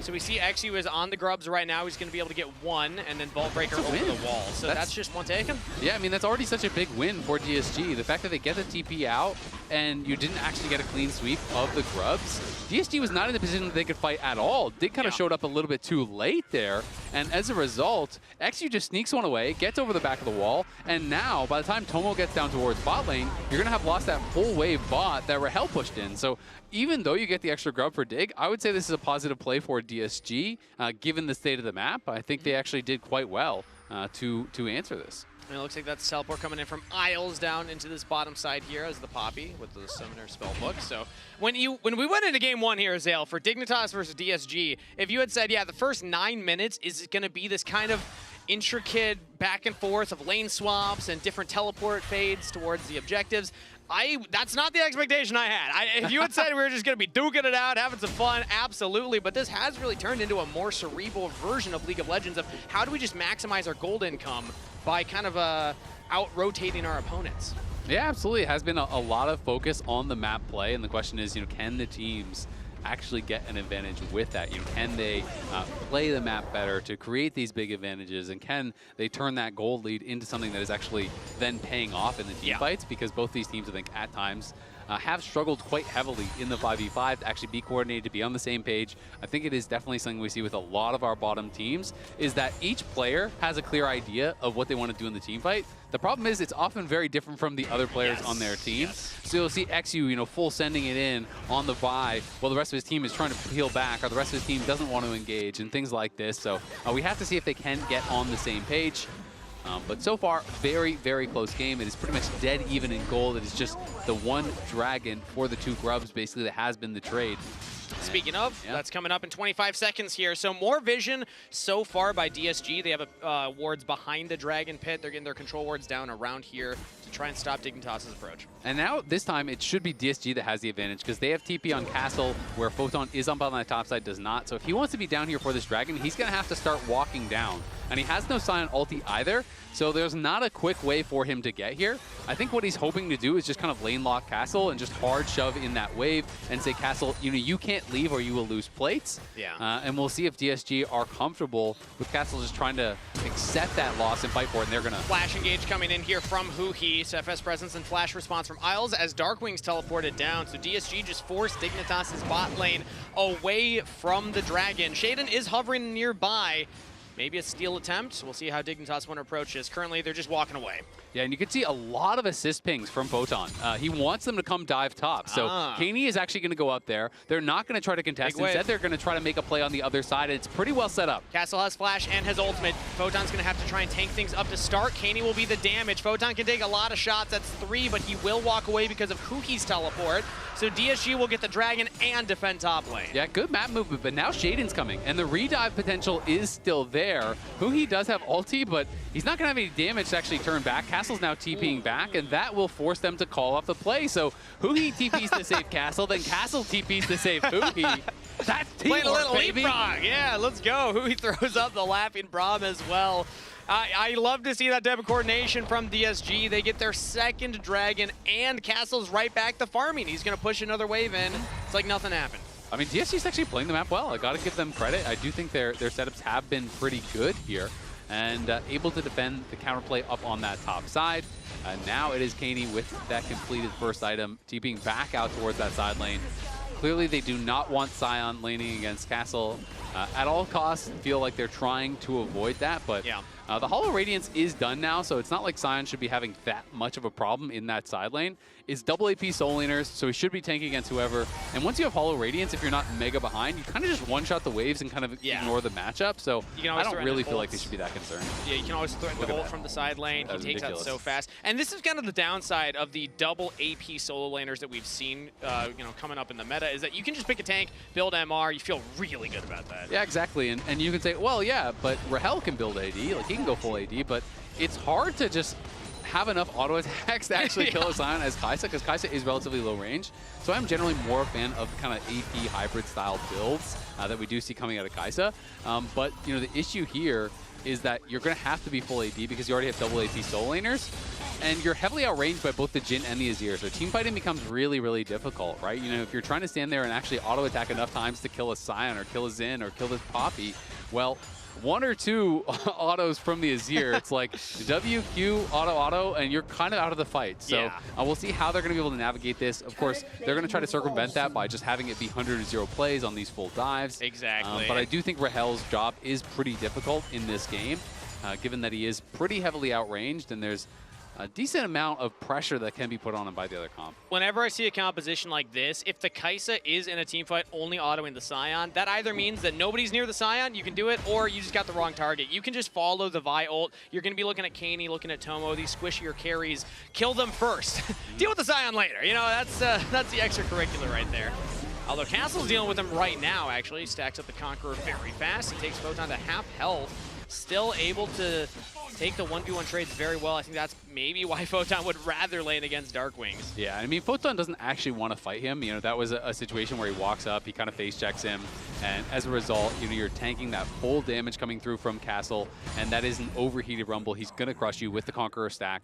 But, it's less about, oh, I completed one item, I beat the Rumble now, and more about, I one-shot all the waves and the Rumble can't fight me, right? So it's more of that he is looking for. And then if you could slowly whittle down the Rumble, hey, maybe there's going to be opportunities. But largely Photon's job is to just not allow Castle to interact. Don't allow him to take towers. Just continue getting tankier and tankier. And then show up when the team fight calls for it. Speaking of 10 seconds for the Herald spawn, expecting something to happen there. DSG were able to take away that one grub and then get out, but let's see if they're able to get the Herald and get out this time around, or if the teams will commit for the fight. Castle's already walked up. Photon's still staying bot, so he actually canceled his base here. He does have TP to join, but is not coming to actually help the team set up and is sitting on quite a bit of gold. So he's instead just going for the tower. He is just kind of playing more towards that side lane on the Scion. Oh, no, now he is actually going for the teleport, so Dignitas will look to contest. Kaney's all alone on the top half right here, and all members of DSG notify. Now Dignitas Shaden goes in, gets onto Rael. The 80 carriage is taken out. Curtain's been called. And Dig find a pick onto the Kai'Sa to kick things off. Now Hui stunned into the wall, has flash available, gets over there. But the Herald's taken, a kill to Dignitas, and the wheels fall off for DSG. Really nice engage there from Shaden in onto Rael. He just instantly got in on Rael, and no one was actually blocking the curtain call for Rael. He kind of got left out by himself. You know, Castle is on the side here. You can see Darkwings is not with the team whatsoever, and they realize they're very, very split, so they just immediately go in. There is the root from Jin coming through. Hui can't get there to block whatsoever. This was a very disjointed fight from DSG.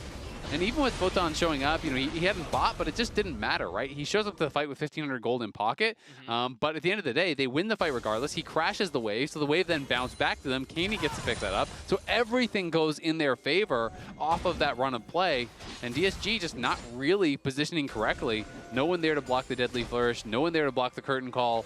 Darkwing's not really a part of the fight whatsoever, and Castle kind of off on his own. Good luck for Dignitas, especially with Photon playing a tank this time around. Locking up Buki to allow Tomo to get that damage in, get that kill. Means that Dignitas now, with a bit of a gold lead, can also go ahead and pick up their first dragon of the game. Now it's 1-2 in the dragon stacking count, but importantly that means DSG are behind. They got those first two very quickly, and they will not be able to go for a Dragon Soul anytime soon. Yeah, that is going to push that back quite a lot. And just getting that one dragon does make a big difference. Lyle's going to be stuck in pit right here, though. Killer Instinct is available for Rael. Does he want to do it? Flash from Isles, and Rael will not follow. And that means that Isles will get out there. Just use both summoner spells. Yep, you do get that flash off of him, so that's pretty nicely done. Azir's going to have a lot of time, though, to scale, and so is Scion, because, you know, now at the very least, it's like you're looking until that 5th dragon to be able to actually try to get a soul for DSG, which does mean there's so much time for these champions over on the Dig side to scale up. Ziggs, of course, does scale really, really well, and it's not like they're not going to have any chance, but I do really worry about how these fights are going to go. If Ziggs can't get like a ton of poke, I just feel like it's going to be pretty difficult for them. Exactly. If that Azir is able to get to that 2.5, 3-item point by that fight, as XU might just get caught out right here. Isles locking him into place. He flashes away. Curtain call. And the knock-up means a kill to Shaden. Dignitas, 3 on the board. Yeah, XU doesn't flash early, and then at the time he flashes, he just kind of wastes it and goes down anyway. It's like, even if you got the Vault Breaker to get out of that Jin ulti, you're still going to die. Like, they're still all on top of you, and you're so incredibly low. So XU gets caught out, but then makes it worse by actually spending more to try to escape. But they are going to try to make a play on the other side of the map. They have Ziggs to knock this down very, very quickly. Hui is here to cover, so Photon can't really do anything about it. He didn't time it. Oh, no. It's fine. The Otters will get it. Yeah, but they're going to lose first tower. I mean, it doesn't matter because they already lost feats. Okay, they didn't end up losing first tower. And anyway, they also got the tower bot side because that Darkwings gets the turret, teleports away while he's getting pincered. Actually, pretty efficient movement from Darkwings. Yep, not too bad. And feats, you know, do go the way of Dig, so they're going to be happy about that. This mid lane tower will fall pretty shortly, but still, Darkwings farming well, and I think there's going to be quite a bit of pressure on him to be able to make things happen in this game. That mid turret just barely holding on here for DSG with a sliver of a health bar. Dignitas can very quickly answer that turret in kind. Equalize it at 2-2, but won't have a lot more to fight for in the next couple minutes unless they want to go for an early Otacon. But again, that just favors the Azir and the Scion, these scaling picks. While there isn't you know, 0 scaling on DSG's side, I still just get so terrified when I see the Azir items start to come online, when I see the Scion get to this unkillable point. As Dignitas are already winning in the early scraps anyway.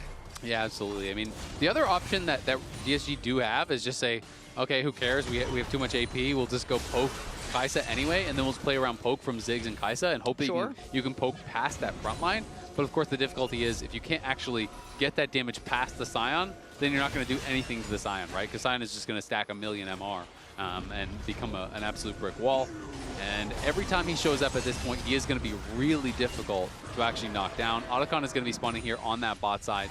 Mid lane tier 1 already was gone. But Dig just trying to threaten the push here to then allow themselves to move in and reclaim some vision in the river. And DSG, to their credit, yes, they have yet to pick up a kill. They're not completely out of this game yet. It's 1.5 thousand, and they're doing a good job of controlling vision ahead of objective spawning. We've seen it at the Dragon so far, now here at the Otacon as well. They have some deep wards, but Dignitas are just getting more gold on the map regardless. Another turret will fall topside. Kaney picks up that one. That's all outer turrets now claimed in favor of Dig.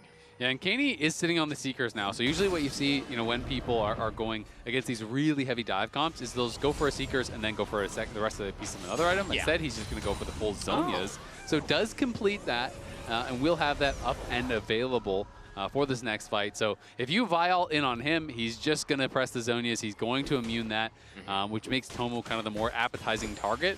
But the problem is if you full send everything on the Jhin, sometimes the Azir is just going to cook you. So it does make things a lot more difficult for DSG already. I mean, we're 21 minutes into the game. They haven't really sent it on a single fight yet.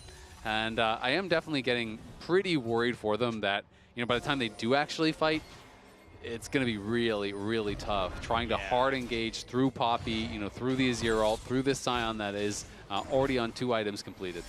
Whether it was that first Dragon scrap on the bottom side or that Herald scrap on the top side, we haven't gotten that full 5v5 front to back. It's always, everyone collapse onto one member right here and just full send on the person out of position. As the approach to the objectives from each team have left at least one member kind of separated from everybody else.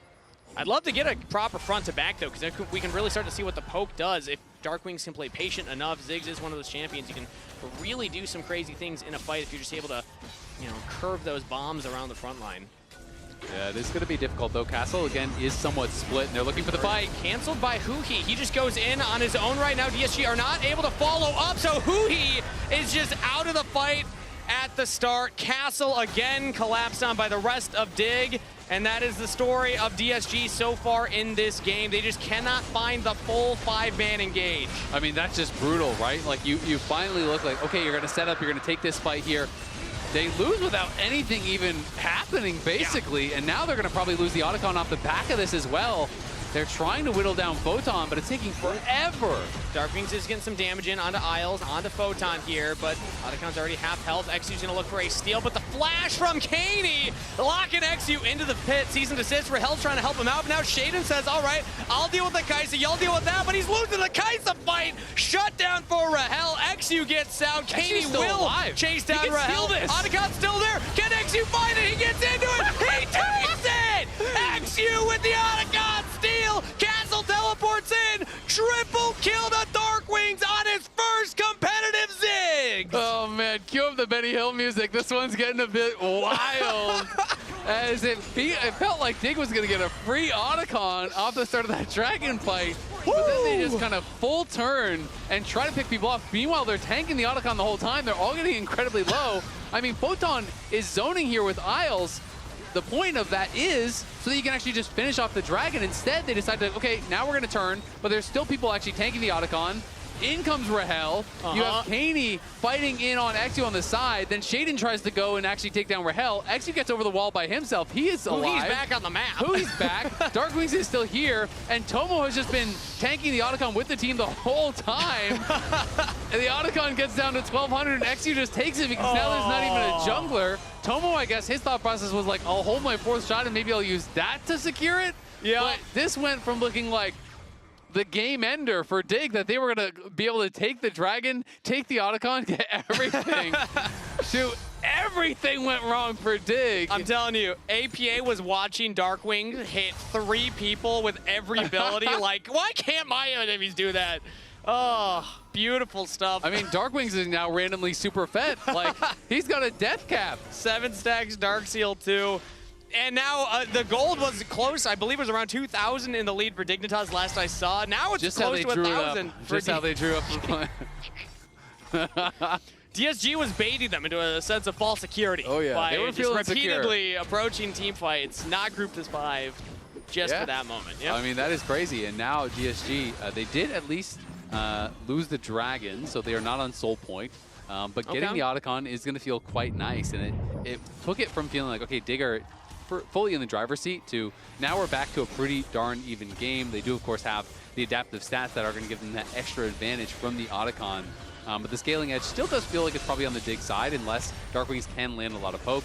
It is just difficult for both Ziggs and the Kai'Sa to land a lot of poke past the Poppy and past the Scion. So I think that is the difficulty, is like, can you actually hit the targets that matter? And once again, look at the approach. It's all 5 members of Dig clumped up as one. DSG a little spread. We have Rael running towards the Wolf camp to get some more gold in his pocket, while Castle was in the mid lane, but looks like nobody's actually going to hard commit for the Baron. Yeah, I mean, I just think starting a 25-minute Baron in front of a Ziggs would be asking to lose the game. I mean, it's Ziggs Rumble, right? Yeah. Like, there's just no way you should start it up, but at least they wanted to try to get control, get some vision in that area. They are now going to send Kaney down towards bot, Photon go top. They both have their TP up and available, so Tomo will just chill mid, and we'll go back into farming for a bit here. I think realistically, unless there's a big pick, you're looking at the Cloud Dragon for the next real fight. And we have to see, if they can get the proper setup, because, Dig won the Dragon fight super, super easily.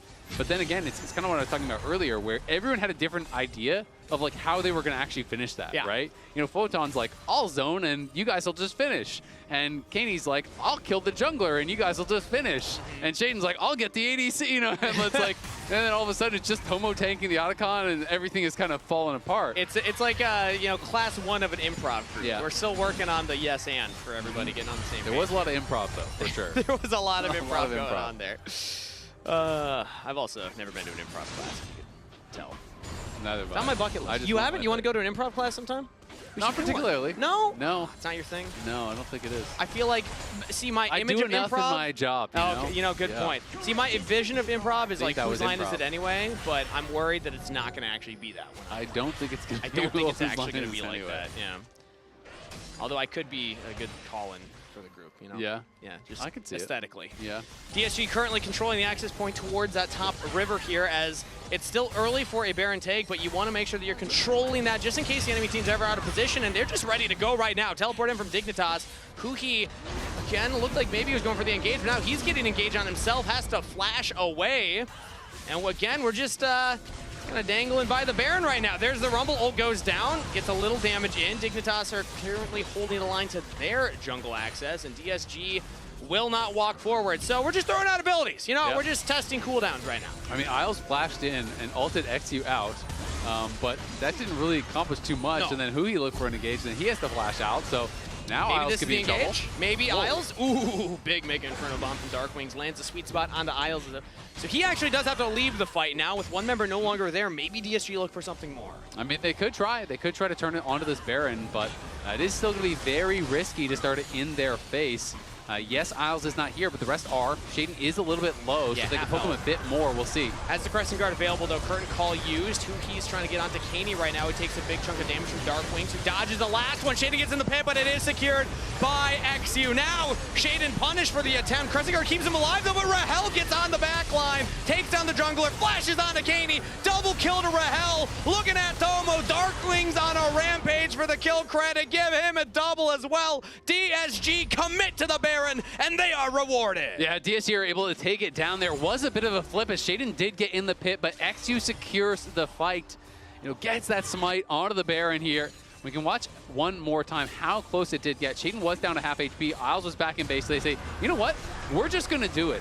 And Hui looks for this engage on the side, goes in on Kaney, but the rest of the team this time decided we are going to stick on the Baron. Darkwings has the satchel out of the back of the pit because he was getting focused down by Tomo, and that got quite close. Shaden got in, but couldn't quite secure it, unfortunately for him.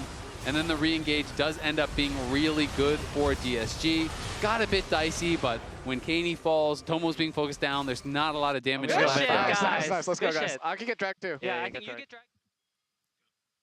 Oh, we don't need to hear what Shaden was thinking after that moment. He was close. He got into that pit. It did come down to a 50-50, but, I mean, DSG are roaring back to life in this game, and Rael, I mean, we talked about him coming into it, but now let's actually talk about the fight, because XU and Hui are frontlining right now, looking for the engage onto Shaden. Crescent Guard used to keep him safe on the retreat, and he gets out of there. But you can see, based on the stats, Rael, even on this Kai'Sa game, is firepower that DSG need to pick up wins. Yeah, absolutely. I think Rael actually played quite well last week, even though it wasn't a series loss. I was impressed with how he was playing individually. And again here, he has a pretty big advantage, and Darkwings quietly has opened up a really big lead now. He is working in towards his Zonias, has the Seekers, and Photon. Okay, so remember when we were talking about Photon's health bar? Well, what happens when he has all this magic resist and not a lot of armor anymore? He actually does have to flash away from Rael right there, who is really stinging him right now. Yep, absolutely. I mean, if he is there by himself, like if there's 3-4 people hitting him, you're going to be scared no matter what, right? The difficulty for Rael becomes when you're trying to hit the Scion and then all of a sudden you get poked by one Azir soldier and you lose all your health. So that What if the Azir's not there? If the Azir's not there, then it's looking good for them. And we can see that Rael is grabbing a Seekers himself. So all 3 of the people that you might want to focus on DSG now have a Seekers. There's one on Rumble, there's one on Zig, there's one on Kaisa. So it's going to be pretty difficult to get any sort of a burst kill whatsoever. But yeah, I mean, there is obviously a lot of MR on the Scion. Does have a decent amount of armor, though, too. And maybe a pick right here. Ooh! Shaden just caught where he was not meant to be. DSG stomp him like a leaf on a sidewalk. Jungler down for Dig. Stomp him like a leaf on a sidewalk? Hey, see this crunchy leaf? You gotta, like, step on it when you're walking by? You don't give it, like, an extra stomp? That's some like some psychopathic behavior right there, you know? No. Twitch chat's on my side on this one as well. Check Twitch chat. You're going to be telling me like you're burning ants with magnifying glasses and stuff. That's a little rude. Yeah, a leaf, exactly. It's just a leaf. There's no offense to FlyQuest. You're not in this series. Just a leaf. It's just a leaf. Uhi right now. Taking a lot of damage. He's got the ultimate. Will he survive? Ooh, Keeper's Verdict goes wide, but I don't even think he was trying to hit Uhi. Yeah. Looking for the kill, but he gets out. Yeah, I started channeling that up and then realized, wait, we want to kill him. I don't want to knock him away. Yeah, if you tap it, maybe, but yeah. Yeah, I think he either needed to just use the instant tap or just let it expire and get some of the cooldown back. Because when you actually let it go, then you're losing the cooldown as well. So Worst either way, of both worlds. It is unfortunately, yes. DSG in a great spot, up 8K. They are on Soul Point here, and Darkwings. What a debut for a Ziggs. First time Ziggs on stage. Yeah, making APA proud out there, pushing in the side waves as well before he goes back to base. He's already level 18.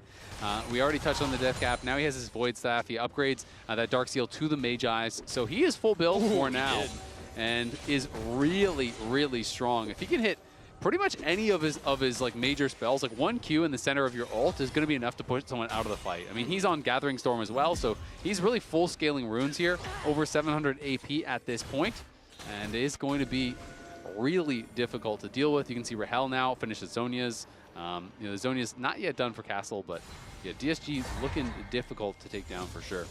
I mean, at this point, DSG with an 8,000 gold lead, they have no business losing this Dragon Soul fight. Yes, they had a couple of rough approaches earlier on, but this is the type of insurmountable lead where you have such big item advantages, specifically on Rael. 4 items completed, Darkwing's there too, and the carries for DSG, as long as they just press their buttons, hit the front line or the back line, whoever's in front of them, Dig will start to melt here as they're going to have to try and find a miracle approach. They don't have the best engaged tools. I mean, really, maybe Kaney going in for like a deep dive shuffle could be what they need, but it's not hard. Against all these Zonias. I don't think you can actually full send it like that. I think you do have to kind of take space. I think you have to play through mid, push up, and then have Photon walk in, and he's kind of just that brick wall. And you kind of try to organize a front-to-back fight. You hope that Dig send it on a bad engage, that Exy goes too far, or Huki goes too far, and you can just focus down these members and play the fight like that. I think your game plan can't really change because you just don't have explosive engage, but Ziggs is landing to poke. Poke onto Exy, that's a lot of damage right there. Now Huki goes to the engage. Big chunk out of Isles, who's going to start burning down. Darkwings with the damage from downtown. As now cease and desist on Kaney. He has his own stasis. Flash and shuffle available. Stunned up, goes away, but Rael follows with a killer instinct. And that is 2 picked up. DSG want more. Rael flashing the wall, picking up another one. 3 down, 2 to defend for Dignitas, but disguised. Look to march in. They have a wave mid. How bad do they want to end the game right here, right now? I think they're going to do it. I mean, there's not a lot of wave clear. There's 40 seconds on Shaden and Kaney. They should be able to knock this down no problem with the Ziggs and the Kaisa. Looking like game 1 is theirs. It's just the big tank and the Jhin. Yes, Jhin has 3 items, but the wave clear might just not be there. Let's see how Dig want to do this. Photon currently up. They have Isles now, flashes with the Keeper's Verdict, but both turrets are down. Now DSG just need to take the fight. They're melting through the health bars. Rael is unleashed, and DSG will make quick work of Dignitas in game number 1. Great start here from DSG. Yes, it was, back and forth, but they're able to take game number 1, and in only 34 minutes, Lounge, is it a sweep for DSG in their first series win? 1 game away, baby. Yeah. For DSG, if they win this series, they will actually be able to get 5th seed and pick their opponent. Kind of crazy. It's happening. It might be. The momentum shift at that Otacon is huge. Yeah. It was looking Huge. a little dicey. There were some disjointed team fights, I'd say, from both sides, but in particular, even when DSG were playing the map better, I can't wait until they come back. No, there we go. Dark Wings. That's Dark Wings flying, baby, flying to victory. Is he also chucking Ziggs bombs? Yes, he is. Let's see if he's chucking it in these replays. The confidence that he took into that fight. Top tower first.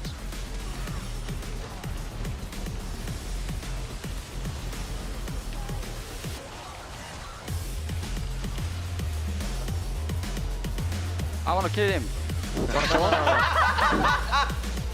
Good shit, guys. Nice.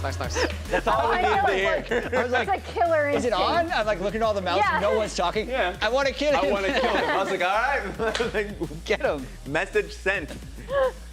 Oh, God. I guess we can just start by saying, yeah, you know what? Just Let's watch the start with Otacon play. Otacon. This was, Please. We must. Yeah. This was the game. This was the whole game. This was something. So the game looked like it was going to be lost here. Huhi had been going in ahead of the team really time and far time ahead. again. Castle dies too, and you think, okay, 3v5, they're going to get the Drake, they're going to get the We're Otacon. missing Rumble. It's all cooked, guys. Watch Shaden in A this. series of events. Yeah, because they're on the Otacon, right? They're keeping Darkwings out of there. Okay. We Poppy stun and then gets booted out, actually. Yeah, I mean, Exu's, they're like, we don't want him to be able to steal it. Go kill Exu. So they chase after this guy. Which is a great decision. And then Shaden says, okay, I can get I can Rael. solo kill him. Guess what? the hell? He did the math wrong. He What did can I say? not kill Rahel. But he even if he does did. kill Rahel, but guess who's But still wait, here? there's XU. more. But then Huhi is back on the map. He's alive again. Even if you kill Rahel, you are too low to come back Raz to the is still on Otacon. the Shaden point. That is the most insane part about this. Yeah. Because there is the best part about this is they took Dragon before the Otacon, which was like a takeaway that they had from the previous split of going for the risky Otacon fight, then going for Drake, being too low. Like, that was the development that came from that.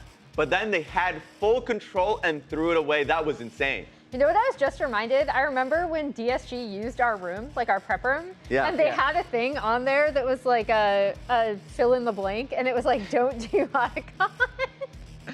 And you know what? They're right. They didn't do Otacon. Dig did Otacon. It was a good decision to do Otacon. This is one of those plays where the execution. I just thought it was funny, and I wanted to bring in the anecdote. Good Dig decision. I mean, Dig Barons have been better. Dig Otacons True. Are the new nemesis. Anyway, I will say, after DSG got the Otacon, they played it well from there. So this fight was actually, to me, more the DSG execution than the Dig throws. Yeah, I mean, Huhi is able to get onto Kaney, doesn't die, survives enough. This gets Close a fight. little dicey Close with fight. Shaden going in. But then Shaden is going to end up dying. And yeah, Kaney had already lost a lot of his health. The shuffle doesn't come in range. And yeah, Rahel in these fights was also very, very good. We talked about the upgrade they made at 80 carry. I thought he performed really, really well in this game. And also, it is very difficult for Dig to walk into this composition. I loved DSG's comp. The Rumble, Ziggs range, that makes it very difficult for Azir to live, essentially, right? Yeah. But then the Kai'Sa damage, he can fly in at any moment, so it was difficult for them to even get on any members from DSG because they're waiting for the Vi and Alistar engage to basically find that kill switch. Yeah, and I was glad that we saw the Ziggs again, because I think it is still a very powerful pick. We saw how much damage Darkwings was able to do. Yeah. So yeah. Ziggs is back. You didn't think the only Ziggs win of the day when APA plays Ziggs would be from Darkwings. A little surprising. It is. Anyway, don't miss any LTA action when you get your favorite foods delivered on Uber Eats for less gold. Scan the QR code on screen, click the link in chat, or the Uber Eats button on lolesports.com to access the Champion Shop, featuring exclusive deals and 50% off on Uber Eats. We'll see if DSG can get their series win after this.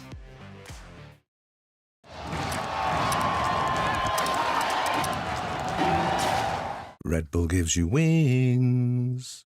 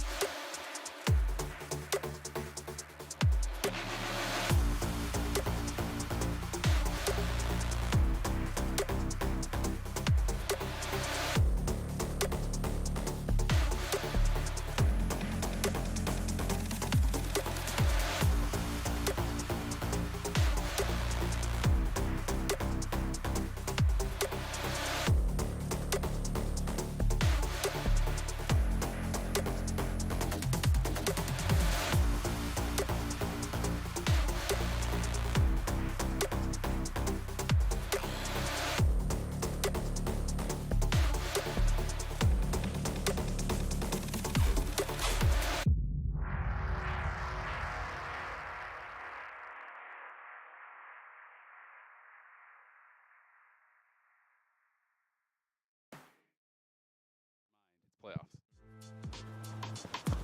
Hi, my name is Isaac, also known as Dark Wings, and I'm the new mid laner for DSG.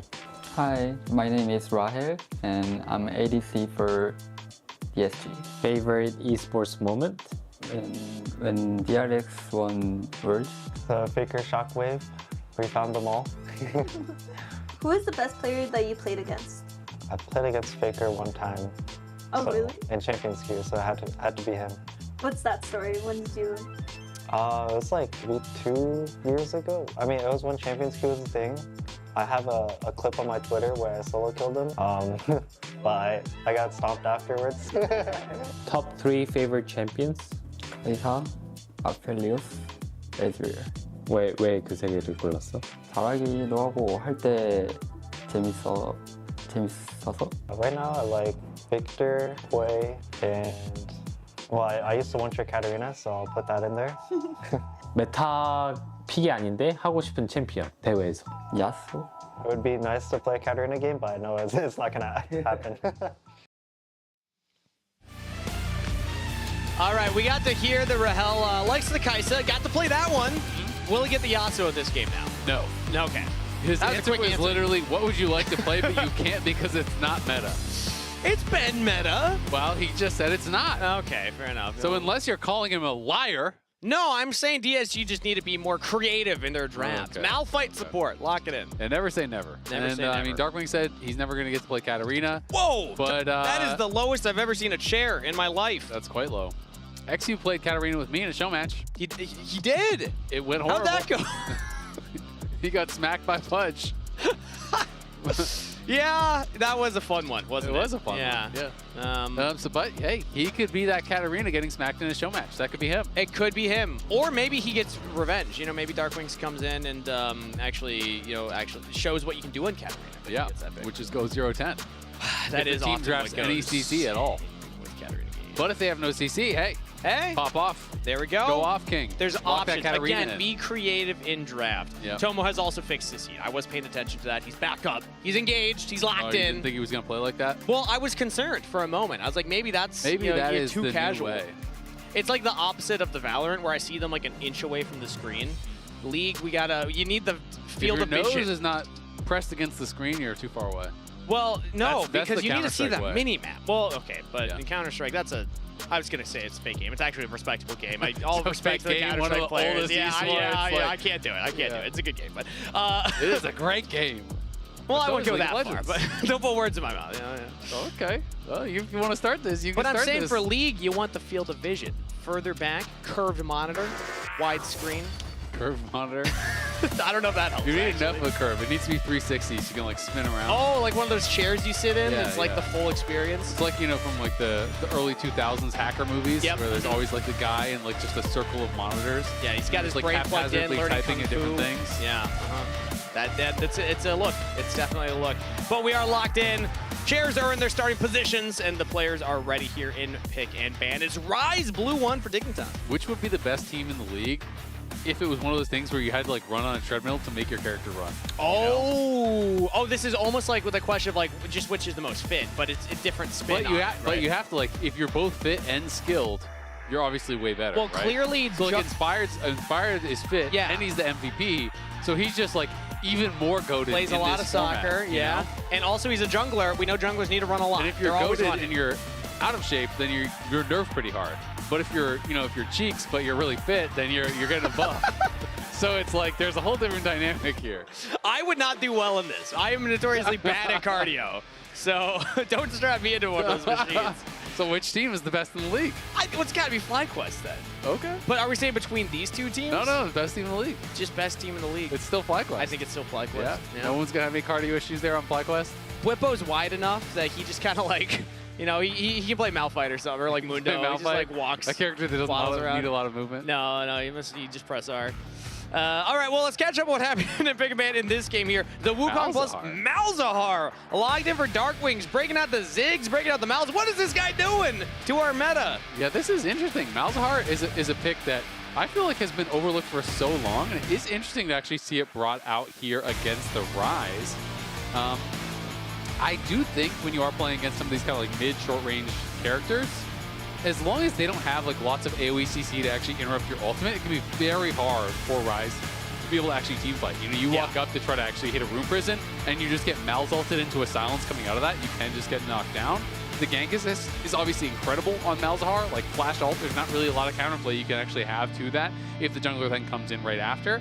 It is interesting though, because I've played a fair bit of Mal's in my day. I actually kind of like this champion. You would. You look like it. I would. But one of the problems is like you can kind of spell flux and one-shot all of the Voidlings as they spawn. So if Ryze actually allows you to have push, you can definitely push in and be very annoying. And like once you hit enough levels, get enough mana, you can kind of just like auto one-shot the waves without actually really thinking about it. But in the early games, if characters like Ryze and characters that have enough actual like AoE, as soon as you pop a Voidling, if they're just insta-killing those Voidlings, it can be very hard to actually get control of the wave. And then if you're using your spells on the wave, then they can kind of just walk past the wave and trade on you. So there are definitely a lot of difficulties that Malzahar has with that. And just the fact that it's like, well, yeah, you're channeling your ultimate, you have someone locked down, but you are also stuck in place. Yeah. And that means that you are taking free damage from other teammates. You are potentially easily interrupted by like a hard engaged champion. So there are reasons we don't see it a lot, but I think it can be quite strong, and I'm just interested to see how Darkwings dice on it. So that immediately makes me think, what engaged champions will Dignitas lock in? They have some range with the Corki, but Renekton isn't what I think of when I think of the primary engage, so Dignitas can try and lock something in that would either cancel the Malzahar ult or just punish them for positioning. Because like you said, you're pressing ult on them, you're also locked into place. Nico could land those Tangle Barbs from range, get in with the Pop Blossom, try and interrupt the ultimate there. Dignitas are currently hovering it, and I do like Isles on this pick, so would not be mad if this is the choice, and there it is. Nico is locked in. Valios for Rael, by the way. That's another kind of like prime carry for him to pop off on. Yeah, absolutely. It's going to be an interesting one. The Valios, we'll see what they want to pair it with as far as support. And Thresh is something that you see a lot of, as that kind of common pairing. It does like Enchanters, but you can go towards Hard Engage also. It's going to be Olaf coming through here. So not only will Olaf be a good answer into the Cassante, but you can kind of just ignore Malzahar and just run straight at him. You're trying to run over champions like this. I talked about the ability of AoE CC to actually really disrupt what Malzahar wants to do. Well, that's kind of what the Nico is for here as well. You come in with the Pop Blossom. It's easy to catch Malzahar who's channeling that ultimate with yours to be able to interrupt. And it is going to be a Thresh, so one of the most common pairings there. But I'm really excited to see how this mid lane matchup is going to go. I definitely think it is Malzahar favored, especially solo queue data-wise. It is quite a good matchup for the Malzahar. So if you can get that mana going, it gets early Lost Chapter, whatever, at that point you are going to be able to just kind of like auto-jump the wave and try to lock that Ryze under his tower.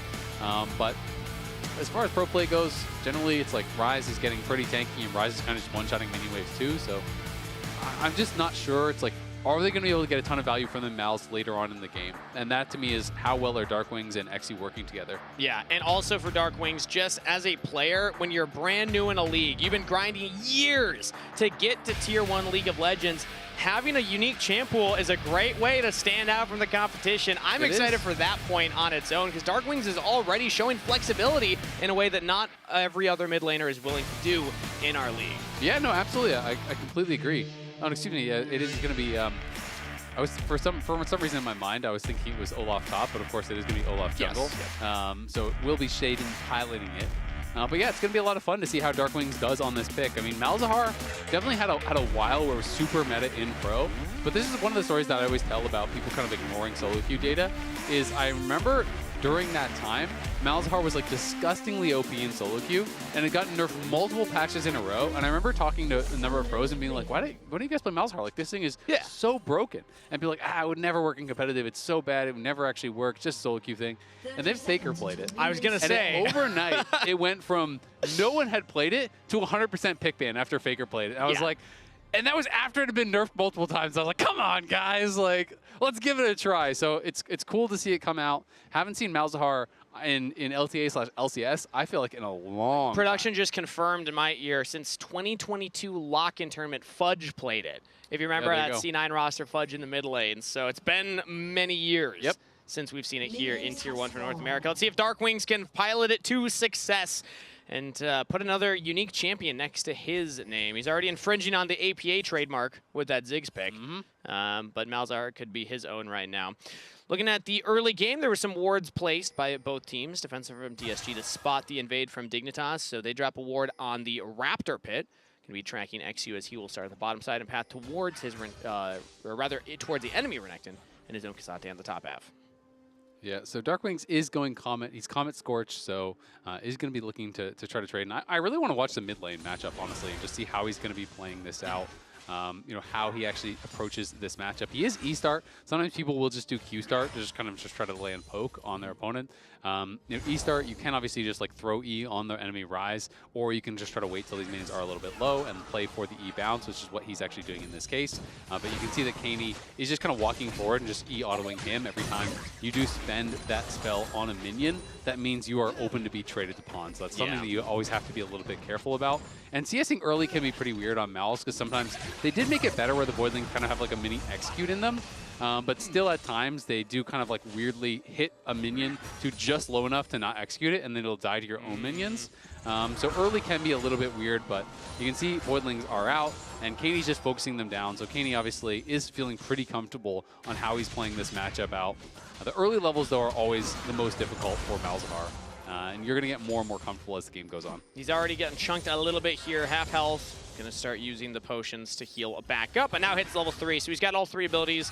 Void Shift, Gathering Storm, Malefic Visions, which that Malefic Visions, the E, of course, the big one. But DSG, yes, they're in a good spot here, but reminder, clock is ticking, Azael. They're going to have to defend their spot here in 1 month, 20 days, 21 hours. Wow, we got it down to the hour. Yeah, exactly. So this is, if you're not sure, this is promo relegation. So they are in the guest slot. So what is going to happen is they're going to be playing in a tournament, you know, at the end of the split, at the end of kind of the competitive year here in NA, against those tier 2 teams, and they're going to have the opportunity to steal away this spot from DSG. So while DSG is, of course, still in the running here, they are really trying to focus on defending the spot, right? So even if you don't think you can win the championship, that doesn't matter. You need to improve as much as you possibly can to make sure that you are here next year. Yes, part of why Dark Wings and Rael came in for Abadaga and Scary Jerry, who played for the first 2 splits. But to catch up on that mid lane kind of narrative that we are focused on, Dark Wings actually has to go for an early back, picks up a Dark Seal, and teleports back to lane. Yeah, this doesn't shock me. Like I said, you know, as long as they're kind of focusing down the Voidlings early on, you just don't really have enough power, and you don't have enough mana and CDR to actually be able to kind of just one-shot these waves. Kaney does get the base off, and he gets tier, so he does have a better buy. Malzahar is very mana hungry, so you know you really do want to get some early mana in. He didn't have enough to like stay around, obviously, for a Lost Chapter or something. You know, he didn't want to go super defensive like for a tier. So as a result, wouldn't be surprised to see if he is just trying to kind of constantly push out these waves and just avoid interacting with the Rise until he can get a little bit more mana. Like that he drops that ward down. They spot actually Shaden on the top river, so they know where the Olaf is. As just matched clears so far for the junglers, but that mid game, or mid lane rather, is still just the exciting thing to focus on because of how unique Malzahar is considering the meta. But other things around the map, we see Rael and Huhi lane swap top side. Photon will still stay up there as he walks up to take the 1v2. Yep, going to be heading on up, and so far so good for Photon. He is on that early pickaxe, but of course, you know, not going to give you a lot of survivability in that 1v2. Castle grabbing the early Bramble here, which is going to help keep himself alive. And does have to be careful. Does get the cannon there on that last hit, but trying to throw those spells, the Malefic Visions, just throwing that dot in onto Kaney.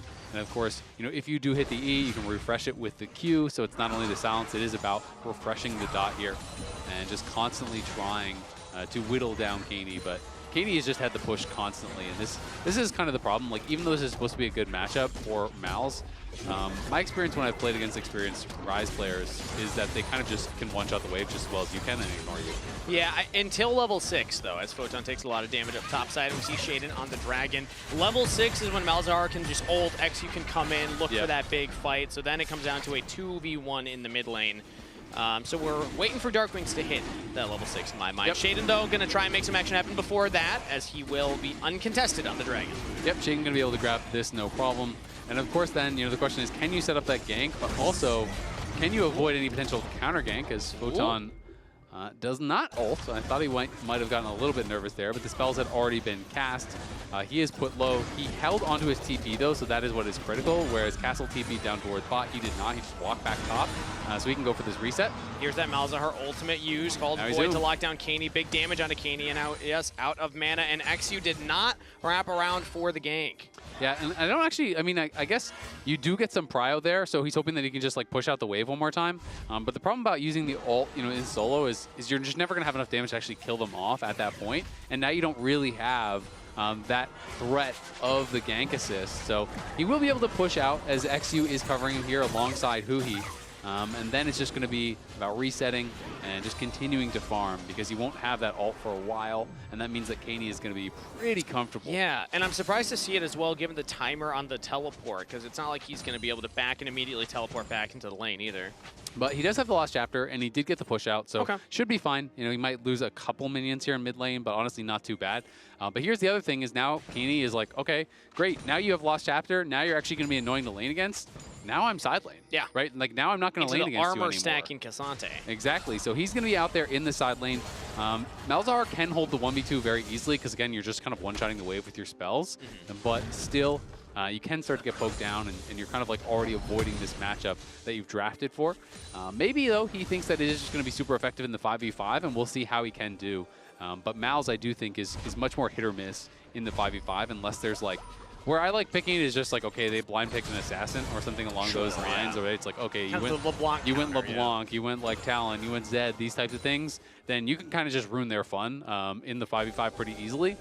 But it's much more difficult when you're playing against these types of champs. And now Dignitas making their first play up here on the top side. Flash early from Huhi to get away. As Photon looked to lock him down. Shaded and Isles were in tow, but this gives them priority as Grubs are spawning right now. XU is nearby and has level 6. Let's see if DSG want to look at a contest. Yeah, it could be tough. Castle has no TP. Caney's showing down towards bot. He almost has his teleport, but this is just going to be theirs. It looks like it is pretty much completely uncontested. All three go down in a hurry, so well done there by Dig.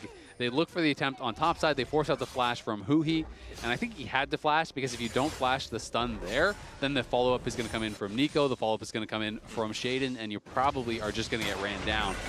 So I think it was a good flash, but it is a nice play from Dig. They got the first dragon. They got all 3 grubs. They do have a slight gold lead.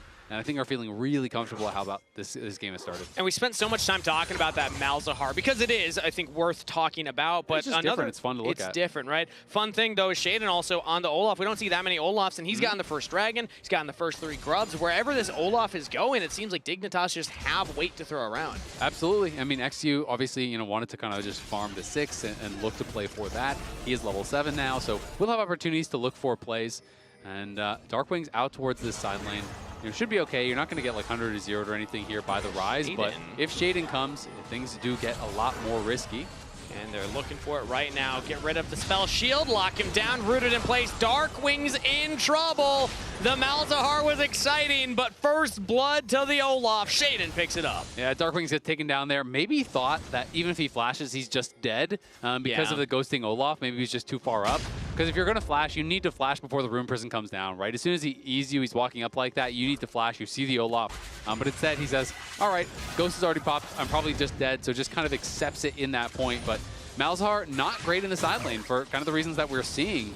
You do auto push, which pulls you out into a dangerous spot, and you have no mobility, right? So unless you have someone playing behind you, it can be really tough to actually play safe. And now, just like that, Caney in this kind of like counter matchup, I'm putting them kind of quotes, is up over 500 gold. He has the components for the Roa. He's stacking the tier, and he is feeling really good about his position. But it's at this point that I'm going to remind everyone this was Darkwing's choice into the Rise. So that's what I mean. Like he is playing the counter to this Rise, but he's down now. Yeah, so, Caney feeling really, really comfortable given the current game state. We'll see if the Malzahar is able to turn anything else around, but it might come down to a different lane for DSG to try and find their lead. They do still have Rael on a primary carry. He has been kind of the new firepower added to the team that's helped bolster DSG. And, I mean, he hasn't gotten a lead for himself, but he's also in a fairly comfortable position, all things considered. But yeah, down about a wave and a half, and Tomo is stacking that coal, so it's not like they're out of the weeds. No, not at all. I mean, Corki is still very strong. Wukong, but Rael, will have the opportunity to try to carry as long as his team is keeping it pretty close. It is a bit over 1K gold lead now, which isn't great, as well as you're adding in those objectives that are getting stacked up here for Dig. But definitely, Malzahar, the Cassante, the Wukong, there is really good counter engage. You're trying to fight through that box as well that he's going to be able to throw down. And even if you can't peel the Olaf because he's immune, you can still kill the rest of the follow-up, and if you can keep them away from Rael, sometimes you can just focus down that Olaf as he goes forward. Grabbed him, Root. Death Sentence lands onto Isle. Flay back, but Hui's taking a lot of damage from Tomo. Now flash from Isles for the Pop Blossom. Hui does not have the flash from the play top side. That's another kill over to Dignitas. Yeah, they try to go aggressive for that play, but Shaden is there for the backup, and Tomo wasn't really put under any pressure whatsoever. When you're throwing everything at the support, Tomo is just going to go for it really aggressively here. And that is another play going the way of Dig. Kaney just completed his Roa, so that's going to be stacking pretty quickly. The Black Cleaver is done, and Tomo is going to be closing in on that Triforce. Of course, he did pit stop for the Cull as well as the Tier, so it's still a ways off, but things definitely looking really good for Dig right now. Yeah, Tomo, he's earning that laid-back positioning before draft phase. He was just relaxing, getting in the mindset to carry in this game. Now 1-0-0. On the Corki, and things are going fantastic for Dignitas. Like, they are in a very comfortable position with this gold lead. The 2 dragons, they're taking these very fast. Like, that was on spawn. We're 12 minutes in, and that's the second dragon taken here. And DSG really haven't found any purchase to get into this. And we need to see XU start getting involved. I mean, he has his Triforce now. If he just wanted the power farm to be able to, have the ulti, have Triforce ready, well, now he does. So now you need to start making some impact because it has been Shaden really doing everything. Like, he got the first blood, he's taken all of the objectives, and we haven't seen XU really on the screen whatsoever. He's just been power farming, which is fine as long as you are then able to make something happen with the gold that you have accrued over this time. So I just really want to see him pairing up with Malzahar. Honestly, that to me has been kind of the biggest disappointment from DSG in the first 13 minutes is if I'm going to pick Malzahar, my jungler best be coming to me because that's like the whole point, man. It's like, you draft the best gank assist in the game, I flash, I press R, they can't do anything about it, and you're just supposed to kind of beat them down during that. But it's like, they haven't even tried to pair up a single time, so I do find that kind of disappointing. Yeah, I mean, Darkwings has only pressed R one time that we've seen on screen, and it was when XU was level 5, pathing to bottom camp. So he was not actually looking for a gank right there. DSG have yet to put the puzzle pieces together, and Dignitas, they're 1 kill away from Feats of Warfare. Again, 2,000 gold. That's going to be close to that right now. Yeah, that's upgraded boots, and then they're able to, run quickly, run fast, have even more gold advantage. Crunch leaves, like you. Crunch leaves. I'm telling you, Twitch chat, I'm pretty sure. Just an army of leaf crunchers out there. Have you ever jumped into pile of leaves, Azael? Yes. Yes. Yeah, so we used to rake up the leaves and then jump imagine at them. a micro dose of that. Just one leaf on the side. You don't want to OD on leaves. You can only handle a leaf or two at a time. It can be too much. Yeah, don't be ridiculous. Get a little paranoid. A pile of leaves, that is too much fun. In front of you. Stop that. Let the kids do that. In my age, no, I'm stepping on one leaf. Yeah, I'm calling it good. Exactly. That's all I need. Don't want to throw Saturday on your back, night, comfortable. All right, Dignitas still with the lead, and again, a chip on the leaves. Yeah, okay, we can just stay on the leaf thing. No, it's fine. It's fine. You clearly weren't that into it. I was gonna go back. I thought you enjoyed leaves, but clearly you don't. Well, I mean, I don't want to make it weird. I feel like we're really zoning. Too late for that now. We've gone down that road. We've backflipped over the line. All right. Well, we do have Malzahar still just side laning. on leaves. You could do that. You could do that. Yeah. And it is just kind of these side laners that are just fighting nonstop. We've been seeing Photon and Castle scrapping. This is one of those games where you look at the damage done at the end of the game, and top laners are just topping the charts from just these trades back and forth. Yep. They've just been slapping each other for 25 minutes. Which, shout out to Leo, our incredible stats guy, who created the damage dealt that contributed to a kill graph, which gives us the accurate story. There you go. Well, depends on what story you're trying to tell. Okay, true. Yeah, you can skew stats however you want them. Yeah, exactly. Just find the stat to fit the story, Fudge the numbers a little bit. Darkwings is 100% of hit ultimates that he's tried for. True, hasn't missed one yet. DSG right now, maybe we'll look for another one, but a Pop Blossom Vials hits 2. Rael with the quick cleanse, but same cannot be said for the jungler. XU's down, that's Feat of Warfare as the teleport comes in from Castle. DSG now have their Cassante, pulls Photon in, now they throw out the Malzahar ultimate, but it's too little too late, they lose the mid laner. Traded for top. Castle with a good pullback onto Kaney with the Topo strike flash from the Rise. Tomo still free firing though, as he has to cleanse. and DSG almost found a couple other kills there, but Dignitas walk away with advantage. Yeah, that was a pretty spicy fight. Honestly, really well played by Castle, finding the angle for the all-out, and then scooping Katie back in, finding the flash off of him. But to me, this is the difficulty of Malzahar in 5v5, and I think it was like perfectly exemplified. Obviously, XU gets picked off right at the beginning, which is why this fight is so tough. You know, he just gets locked down and burst down in a hurry. But when we see this angle here from Castle, really nice buffer on the Pathmaker, pulls the all out under the tower, and Dark Wings is like, great, time to ult. But he has to actually cancel his ult because, again, you are locked in position. Here comes Isles, here comes Tomo. Yep. Even though he cancels the ult to try to reposition, he still goes down. So yes, it was a trade, but you spend your ult and died for it. And then good job by Castle there, forcing out the Summoner.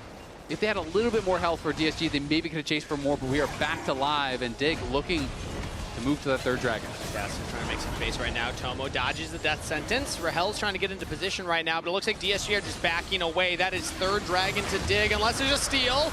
It is secured, and they even take down XU. He jumped forward looking for the 50-50 and is punished. Dignitas, man, they're running away with everything in game 2. Yeah, I mean, that was honestly a really low expected value, trying to go for that smite steal. He goes in, the lantern is there, so I think that's the thought process, but the problem is it gets warded, everyone jumps on him, he just dies, and now that means not only do you lose Dragon, which I think you were already losing, now you lose Herald for free, right? So now you kind of make it a 2-for-1 on that, as Dig are going to get both, and it feels like Dig just continuing to get everything. XU has had no effect on this game whatsoever, unfortunately, and the picks definitely not really working out the way that we were expecting. I mean, Rael is still farming, Castle's still doing well, but it felt like when you saw Wukong Mao's, you're like, okay, they're going to go for this combo. They're going to constantly play together. They're going to look for these ganks and get these kills. They haven't paired up whatsoever so far in 18 minutes. Dig is up 4K while Shaden has taken every objective, been involved in a lot more.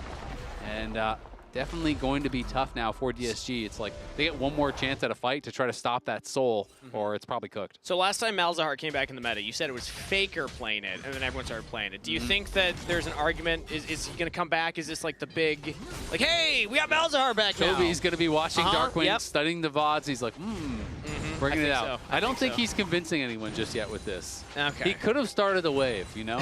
He could have started a wave. Could have started the wave. Could have been, NA solo queue could have been ruined. All the assassin players could have been like, why Darkwings? Why? Why did you do But so this? far, not convinced. Not exactly, as there is a Nico. Pop Blossom will be used right now onto 2 members. Root lands under Rael, and Tomo just jumps straight in. Moonlight Vigil will push back Tomo. Might have to flash a wall, and he does just that, but here comes XU, trying to make some work happen. The Wukong redemption play shut down for XU. Does get a shutdown, nicely done. Cost him a flash and the ulti. Amy, a little bit of trouble, but should be able to walk it out. No, he doesn't go for it, yeah. Meanwhile, Photon was pushing the top wave, so yes, it's a good pick there for DSG, but they're still losing out some waves around the map. Yeah, I mean, they're just much tougher of a setup to side lane, right? You know, Ryze is really built for the side lanes. You know, you're playing the phase rush. You have the ulti to escape from a lot of these difficult situations. And Malzahar doesn't really want to be playing in the side lanes. Cassante can do it, but like he's full armor. This is tough. Yeah, I mean, he's going all out, though. He wants to take the 1v1, and that was not wise! Kaney just holds his ground, slaps his keys, takes Castle out of the fight. Something that never fails to crack me up is when people get absolutely clapped in 1v1 and then they immediately go back and buy MR. He actually bought MR, then undid it, and then bought a belt. But it's always funny because he has like pure armor, right? Like, he's on Iceborne, plated steel caps, and a Bramble. No MR at all. And Ryze has got to be respected. And now Ryze is even more ahead, almost 2K up. That row has been stacking for a long time. Now the Archangels is done. Ryze is going to be way too hard. Even if you pair up and now get that Malzahar ult, you just don't have the damage probably to even kill Ryze. Yeah, I mean, at this point, it's so tough. Kaney on the side right now, 1v3 as the team pushes onto the mid turret, and he's just buying so much space for the team. DSG cannot even kill the Ryze. And that Herald will charge a second time. 3 turrets taken by Dignitas. 5,000 gold lead at 20 minutes. Azael, this is turning into a blowout. It absolutely is a blowout. I mean, like I said, you have one more chance. That is the next dragon fight. You try to pull off some sort of a miracle. But it is really hard to see a fight in which they win. Like, with the Malzahar this far behind, I just don't know when you, who are you even going to full channel ult on? Like, where is it going to happen? I just don't really see it. Isles. Yeah, I mean, I guess maybe if you could stop Isles before he like protobelt flashes, he starts channeling his ult and you insta-ult him, but you're probably still in range of his ult if you do that.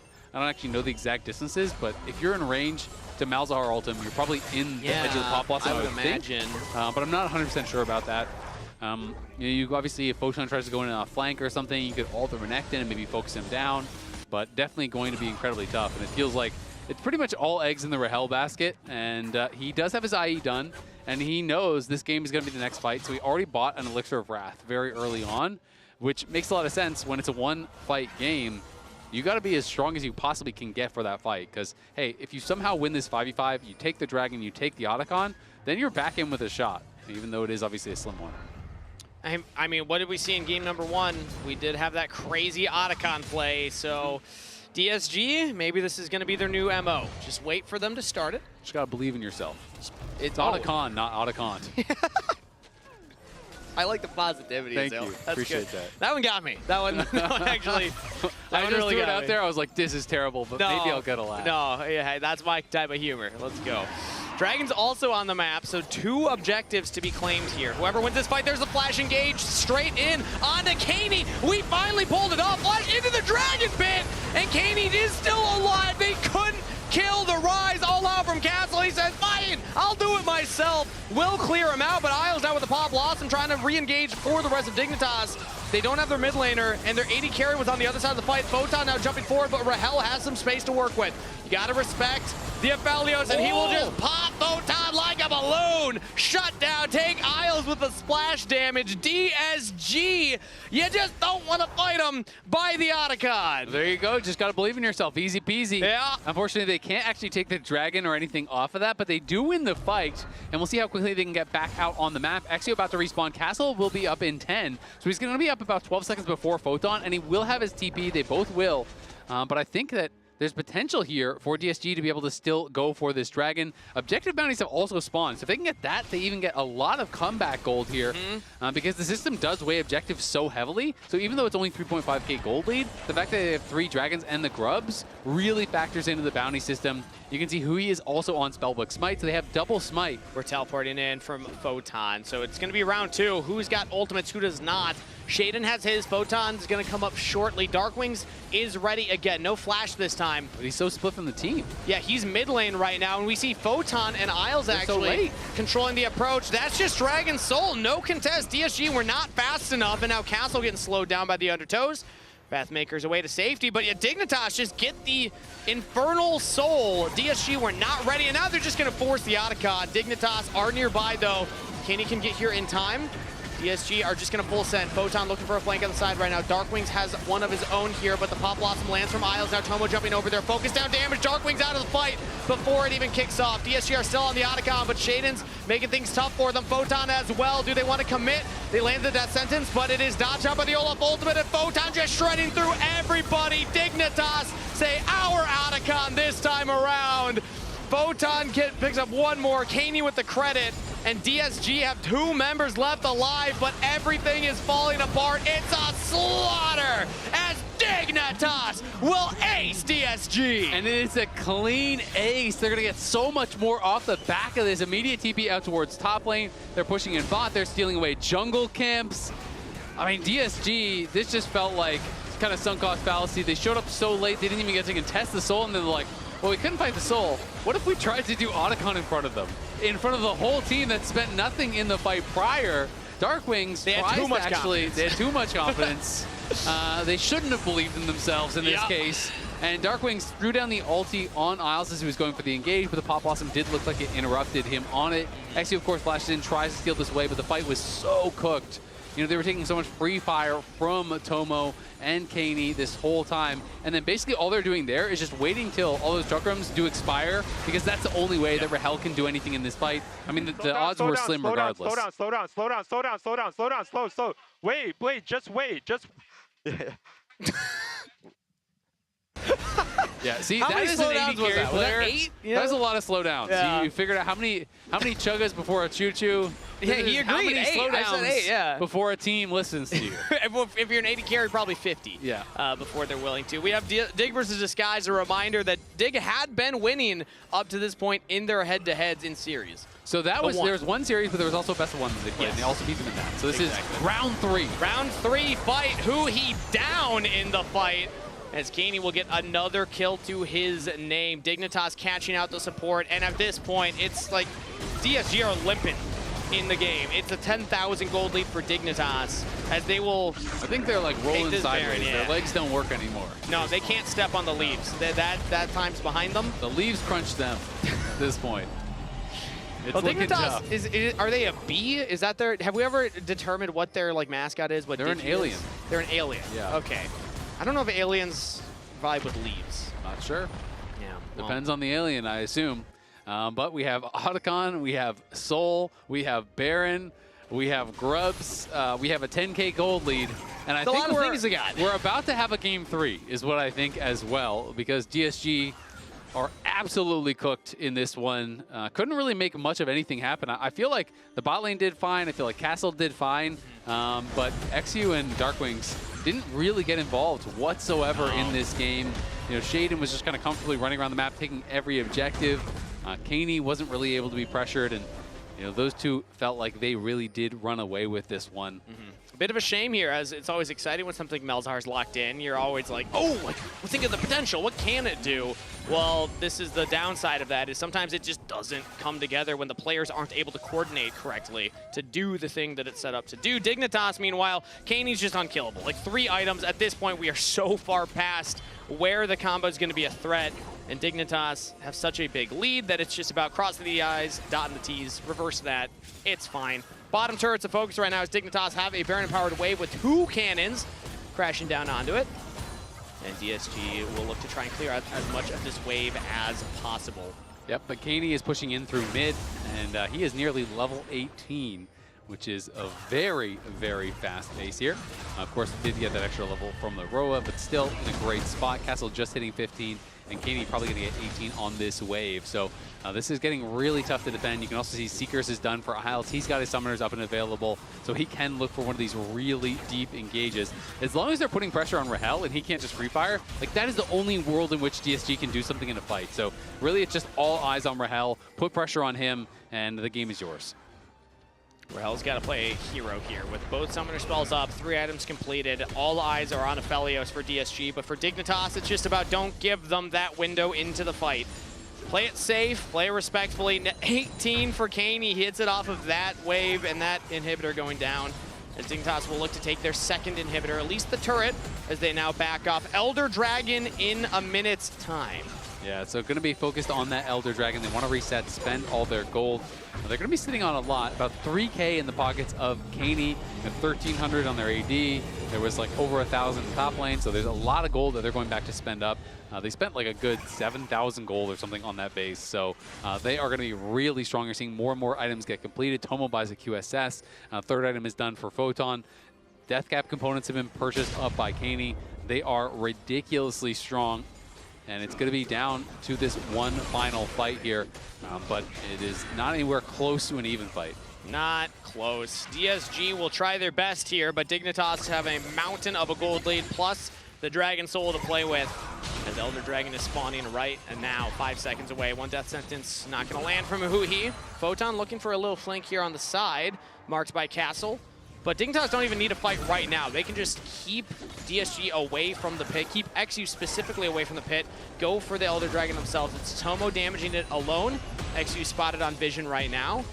As DSG now try and approach. Dragon's down to about half health here. Shaden's still looking at it, but XU just getting poked out by Tomo. Like the Wukong, it's just getting soloed on the side. Cannot get close to the pit. He's going to look to reposition with the rest of the team. Now the Pop Blossom engage only lands on a 1-member. It's dodged by the top laner, but they got him. Darkwings is out. Dignitas, all they needed to do was look at DSG, and they will melt like butter on a hot day. DSG will try and get their carry out of there. Rael needed to make a miracle happen, but the chances were just too slim. Double kill to Photon. Dignitas again will ace DSG and will get revenge of the series, taking game 2. Yeah, they crush him at the Elder Dragon. This one was not close. Start to finish, Dignitas ran this game. Incredible comeback for Dignitas, leaving no quarter for DSG. There wasn't a shot, there wasn't a team fight, there wasn't an objective that looked DSG's way. Dignitas just crush them in game 2. Whew, I mean, we said 50-50. The desk thought 50-50. Desk, how you feeling about that 50-50 prediction? I feel like they both won a game, Pretty so we're good. right on track. Yeah. Feeling 50-50. No one's wrong yet. I will say, though, with game 1 being the Otacon throw and this game being very one-sided for Dignitas, I would much rather be Dig at this moment in time. Their win was more convincing. Raz, what are you doing? Okay, Raz, as soon as we come back to camera, Raz is committed. He has an opinion. You're a terrorist right now. What are you doing? I'm a prisoner of the moment. He is always a prisoner of the moment. We got great comms from Tomo saying, slow down, slow down. What is he saying now? Slow. You guys ready? I'm ready. Monster North. Look, Buka. I'm ready. Can you guys go? Careful, fellas. No pressure. Just chill. I can Q3. No pressure. Just chill. No lantern. No pressure. Just give him counter. Just give him counter. No punch. We got him. I appreciate how different that is from, okay, Raz, I disagree with your new bot lane. He's impacted Shaden with the slow call. I appreciate how different it was from listening to DSG, who were all quiet. And it was like, let me kill this guy. Oh. Anyway, I appreciate that every time Dig are in trouble, they pull out the Shaden Olaf. Yeah, I agree. I mean, they're 2-0 with it when they needed to use it. It didn't actually, to me, look like an amazing angle, but he played it extremely well. Yeah. And they just got so far ahead in that game. Like, that team comp is actually a very, like the Dig team comp, high execution. Yes. Renekton and Ryze are both mid-game, mid-range. You have to play clean, approach fights in the right way. A lot can go wrong against something like Aphelios Malzahar, but this is one of the best games that Dig has played. Yeah, it was surprising. I felt like the reaction of being able to pick the Olaf, recognizing that the Malzahar was picked there. The Malzahar was picked, I like the idea behind it, just because, like, especially versus Ryze is increasing in priority throughout the world. And I was wondering, it's like, what's the pick usually? Usually it's like Victor, Azir, you get range on him. But then seeing the pick of Olaf going on, I was like, oh, nice, I see the angle. And it looked good. He had great control around early objectives, which is the Olaf we know and love. So I was bought and sold on the Olaf pick. Yeah, the Otacon fight was their downfall in game 1. Went a Not so lot in game differently 2. this time. Instant lessons, my friend. Instant lessons. They did have an Infernal Soul. I feel like that helps their ability to take this, as DSG actually is the ones who started. But this was well played by Tomo. Also, Isles with the Nico ultimate that canceled Darkwing's ulti. That's the first time when you said he canceled it, it was actually the Nico side canceling the Malzahar ulti, not Malzahar canceling the Malzahar ulti, which has never happened in competitive play. Just wanted to put that out there. And this, I believe, came after a fight where it looked like DSG, and specifically the Aphelios was going to be able to take over. Yeah. I feel like getting the Infernal Soul definitely helped a little bit, but then Dig can cleanly get the 5-0. Wait. 3, 2, 1. Okay, we didn't put the. We didn't get the Shaden laugh at the end. Because that was him calling slow later on. At least it shows that it wasn't an immediate reaction. It's true. It's true. Maybe that original Shaden laugh was a little bit of creative editing. I feel like it was probably a reaction. Yeah, it could have been, but still, it's fine to be able to see that. Very fun to be able to see that. And also, I thought, even though the Olaf pick there were dangers to it, but he was playing very well. He was looking out for the thresh hooks that were coming through. He was dodging them pretty consistently. But the question now is, what does that mean for the overall Elimination Phase bracket? Well, immediately, it does mean that DSG picked blue side. This so is that's something. strange. So, but let's look at the way the Elimination Phase is going to work is top 4 go to the upper bracket, bottom 4 go to lower bracket. Top 4, bottom 4 are actually locked. What's funny is if Dig 2 wins, it actually means Lyon is the 5th seed, and they'll get to pick their opponent. But if DSG win this game, DSG will be 5th seed and get to pick from these 3 opponents. So, like, Dignitas does still want to win, but winning actually helps Lyon arguably more than them. I do feel like if DSG ends up winning, there's a chance they would run it back and pick Dig right away. Yeah. So I feel like that's what's going to happen, because I think if Lyon wins, if Dig wins, they'll probably pick DSG. I wonder the implications. It's some weird stuff going on. Yeah, and 100 Thieves is in the pool, and everyone calls them weak. But do you really want to face Quid and River? I don't want to face Quid and River. Okay, just making sure. Do you? No. Okay. But Emily? No. Okay. Okay, good. I still think like, and maybe this isn't how I should see it, but like the potential of those players and that team, like you do know that the core of that team has achieved, like they came closest to winning split 1. Yeah. Yes. Right? Like I think they still potentially could be a more formidable opponent. Yeah. That's just my opinion. But also at the same time, just to get back to this series, like I'd say Photon, Kaney, Photon has been winning lane a lot with Dig so far in split 3. He's so young to this team that I feel like they haven't really been able to play around him. But we had Thanatos on the desk earlier.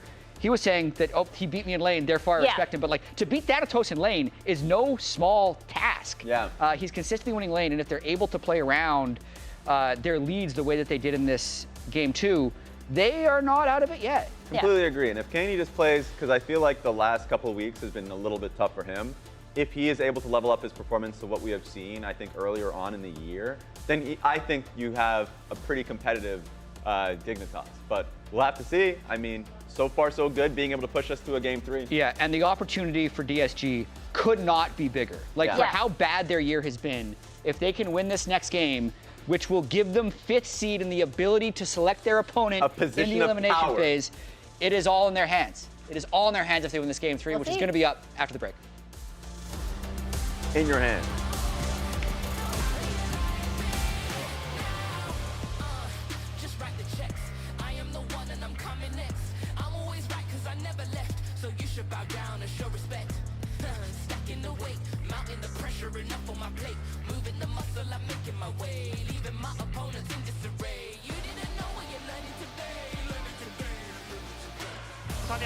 Yeah, I will just can we pressure Mazar?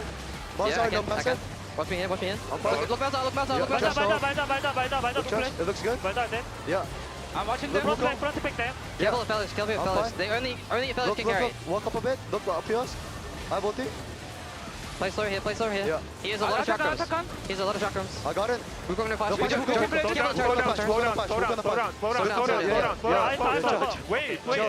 just wait. I'm kind of... Alright, no chakrams. We fist him now. Yeah, we win now. Now we can go. Yeah, nice. Just wait, guys. Holy That's right. It's okay. They're desperate, guys. I can look Balta out. You guys ready? Yeah, I'm ready. Mazar no. Look, Wuka. I'm ready. Can you guys go? Careful, Fellas. Only Fellas. No pressure. Yeah, just chill. I can Q3. No pressure. No lantern. No pressure. Just give him cancer. Just give him cancer. We got him. So, Leroy, just pick my champo.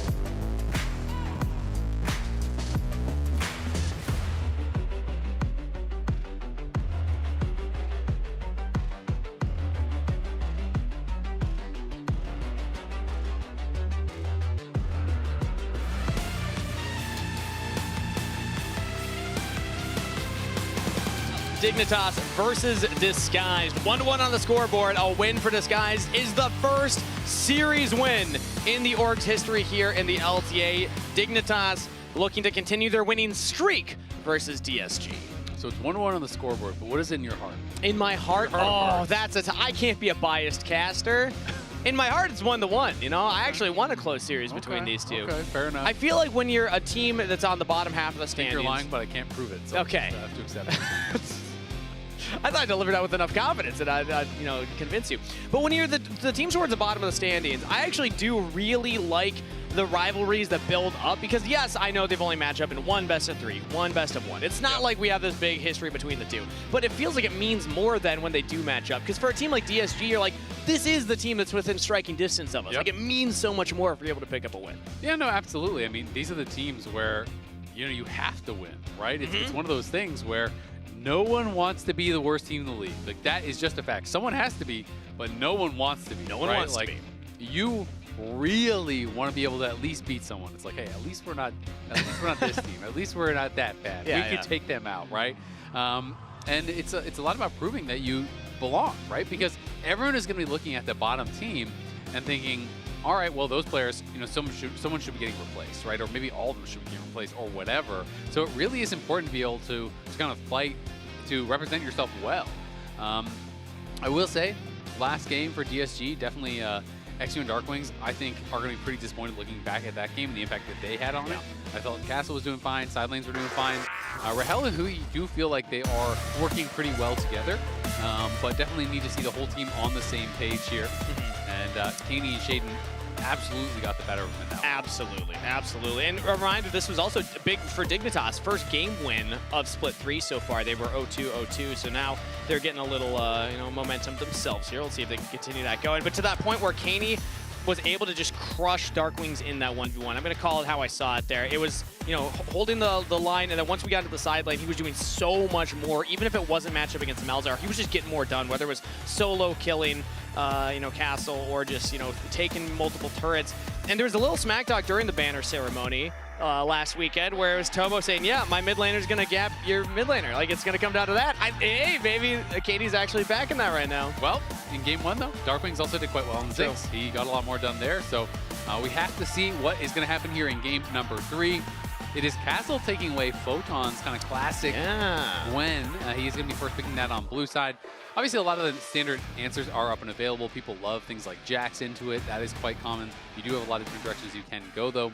Trundle really has risen a ton in priority. And Trundle and Bessa as the combo. So it's not hard CC for the ultimate coming out of Ambessa, but you can still throw the pillar, and then they're kind of stuck on this slow where they're kind of walking beside the pillar. It makes it very easy to actually line up that public execution. So that is still a pretty nice combo and is going to deny some of the possible jungle pairings that you might want to go towards. If you're saying, okay, we have Gwen, well, like Sejuani Gwen and things like that. If you want to go melee with one of those tank junglers, that kind of discourages that. But Taliyah is up and available, though the most common pairings for Taliyah are not, right? Because Pantheon is permabanned, Vi and Xin have both been played. Those are ones that you really do standard kind of look towards. You generally want some sort of CC, some sort of knockup, some sort of something. J4 maybe kind of comes up. You can do J4, you can do things like Viego, it's not the best. You could also do some of the tank junglers, like you could go Skarner or Sejuani or whatever if you want. But Jarvan definitely does fit if you just want that 80 jungler who's going to bring some CC, some explosive engage, and that's the option they're looking for. And when I think about XU, he typically will lean more towards those bruiser, kind of more carry junglers. He likes playing those ones a lot. Gives him more agency in the game. So no big surprise seeing that locked in there. But I want to go back to the Ambessa for Photon. He's playing the reverse of the matchup he had versus Thanatos, where he was on the Gwen into the Ambessa. Now he gets to show what he can do on the melee AD champion. Ari locked in for Kaney as the answer to the Taliyah. So Ari is going to be locked in again. Not hard CC from the Trundle, but you still can kind of set up with the pillar. It does help you with those skill shots quite a lot. And both teams just targeting the bot lane here, since the picks have been mirrored. It's all topside picks, unless we're getting really wacky with flexes. But we are expecting it to be all Trundle topside support, picks. remember those days? Yeah, it was really popular for a while.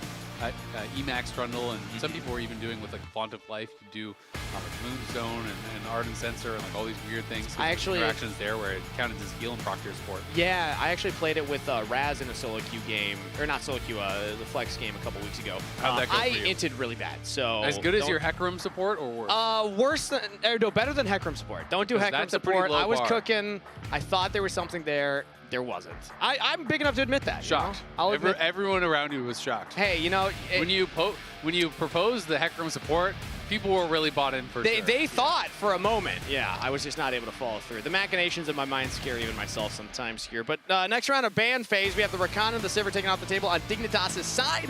Meanwhile, it's the Ezreal banned out. So both these teams also agree that the top half of the map has been picked and not the bottom half. So Brom is going to be that final ban. Still lots of standard engaged champs are up and available. Nautilus, Rel, Leona. Those are the ones that I'm kind of thinking of. You can obviously go Enchanter answers as well, if that's what you want to look towards. But it does feel like the most standard, the most common that we're going to be looking for are those.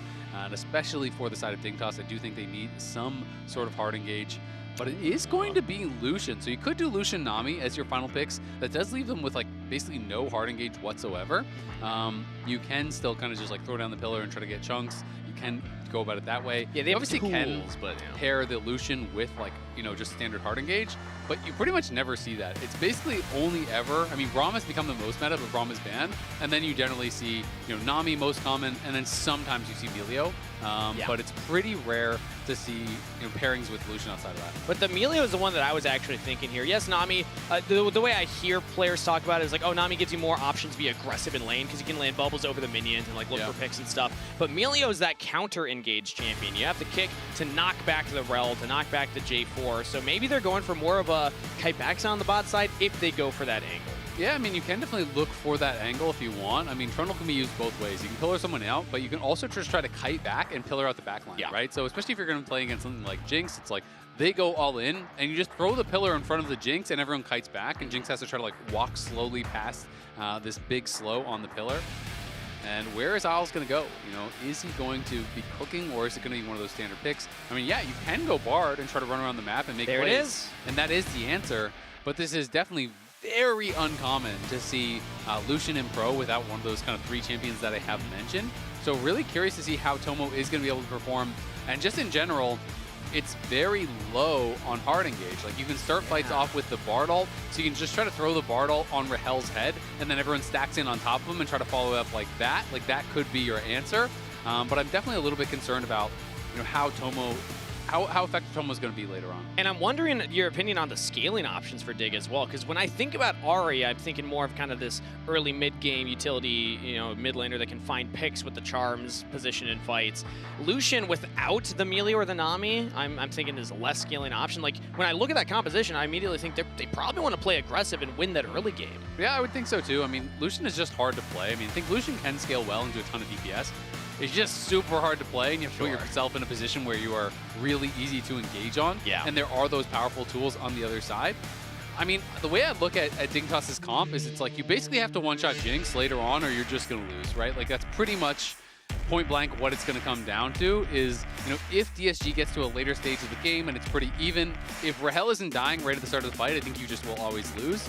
But it's going to be very difficult to do that through potential counter-engage from the Rel, through the unraveled Earth that you're trying to go through to Leah. Jarvan can just like ult whatever, the front line, just to slow things down. You're having to fight through Castle, who's going to be there with the Shroud. So it's like, there's a lot of difficulties, I think, for this comp.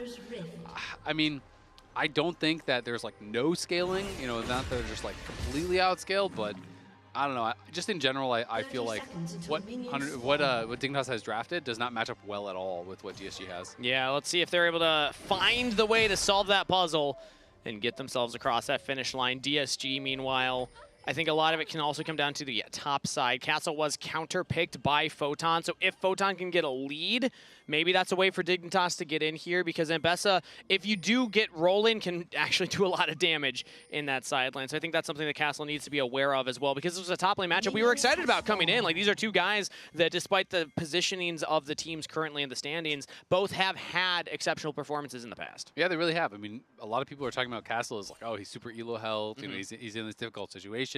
I think with Rael joining, that's less true. Yep. I feel like, they have, at least their side lanes have been looking a little bit better this split to me. So that is something that is kind of working for them. But we'll see how he does against Photon in this matchup.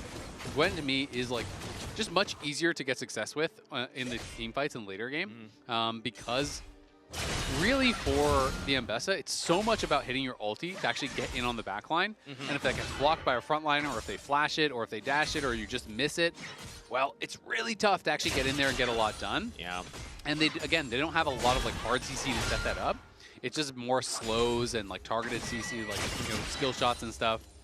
Whereas Gwen, you just kind of run into the ult, you pop the immune, you start throwing the ultis down, like you can kind of just get value almost always. It's a lot easier, I think. Especially you're spreading that damage out across multiple members with the needlework as the Gwen. So I do like that for Castle. When it comes time to group up, and in the solo 1v1 right now, Photon's actually pushed off the wave. Castle's able to control this currently. Yeah, I mean, Gwen does a really good job of getting the push because you just stack the passive. If you're going snip, snip, then you can not only hit your enemy, but also the minions at the same time, which really allows you to kind of get that push.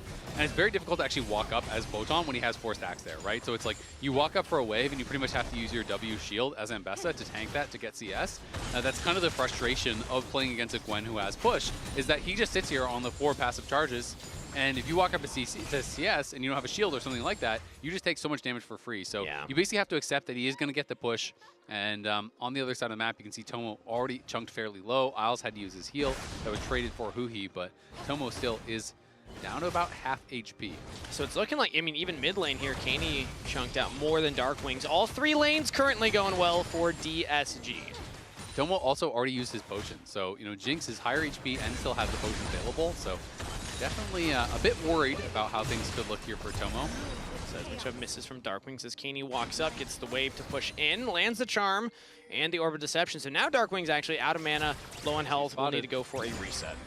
Spotted by that ward, so good ward by Dignitas. Going to be able to keep themselves safe, as Axio, I think, was seeing, is there a look here? But realized he was spotted. They do back off immediately, so he just goes right back towards the clear. So it is 6-cam clear into Scuttle, and pretty much people always just hit the vision plant. Sometimes they don't, and then they base. Pretty standard stuff. Oh, actually did it. There we go. Yeah, that's I would say, like, the most standard. But sometimes players are like, I won't reveal myself, but I feel like everyone kind of knows where you are, so I feel like in most cases it's fine to just hit that vision plant and see if you can catch a ward. You would have seen the one in the tri-brush up there if Shaden had hit it, but so far it doesn't look like anybody else is going to be around top side, so that brush, or that ward rather, will most likely just expire before Shaden ever looks up there again. As he's back on the bot side, the junglers went their full clears, back onto the Rift. No early detours, despite some of the low health bars, specifically the top side. Happy the observers are highlighting it because Photon and Castle are both quite low right now. Yeah, it's getting a little bit spicy, but Photon was able to push in that wave, and I think both of them are probably going to just take a recall here at that point. You can see Lucian is heading up towards top, but he was spotted. So DSG have the opportunity to choose what they want to do here with this potential lane swap. Tomo going up towards top. It's still going to be Castle just insta-TPing up towards there. So he knew that Tomo was heading there. They had that Raptor ward. And we'll see what he can get done here in this 1v1, because for now, the Bard is still roaming around the map, and they just spotted the Bard on Vision. So Castle knows he at least has a little bit of alone time, so doesn't have to be too scared until Bard shows up. I don't know about you, I feel robbed. I was excited for Photon versus Castle. What have we gotten 3 games in a row? Lane swaps. We're swapping them out away from each other. League of Legends, man. They, you know, they went with the kind of like really punishing approach, but then they pulled back on the changes. And so now it's like, yeah, they have to 2v2, they have to 1v1, but if you really want to lane swap, you literally have to do it for 3 waves, and then you can swap. So that's kind of the reality of pro play, is teams will opt out of what they consider to be a bad matchup, or if they feel they can punish their opposing top laner or whatever more in the 2v1, then they're always going to go for it. So it's just a lot less common to get the standard lane matchup these days, which results in a lot of these kind of slower starts where you do just have both teams swapping and just kind of trading objectives and ball. I'm just going to say they were dead even in CS when they backed. That was like a fighting game where they both went at each other, perfect parried, perfect dodge, reset, like, okay, round 2.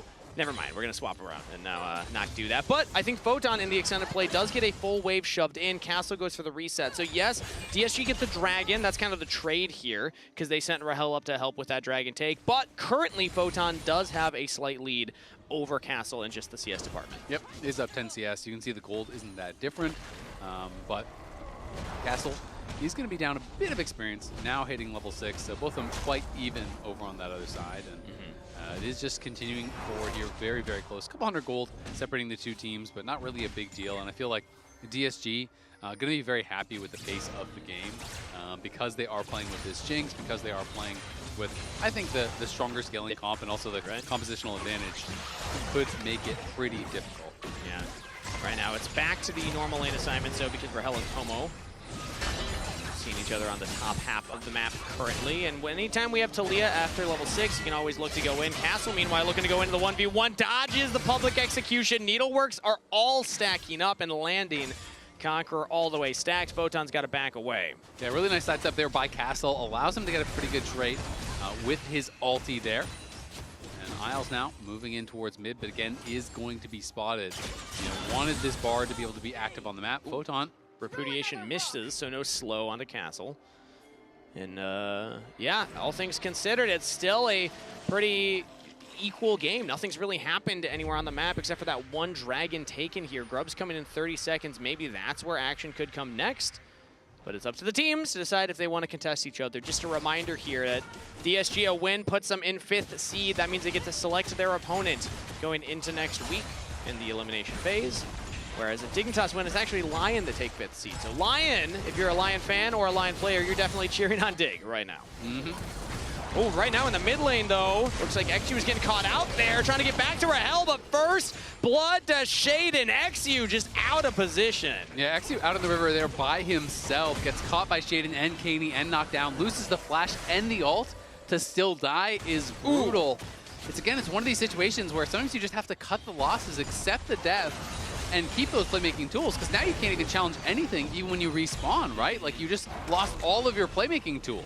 And now that means no jungle contest either, so Shaden is able to go for these grubs, actually backing off right now because Rahel's there, and the rest of Dignitas were not ready. Meanwhile, topside, Isle has to take the portal over the wall, and DSG push Shaden off of the grubs. XU's back on the rift. It's only one taken by Dignitas' jungler. Yeah, are going to be able to grab that, but they also got the ulti off of Buhi now, so we can watch this one more time. Yeah. He knew he was there. I don't really understand what he was going for. I mean, you're never going to solo out the Ahri. Maybe he thought he could go in and like force ult and make the Ahri run away, because he obviously didn't have eyes on the Trundle, but just kind of blind EQ'd in on the Ahri. I mean, with Jinx ult, maybe the call is like, okay, the Mega Red Death Rocket will be the damage difference, but I don't think it was. Like, it wasn't close there. No. I think at best, you know, the best case scenario, and this is kind of what I'm assuming he's thinking, is that you EQ in, you chunk out the Ahri gets scared and just ults away. Sure. Right? And you're like, hey, I got your ult no for Ahri ult nothing. for the grubs, yeah. And I think when the Trundle shows up, though, you kind of got to be like, well, oops, I made a mistake. Well, now it's no Ahri ult, no Ahri flash, because he looked for a pick right there. Kaney has to flash away, but unfortunately, there's really no objective to fight over immediately with that. That just means Kaney will probably not have the flash for this next dragon that will be up in a minute's time. Yeah, going to be looking towards that. DSG obviously started with the first dragon of the game, so we'll see if they can continue that dragon stacking. But the benefit for them is you get one early dragon, you can just continue playing through side lanes. You have Gwen plus Talia to really threaten Photon as the game goes later on. That makes it difficult for him. And again, Rahel's going to be scaling super well. There's not these kind of common pairings for the Lucian to keep Lucian safe or buff Lucian up. So I feel like if I'm DSG, I'm super happy with just nothing happening. Yeah. Like, you just want to sit back and farm. Ooh. And Dignitas are the ones I think who are under a little bit more pressure to stack objectives and make plays. Yeah. Surprised that that seismic shove actually landed onto Kaney, but still just fine. But I echo the sentiment that Dignitas, based on the composition, the Lucian, the Ahri, when I look at things like the Jinx and the Gwen in that side lane, will scale more. So DSG, yes, they're behind slightly in gold, but the fact that they get 2 grubs, they get the dragon, they just need 1 more neutral objective to get the feat of monster slain, and then it's either towards that turret or first 3 kills, which Dignitas, that's their only lead right now, is 1 kill to their name in that regard. They're first here to the dragon. There's a control ward in the pit, and DSG do have the push bot side, so it looks like DSG will approach from the bottom half, but Tempered Fate lands. Actually does not. Thrown out, dodged by XU, and that means no Bartle. Just not on. Yep, it lands straight on the water. I think there's a frog in there somewhere. Now it's Isles taken away from the fight. Picked off while Dignitas were trying to find an approach, but DSG pounce, and they will kill the Bard, take the dragon. Yeah, that's tough for Isles. Whiffs on the ult, then gets picked off, dies, and that means that it is the dragon going over, and Castle now looking. Needlework goes out, misses 2 of them, so Photon's able to get away. Next one on the wave, just to try and clear that out. Yeah, it could have been a potential opportunity there for a solo kill from Castle, but as soon as those first couple charges of the ulti miss, you're not looking for anything. And he knows he is weak-sided, could be caught. Has flash available though, and should be just fine. But that means a wave's gonna go down. This could be a turret topside for Dignitas, although it's still 3 plates. It's 11 minutes into the game. These things have a lot of armor. Yeah, it's unlikely that they're gonna be able to get it here. Trundle obviously does a ton of damage, but they're already responding. 3 members are coming up towards this topside. Shaden will get that, and we'll see, can he actually get out? Crash on misses, Shattering Strike lands. XU can try and flag and drag over the wall. No Hard chase onto Shaden, no flash available. He's stuck in the pit. Subjugation onto XU. He's just going to start bopping him, and it's not enough damage. XU gets the kill. Shaden with a bit of an overstay there, greeting for that Grom, tries to walk it out, but Huhi's able to slow him enough for XU to catch up, and no flash on Trundle means no way out of the Cataclysm. Rael even gets an assist there, feeling pretty good about it, and he is close to cashing out that call. Gonna need 15 more CS, pushes in the wave, and can once again just continue to look to reset. DSG now, 2 Dragons up, 1K up, scaling advantage. This is kind of the inverse of last game, where it's feeling like Dig are the ones that need to do something, but they're not really doing much, and you can start to feel the game slipping away from them a bit. Of course, it is a lot closer than last game was still, but you do feel like this next Dragon kind of has to be an opportunity for Dig to find a good fight. And if they can find a really good fight there, then they are absolutely still in the game. But if you give over Soul Point without really contesting anything, I'm definitely getting nervous for your chances later on. Couple of mispositioning plays. Every time Dignitas has looked for something outside of the one moment where XU just kind of threw his body at Kaney, they have not found much. They got bullied away from the Grubs. They missed the second Dragon fight. Now Shaden dying topside. Rough streak for Dig. Yeah, and this deep ward down there actually spotted Huhi walking into the second brush. They had a ward in that third brush that I guess no one really noticed from DSG. So Huhi was sitting in that side brush for quite a long time.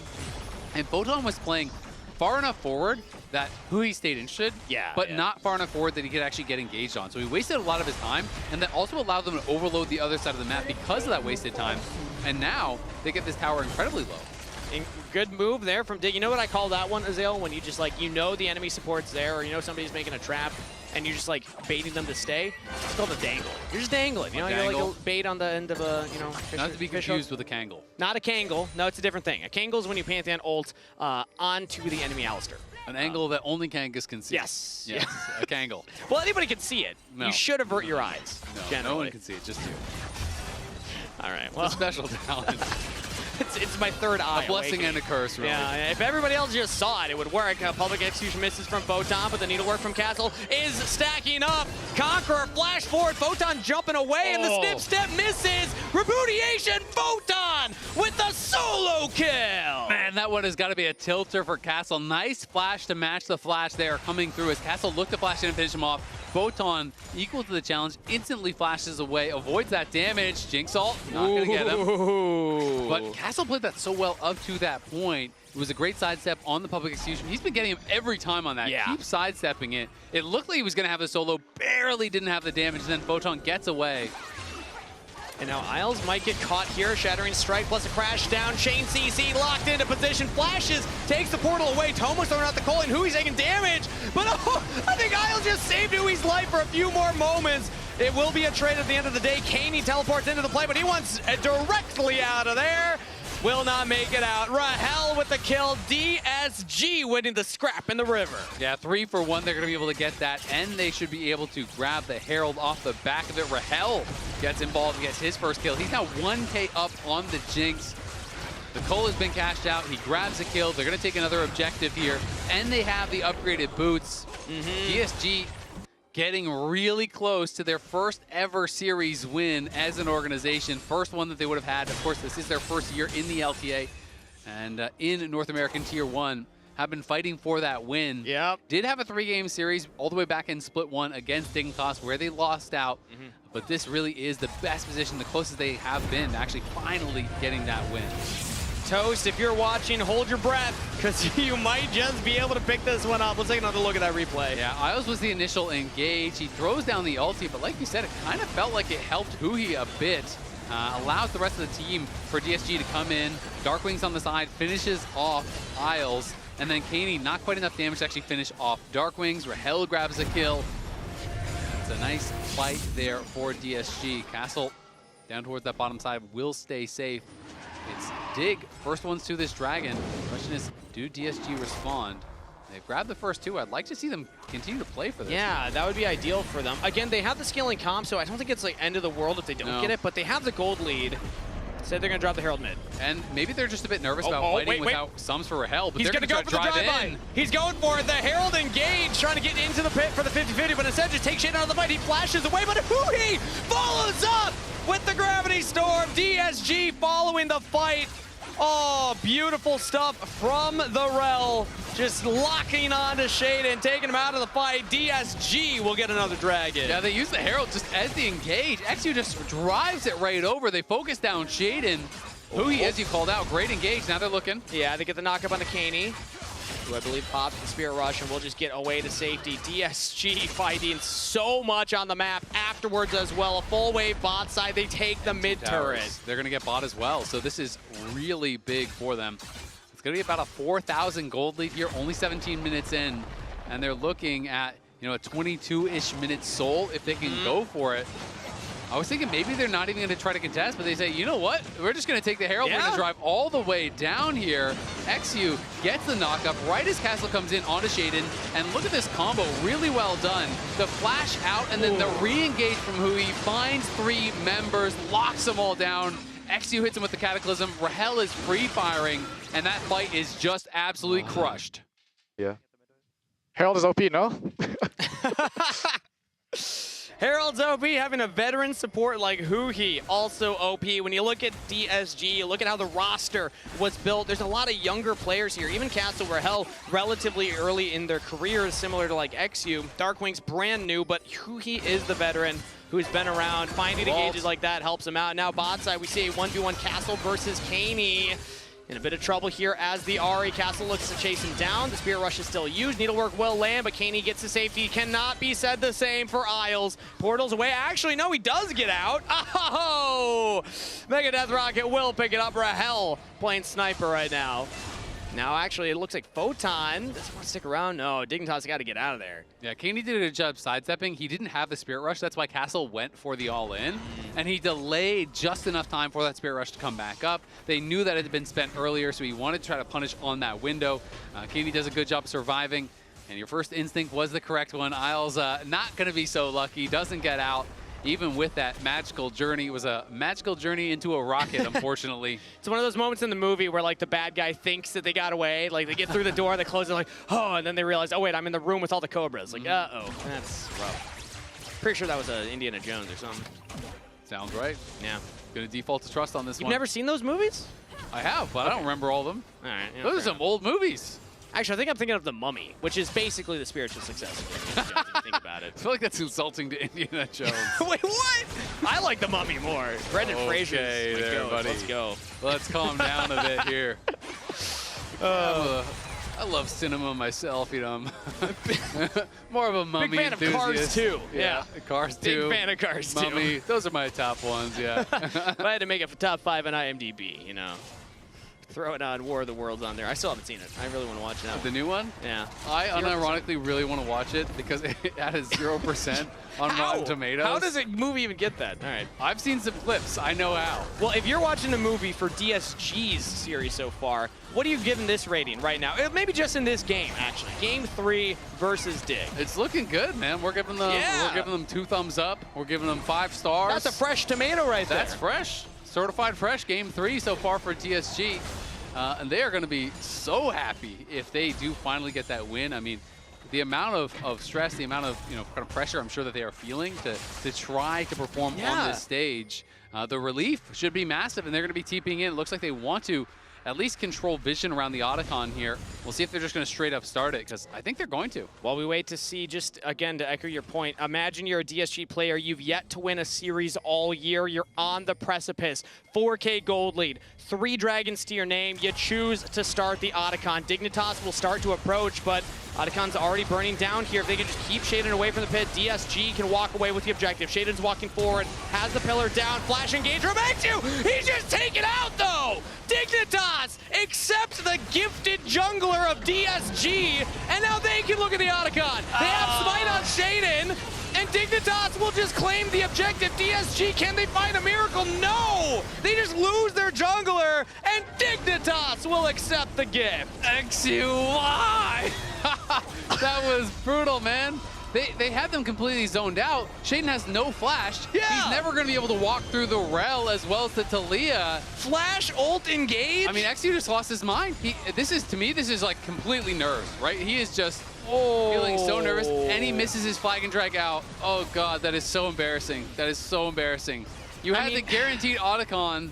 He flashes in alts, and misses the flag and drag out. He says, my bad. He knows it. I mean, in that moment. There was no need to even go for it. It was theirs. Well, okay. If they lose this series, that is so brutal. Recollect. You cannot let a moment like that get to you. If you're XU right now, give them your energy, DSG fans, because the game's still going. Dragon's up. This would be their sole fight, but it looks like Dignitas can get it. XU, do you look for the steal? No ult, no flash. It's a one-way trip in, and it's nowhere to go. Dragon over to Dignitas. They stop the stacking. It's still a gold lead to Disguise, but Dig have found purchase in the game. Yeah, I mean, Disguised are still in a really good spot. They're still at 4K. They take the tier 2 top with Castle. They still have this really strong composition. Like, there's all these positives there, but definitely that was brutal from XU. That's a massive mistake, like huge outplay that gave Dig some purchase in this game, that gives Dig a bit of a chance here. You know, they do take away that Otacon, and now as a result are a little bit closer. It's going to be a tough position for Dig, but we'll see if XU can stay calm, because I do think there's unfortunately been something, I mean, maybe not this egregious, but it has been something that's happened from a number of times this split where, you know, I think he just gets antsy. He gets a little bit nervous. He feels like he needs to make a play, he needs to make something happen.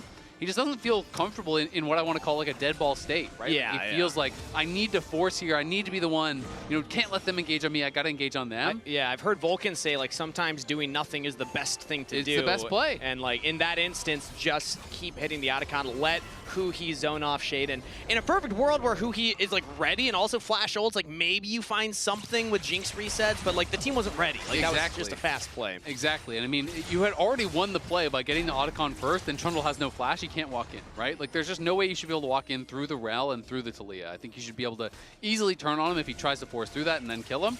But when you go that far and then also fail on the exit, it's going to be really, really rough. Well, but Dig here are going to be looking to play around Baron. They're trying to play for Vision here.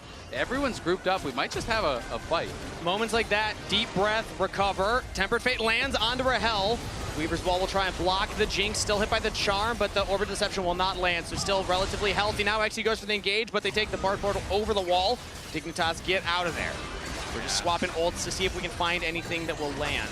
Now the public execution from Photon actually goes in. The culling from Tomo is just going to be absorbed by the healthier members of DSG. And again, we're all just throwing out our ults. No one's going to fully commit for the fight, though. It feels like Tomo does absolutely zero damage. You know, like he's not getting buffed up at all. He's very far behind. Very, very far away from an IE. Of course, wouldn't expect him to have it just yet. Even Rael, who was quite a bit ahead, does not have his, but Jinx is scaling way better, and it doesn't feel like they have any pressure. It doesn't feel like they've gotten a lot of value out of the Bard moving around either. So, you know, there's kind of like less difficult pairing, definitely not paying dividends just yet. But of course, there is the opportunity. We saw them kind of go for what you would think they were going to go for with this draft, which is you throw the ulti onto the Jinx, you try to follow up. But the Talia ult was really well placed by Darkwings. I think that did make it very difficult for Dignitas to really pile in. So Kaney hits the Charm, but nothing else is there, and no one can really finish off that Jinx. And you need all of the tools there. Like, you need the Ambessa going in, you need everything to be able to actually get in on that Jinx and have a chance of killing him, because there's so much peel and counter engage. And Darkwings has had a great comeback from that rough Malzahar game. It was an exciting pick, did not pay off, and just kind of was a non-factor. Game 2 was a smashing from Dignitas. But this time around, DSG have held the line, and Darkwings in particular is really bringing it back right now on the Talia pick. A much more meta one. 2-0-5. Great kill participation. And so far, great damage dealt on the champion, but it's going to be one more fight potentially here as Baron is up. Dignitas are looking to get into DSG's jungle, and they're engaging now onto Huhi. Shaden throws out the pillar. Huhi able to crash down away. And now do we look to punish? There's the wall for separating Shaden from the rest of the team. Kenny jumps over that splash out of Darkwings. Shaden still able to hold the line there. Man, all members of Dignitas coming to his rescue, getting Jungler out of there. Yeah, and they do get the flash off of Darkwings as well as the ulti, so you're going to be feeling pretty happy about that. He's all alone right now, but no, Castle is nearby. Isles has no ult. No ultimate on Isles, has to flash himself now, so that means XU is going to go in for the engage, gets away this time around. Now Huhi is ready for the follow-up. That's what it looks like when DSG are on the same page. They caught Isles. Not going to find much more, but still a 5v4 if they want to look for something on the map. Yeah, it looks like they're not feeling super confident to go for anything more. XU is pretty low. They did spend the flash on XU to actually take down Isles after he flashed out. So that is missing. They are just going to look for a bit of a reset. So at the end of the day, it is just the one kill, which isn't bad, but I'm not sure if it's worth spending the jungler flash when you have a soul fight coming up in 30 seconds. Maybe he thought he was going to get a lot more, and you can kind of see it through that lens. But with hindsight being 2020 and us getting to see how everything panned out, it is at the end of the day spending your jungler's flash for a couple hundred gold on the enemy support, who is going to be back and ready to fight at this dragon. And this is where the rubber needs to meet the road for DSG. They are on soul point. If they can get this, this could put them across the finish line to getting that first series win. Dragons up in 5 seconds. Flashes on so few members, but key carries for Dignitas do have them. Looking at mid lane, looking at bot lane. Meanwhile, DSG, it's really Rael and Castle that can try and make that work. Dignitas are going to have to get in there, but the Bartle will buy a lot of time. DSG focused to the Dragon. Now the Weaver's Wall will prevent the approach, but there's a public execution. Dark Wings is the focus. He's taken out early. Shut down over to Dignitas. Can they get into the pit now? Go for the Dragon. It's secured by XU, but can DSG get out? Tomo is just buying time. 1v2 in Castle and Huhi while the rest of DSG falls. Dignitas will win the fight. Disguised will get the Dragon. They get the soul, and critically they killed off Shaden. So it means that there's really not much of a chance to take a Baron or anything off the back of that either for Dig. So even though DSG do lose the fight, it still ends up being pretty good for them. Let's see, though, because they are kind of cheating up towards that top side. They're not committing. Shaden going down means that they're not fully confident to go for it. Isles doesn't have the smite either, so it wouldn't be like a smite secure play. I think it's way too risky, honestly. Okay. With no front line to actually go for it. Had Shaden stayed alive, that could have been an absolute game changer, because they could have gone for the Baron right after. Huhi in the area. Dignitas members cancel their recall. Huhi, there's nobody else on the map. He's all alone right now. Will he get chased down? Shattering Strike will try and get him to safety, but no. The support for DSG right as they're on the precipice of a Baron setup falls. Yeah, it does fall down, but again, still not confident to actually go for a Baron start. Hey. They have quite a bit of gold. They haven't based yet, so they want to go back and actually spend up all of that gold. Tomo should have his IE, which is going to be a pretty big buy, and we'll see if they can find something off the back of that. Items getting completed really across the board. We see, third item coming through in mid, in top, as well as in AD carry. So some big purchases there. Rael spent his flash and died in that last fight, so he is still very far ahead, but there's the possibility to maybe catch him out and burst him down. Yeah, and he has Ghost instead of Cleanse, so like one Charm, one Cosmic Binding, boom, suddenly Rael is in a world of hurt goes right the there. Dynamite, just like that. Yep, and then Cosmic Binding instead, dodged by Rael, is able to sidestep that one without burning the Ghost. Now Shaden's running for it. They're still focusing everything onto the AD here, but they cannot quite get onto Rael. XU's out to safety. Hui's on the flank. Castle's now 1v4 over here. The rest of the team's trying to get up after the Weaver's Wall bought space. Dignitas will back away. Tomo doing a really good job on the side, though. Landed a calling that was hitting Rael. XU steps in to try to block it, and then he gets chunked so low. Hui may just die. A lot of damage. Kaney went for the engage, lands the charm, gets the kill. Photon answered. Rael with the resets. Jinx is excited, so Dignitas gotta get away. And they will retreat. Trading their top laner for support was not what Dig wanted. No, not at all. And that Mountain Soul making a big difference in this case. And now it feels like Dig are going to be in a lot of trouble because DSG is starting the Baron here, and Shaden has no flash. It's so hard for Trundle to enter from this side of the map. Yeah, he's got to find a different way over the wall. Maybe the Bard portal can get you in there. Yeah, Isles does not have the smite, though, so it will just be a 50-50 with Shaden. He can look for the Chomp Smite. Still hard to time. They have a ward in there. It should spot it. Now Shaden has the portal to go through. Kaney's going to try and get space. Shaden's into the pit. Are they going to find the 50-50? Shaden's looking for it. He gets it! Shaden with the Baron steal. Double kill to Rael. Disguise will get a couple of kills, but Shaden keeps Dig in the game. Yeah, XU got so incredibly low. Someone needed to tank the Baron for him or something. He had to leave the pit because he was just dying to the Baron, and he tries to run back in, but this whole time he's getting lower and lower and lower. Kaney hits some damage over the wall. This charm into the Q gets him incredibly low, and then at this point, he was already quite low. Kaney ults in, is able to, put that pressure on him, and look at XU at this point. They realize, okay, now you can just go in. Isles is throwing damage in over the wall. They're trying to help him burst back down. XU just can't get back in time. It's down before he gets in, and that is definitely a heartbreaker. Should not have been playing close to the wall, so that is definitely his fault, but also had been getting quite low. It's okay, it's okay. You can push up. Yeah. Oh, and you can feel it. in that moment as it seems to be weighing on him. The sigh afterwards, the team saying, don't worry, no worries, no worries. Just keep your head focused, keep yourself in the game because there's still more league to play. They still have Dragon Soul, they still have the Goldie, but Dignitas, man, they just keep finding ways back into this, Azael. Yeah, they are, and a lot of those ways, unfortunately, are XU, as XU. I mean, you just can't be hugging the wall there. That's the only way they can actually get that damage down on you. You need to force them to put themselves at risk to get some damage down. Dig still in a tough spot, though. Again, their comp is tough to play. They're playing against Mountain Soul. DSG do hold the cards, but you're giving a lot of opportunities over. Now Hohi goes for an engage here. Looks like Dignitas were actually getting caught out right there as the Colleen will come through for Tomo, trying to get damage down, but his team's falling around him. DSG pounce on a spread apart Dignitas. Double kill to Rael. Is this the moment that DSG needed? There's multiple kills picked up. They're going to be able to take down Tomo if they can get onto him. He has the flash available. Using the E to get away. Tomo to safety. If he can live, this could still be a base defense for Dignitas. DSG know how important this kill is, and they're chasing deep for him, but he's able to get to safety. There is a control word right there. He's out. Yeah, he has the Baron Power recall. He is out of there. Yeah, going to be able to get out to safety, thankfully for him. But again, even with that Baron, even with some of the advantages, Dig struggling to actually find these fights.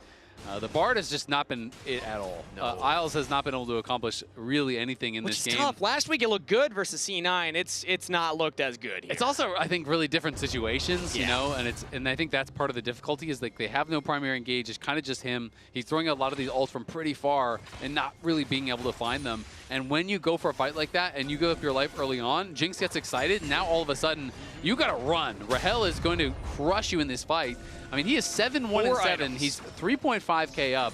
This is very nearly a full build Jinx. Yeah. I mean, so it is tough. Coming from Dom 1 Academy in 2020, he played on SK last year and now in North America. Rael, incredible journey so far in his career, and he's showing why people are excited to see him on DSG. Darkwing just had to use the ult just over the wall. He got nervous that they were going to engage on him, and he uses the ult very early, so they won't have that for the Elder fight. This is a good chance for Dignitas. Okay, it looks like another flash engage from XU. Last time did not go well, but this time around they're able to catch Shaded. Dignitas' jungler is out. XU with the redemption engage. DSG can look at the Elder Dragon. Yeah, they do get that kill, but Dignitas still hanging around. Oh, they pull back onto Kaney. He's got to flash away. Spear Rush has already been used. Yeah, I think they just have to walk away. They're already channeling their backs. They realize no jungler, no chance of a steal. DSG, this time, at the crucial objective, are able to pull it off. Yeah, they find Shaden. Great pick from DSG. Knock down Shaden. They get the Elder. They have the Soul. They have the Elder. They are pushing. And Dig does not have safe wave clear. They have really poor wave clear, which is going to make it so hard for them to just wait this out and try to avoid a fight, which is exactly what they want to do during this Elder.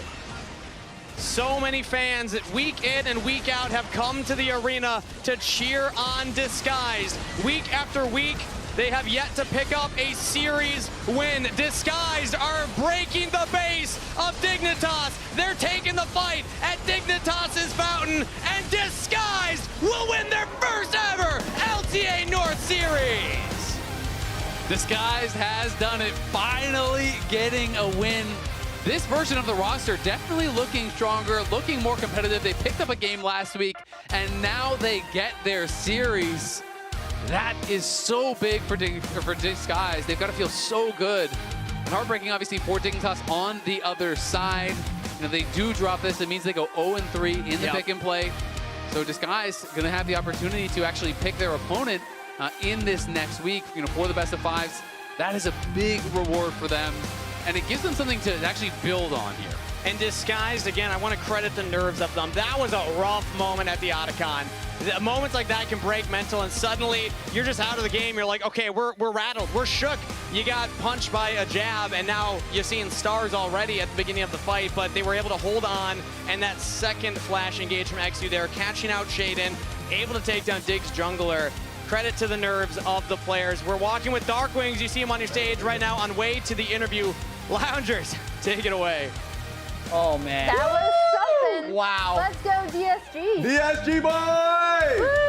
That's got to be the highest value series win we've ever had. It's their first series win of the year, and now they're going to be the 5th seed. They're the top of the lower bracket going to the elimination phase. That's what I'm talking about. We did say they'd improved. Yes. Unreal. But we didn't know by how much. They went up against Dignitas. This was the series that everyone was looking for in the sense of like the weight of the match.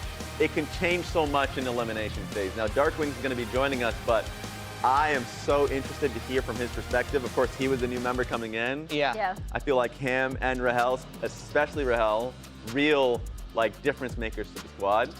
And that's the tangible victory. The tangible, we always talk about them improving. They got a dub with it. Come on in! We do this thing now. Raz hasn't been able to do this. We unhook Dignitas, and we add it to DSG because you just took part of their banner. So I'll just do both sides. You're doing both sides? Yeah. Cheating! But you get to hook one side on. That doesn't count. Yeah. Look how fast this is. That doesn't count. Yeah, it's a very smooth process. That doesn't count. Look, Raz, hey, Darkwing should have added to it. But anyways, that was a crazy series. Walk me through the feeling coming in because, I mean, you and Rael are the main like changes to the team. Yeah. You guys ended up taking the first series that this guys has had this year. Yeah, I mean, feels good. Like coming into the series, we were pretty prepared. I think like our scrims versus Dig were going pretty good, so we had a lot of confidence. Did you scrim Dig this week or just previous week? No, previous week. Yeah, right. Oh, nice. Yeah. Did you know that we're going to update this board in a second. I just want to You know what? Get in there. I'm updating this board right now. You can do it. Because Dignitas was your former organization, Dignitas Academy at the time, right? Yeah.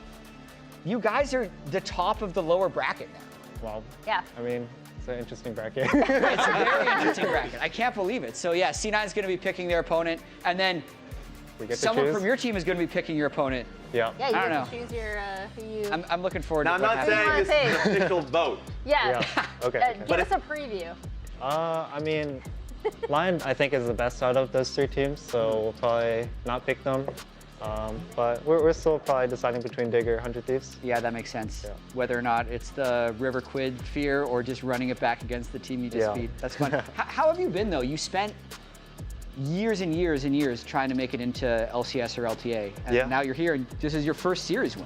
Yeah, I mean, it's been a grind for sure. Yeah. I mean, I think I had a lot of weaknesses as a player, so that kind of like stopped me from like getting into the LTA, and it's just like I've been trying to work on them recently. So yeah, I mean, this was kind of like a nice like that they got me into the LTA. Yeah. Because there's a lot of like other things that happened. But yeah, I'm pretty happy now. What do you feel like you've improved on the most to kind of help in this victory? I think just being more like stable and kind of like having an idea of how to play the game really helped. So, yeah. And I remember because this was during COVID. This is a time in which you were doing the 1v1 Red Bull like solo queue event, right? Yeah. And you were just owning on Cassiopeia. And when you were basically doing your like tournament winning interview, you talked about how you were aiming for pro play. And you had a lot of people that are really happy for you during that moment. Now, being in the LTA, being in a tier 1 region, talk about that journey and what it's been like for you. Since then, I mean, it's like I've been playing for a lot of like amateur like tier 2 orgs. I played on like after my first split, I went on Dig Academy, which is like my first like big kind of breakthrough. Yeah. And then like after that, like I got kicked one split in, even though I had like a 3-year contract. What the hell? Wait, okay, so that's why I was going to ask a follow-up question of being like, I know both you and XU wanted a little revenge tour against Dig specifically. Yeah. So that really hurt a lot because I thought like I was getting there, and yeah, I just had to like rebuild a lot of like my own like confidence, like how I want to play the game, stuff like that. It was kind of like a long journey, but overall, I think, especially with my last split on Conviction, I think I showcased like I have like kind of what it takes. Yeah. You talk about how you want to play the game. I think we got to see a really good vision of that throughout this series. We saw the Malzahar pick, the Ziggs pick. Like, you're somebody that's willing to play a whole host of picks, specifically control mages. Talk about like your vision of the game generally, especially like, I don't know if you see yourself as a control mage expertise, but. Yeah, I think right now the game is kind of like very objective heavy. So it's kind of a lot about the fighting, like team fighting especially is really important. So, and mages can like kind of take a lot of space, like help your AD carry, help your like the whole team just like win the fight. Yeah. So I've mostly just been playing a lot of mages just because that's what I like kind of started off with. Like that was like my comfort picks. Like the Oriana Victor, stuff like that. Have you noticed a big difference between amateur, like the games with conviction versus here in Tier 1?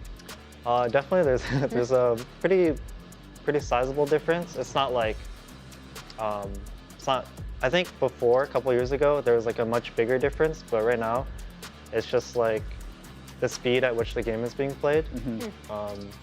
So in like Tier 2 or lower, it's kind of like people can kind of just like do anything like randomly and they'll get away with it because like they're not being punished for it. Of all players on your team, yourself included, who do you think gets player of the series? Or who would you say gets player of the series? So your POV and your teammates are watching. No pressure. I think I should get player of the series. Yeah! Just for my first and third games, but second game we don't talk about that. Okay, well, sadly, like, you set him up. Look, I just like the confidence. People don't say myself. Oh yeah, I liked it, and I really liked it, especially your Talia game. I thought you were landing a lot of really crucial flicks in a lot of the fights. It did end up going to Rahel. Yeah, that's okay. He deserves it. For me, since I voted Rahel, I think in your loss, he was the biggest positive contributor. Yeah. So. And it, especially when you have games like those, being able to see.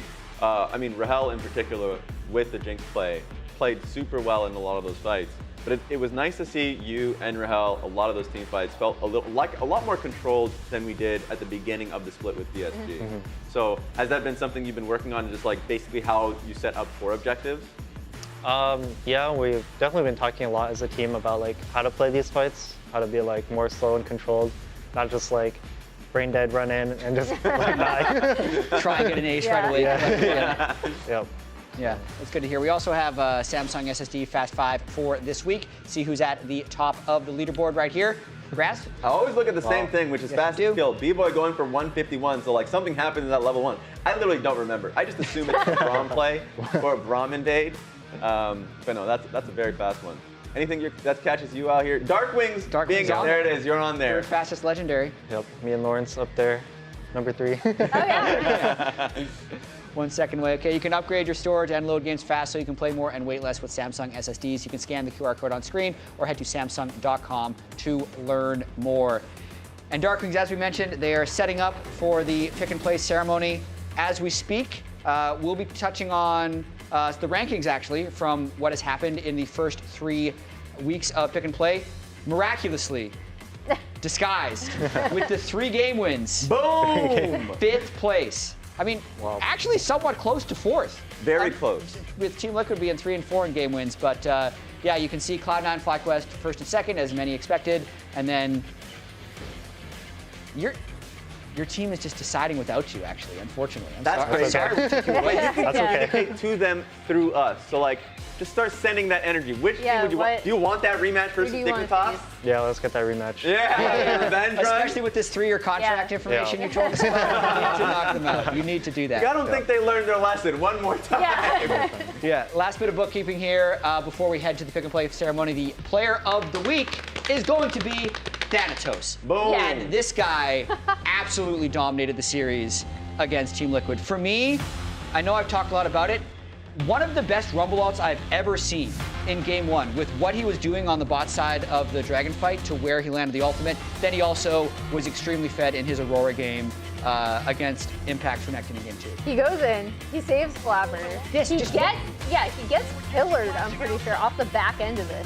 But where is his screen, right? Because he's paying attention to the fight on the bottom while he's landing that ultimate up on the top side. And then there was the Aurora game, like you mentioned, where it was like 26 CS to like 9 that forced Renekton to go bot side. And it was so funny because if he ended up just matching the Renekton on that one, like Impact couldn't play that game. No.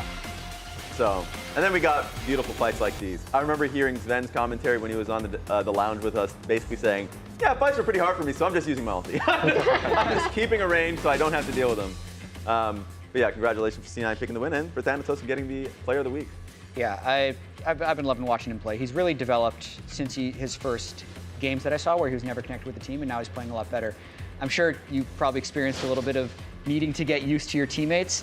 How confident are you now going into the elimination phase? I mean, there's obviously like stuff we still have to work on as a team, but I think this gives us a lot of confidence, like that we can like win series and that we can like take it pretty far in the bracket stage.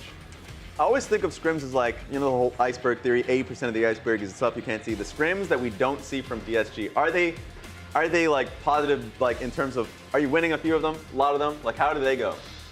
They're like against some teams will like win like few of them. Some teams will win like more of them. Yeah. I think it kind of just depends on the day. Like, but I think overall we're like maybe like 40 to 60% win rate, maybe. Oh my God. Depends on the team. Pretty high, nice. pretty high. Also, I hear we're ready for the banner ceremony. C9 and DSG are going to be picking their opponents for the next phase of the tournament. Welcome back to the stage, everybody, where we have gathered our representatives from each team alongside their team banners for the conclusion of the pick and play phase. Teams have been stacked according to their match wins, game wins, fewest losses, and strength of victory score, resulting in the following rankings. With seeding complete, all that's left is for our number 1 and number 5 seeds to pick their opponents to fill out the elimination phase bracket. Number 1 seed will choose among the top teams, and the number 5 seed will choose among the bottom teams. So without further ado, let's begin. We're going to start with the lower bracket first, and as the 5th seed, Disguised will be choosing their opponents. So Castle, if you'd please join me up on stage. After their victory over Dignitas, fresh off of their series here. Welcome, Castle. Oh, you brought the stand with you as well. Very, very impressive stuff right there. Your eligible opponents for the elimination phase, first round, are Lyon, 100 Thieves, and Dignitas. Who would you like? Yeah, obviously we're going to choose Dig again. We just won the series, like no reason to not choosing Dig here, so we're going to choose Dig. You just beat them. You're going with Dignitas, so Castle has made the decision for Disguise. Shaden, the representative from Dignitas, if you'd please bring your banner up to the stage, and we'll get your thoughts on it as well. You can leave the stand. That's all right. You don't have to match Castle. Castle, while I have you here right now, I've noticed in the past you've worn a cape on stage. Where's the cape been? You haven't been wearing that lately. What's the cape? Yeah, like the blanket looks like a cape. Oh yeah, but I used to wear it, but like these days it's kind of hot, so just drop it. Less necessary in the summer. Fair enough, fair enough. All right, well, Shaden, I'll help you take a step up here. You were selected first. I know it's tough. You're fresh off of your loss to Disguise, but I want to get your immediate thoughts on the chance of a rematch now next week. Yeah, it's what it comes down to a little bit. Yeah. Do you think that there's anywhere on Dignitas that will have an advantage over Disguise? I'm not sure yet. Not sure yet. You're ruminating on it. You think about it. All right, I'm going to come back to you in a second here then. I want to get your thoughts, Castle. Why, other than the fact that you just beat them, why do you think that Disguise has a good matchup versus Dignitas? I think we just have the good experience into Dig.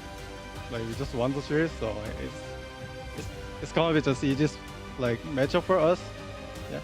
And I gotta ask, while I have you here, what does it feel like to win the first series for Disguised? I think we kind of got there pretty late.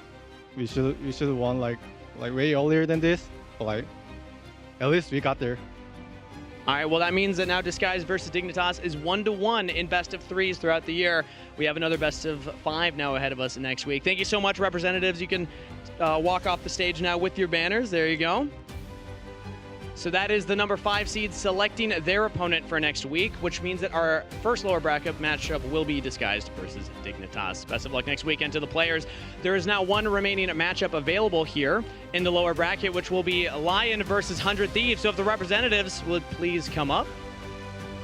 Saint, I'll have you walk up here onto my right side, FBI. I'll have you come up onto my left.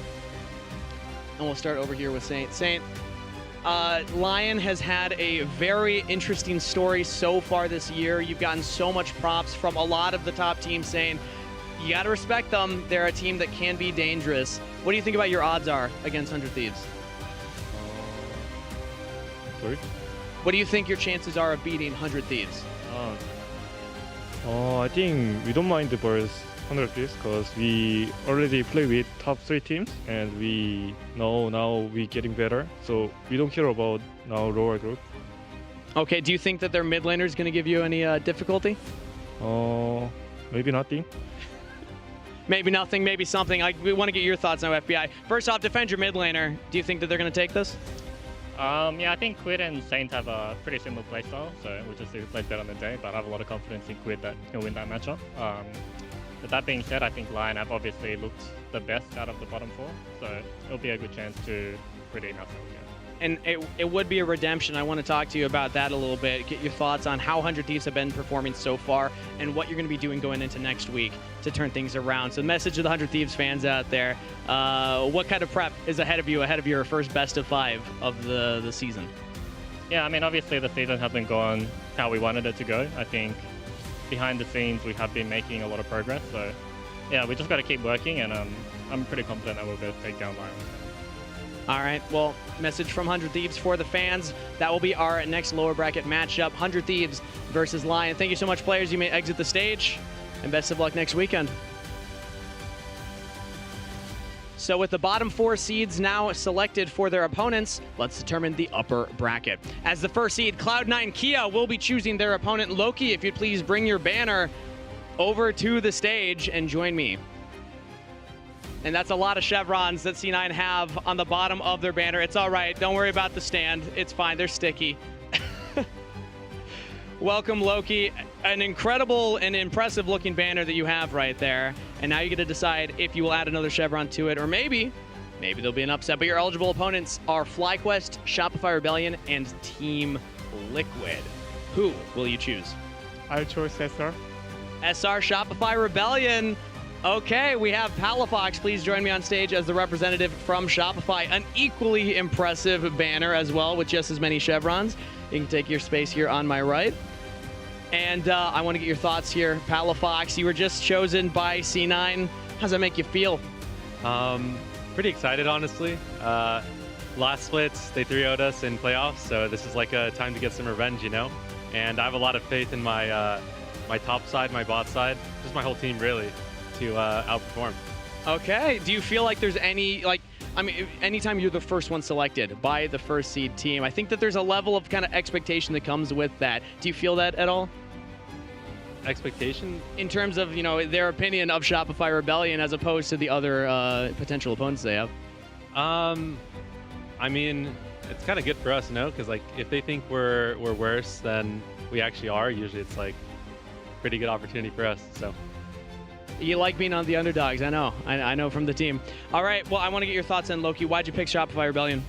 I feel like SR is getting better than before from split to playoffs, but Palafox is not getting better than before, so that's why I chose SR. Your thoughts? I mean, even last playoffs, there was a match we had where I was up 2 levels, so we'll see how it goes. I'm a bit better than before. All right, well, hey, Smack Talk's been said, but that's going to be our first matchup in the upper bracket. It will be Cloud9 versus Shopify Rebellion. Players, you may exit the stage with your banners. I know they're quite heavy at this point, but best of luck going into next weekend. So that remains only 2 more teams for the upper bracket, which will be FlyQuest versus Team Liquid. Will the representatives please take to the stage? Impact, I'll have you come to my left. Masu, I'll have you come over to my right side here. And Impact, I hate to call it out, but that's a few less chevrons on the Team Liquid banner than I think some were expecting. I want to get your first thoughts here on how Split 3 has gone for Team Liquid. I mean, not going well, and look at our banner, kind of short. I kind of surprised we are top 4 either. But still we are in the top 4, so we need to do our best. And against FlyQuest, they're best team I think in the NA now. We have to respect them, and we have to play our game is better. We have to play our focus, and we're gonna. I'm not sure I can say we're gonna win, but I think it's good series, fun series to play against them. Fair enough. And now, Masu, I know that FlyQuest, reigning champions, or rather reigning Split 2 winners from last split, undefeated this split, and even players like Impact saying they think you're the best team. How much pressure does that add onto you and the rest of the members of FlyQuest? I can't really speak for the rest of my team as well as I can for myself. I know the pressure for me doesn't really get to me with expectations, because even though we're undefeated or we are considered the best team, it's just how I play and how my performance that kind of sets my feelings about myself, not what others think. So I think my teammates feel the same way. So even if we are 6-0 right now, I don't think we've been playing that well. And so I don't think expectations are going to make us cocky or anything. It's hard to walk away from a stage feeling satisfied. I want to get your quick thoughts, though, on your lane matchup versus Jan over on Team Liquid. Because, again, two of you pretty young early in your careers, NA AD carries. It's always fun to see you match up against each other. Yeah, I always like playing against Jan. I think him and Core are the best bot lane, aside from me and Busia. So it's always fun to play against them. I think they lane really well. I think they get advantages really well, and they're able to push them. I think they're like the strong part of the team at the moment, so it'll be fun. All right, and maybe some slight slander to Sven and Vulcan. Maybe we'll get into that later. But Impact, I want to get your thoughts on Jan. You've been playing with him for a while now. What do you think about his matchup versus Masu? I mean, they play a lot, you know. They play each other already in the playoff. I'm playing against Bripo a lot too, and it's same. But I think actually this year I kind of surprised to FlyQuest bottom duo, because I thought last year, especially Busiu, I thought it's not great about the map control or like vision control thing. I think this year he actually getting so much better with Inspire, like how they play in the map control. So I think they play well now, and I think we are at our bottom duo playing really well. But I think especially me, I think I kind of not doing well. So I think I agree to me, Masu. Like I need to focus myself more about my performance and like up to my confidence, because if I play in the scrim and stage, I think I can beat. I'm not sure I can beat them, but I can help them, my teammate, to get in good position. You know, so I will try my best. I'm happy you mentioned that you're up against Bwipo, because that is a tough matchup in the top lane for our region as well. So it sounds like your focus is just make sure that you're there for the team when you need it. Is there anything else on your mind though when you think about Bwipo as a player? Bwipo is Bwipo, you know. He doing something random champ, but he doing well, you know. When he plays Sat or Olaf or so many random Urugo champions, but I think he's doing well with that kind of champion, so I need to think about it more. All right, well, we'll let you think about that, but that concludes our banner ceremonies for this pick and play phase. Be sure to tune in next week for the start of the elimination phase. Let's get final thoughts now from the lounge. Cool helper. Those upper bracket matchups, they're going to be here at the Riot Games Arena next weekend. If you want to come watch the matches in person, follow the link on screen or scan the QR code to purchase your tickets now. LTAnorth.tixr.com. That's it for pick and play. That's over. That's over. Pick and play Here's the is bracket. done. Here's the elimination phase, aka the conference playoffs. It's time. Bracketeers, rise. I mean, literally, the first week isn't elimination. It's the upper bracket. Oh. Poof, upper to the moon. That's where we see the top 4 teams. Then 2 weeks from now is when we're going to be seeing the elimination phase that they just drew. So I liked Impact taking a lot of accountability there. Yeah, I think for not playing. Because we haven't heard from him much throughout the split, obviously, like not having the opportunity to be able to do so. So like the accountability is great, and it seems like just at least from the games we've seen, they're getting better and better. They're getting closer. It just sucks that they can't hit the landing, but yeah. So I'm interested to see how they'll do versus FlyQuest.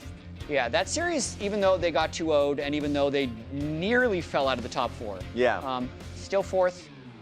Get a bit of a bracket reset coming into the playoff bracket, which is behind us as well. Nice. That's exactly how it works. We're going to set it up for everybody. But that's it for us. Stick around for a raid to a show match between Cloud9 and Team Liquid. Those two will be there as well. Sure. We will all be back next Saturday at the same time we're always on, 4 p.m. Eastern, 1 Pacific, for Cloud9 and Shopify. Bye. Stick around for that show match. We can play. Look at it. Can we remove it? Look Mango. Oh, it's one shot. I think it's not bad though. Yeah, look at Mango, okay? Yeah, look. You know. Right here. You're dead. Look, he's coming back with turn. Yeah. I think we can end mid. GG, 32 minutes in, Cloud9. Come back and take game 1. There is some comp speed. We can play with the fight though, I think. Yeah, that's good. Fight coming. Yeah. Look, come. Zin's slash in. Can we slow stroke him? Slowly, good. Zin is over. I look Kaxa now. Kaxa's combo. Kaxa's combo. We look Kaxa, okay guys? I got the soul. Kaxa ult. I stun. I got the door. Yeah, you got it, nice. And mid maybe we can kill 6. Yeah. Go 6. He's no flash. 10 seconds flash. Yeah, he's 6. Double fight, come. I am no mana. Yeah, I got nowhere. Still there. I got 2. Don't worry. I'll be careful on the way. I think we end, guys. I think we end. C9 proved triumphant. They proved why they are at the top of the standings, and they proved they are better than Team Liquid 2-0. I need first. Nice. One save. Okay, don't get sucked in after. Good. Look at Jin. Help. Watch him. Kill him. No flash. Good shit, Nice. guys. And DSG will make quick work of Dignitas in game number 1. Oh, you got chunked. Yeah, we should look mid. We should have Team wall mid. Let's look. Hit the front. Look at the front. Fire on front. They're stuck. Back. No flash. Yeah. We can maybe end. Yeah, let's try to end. Help him. And Disguise will win their first ever LTA North Series.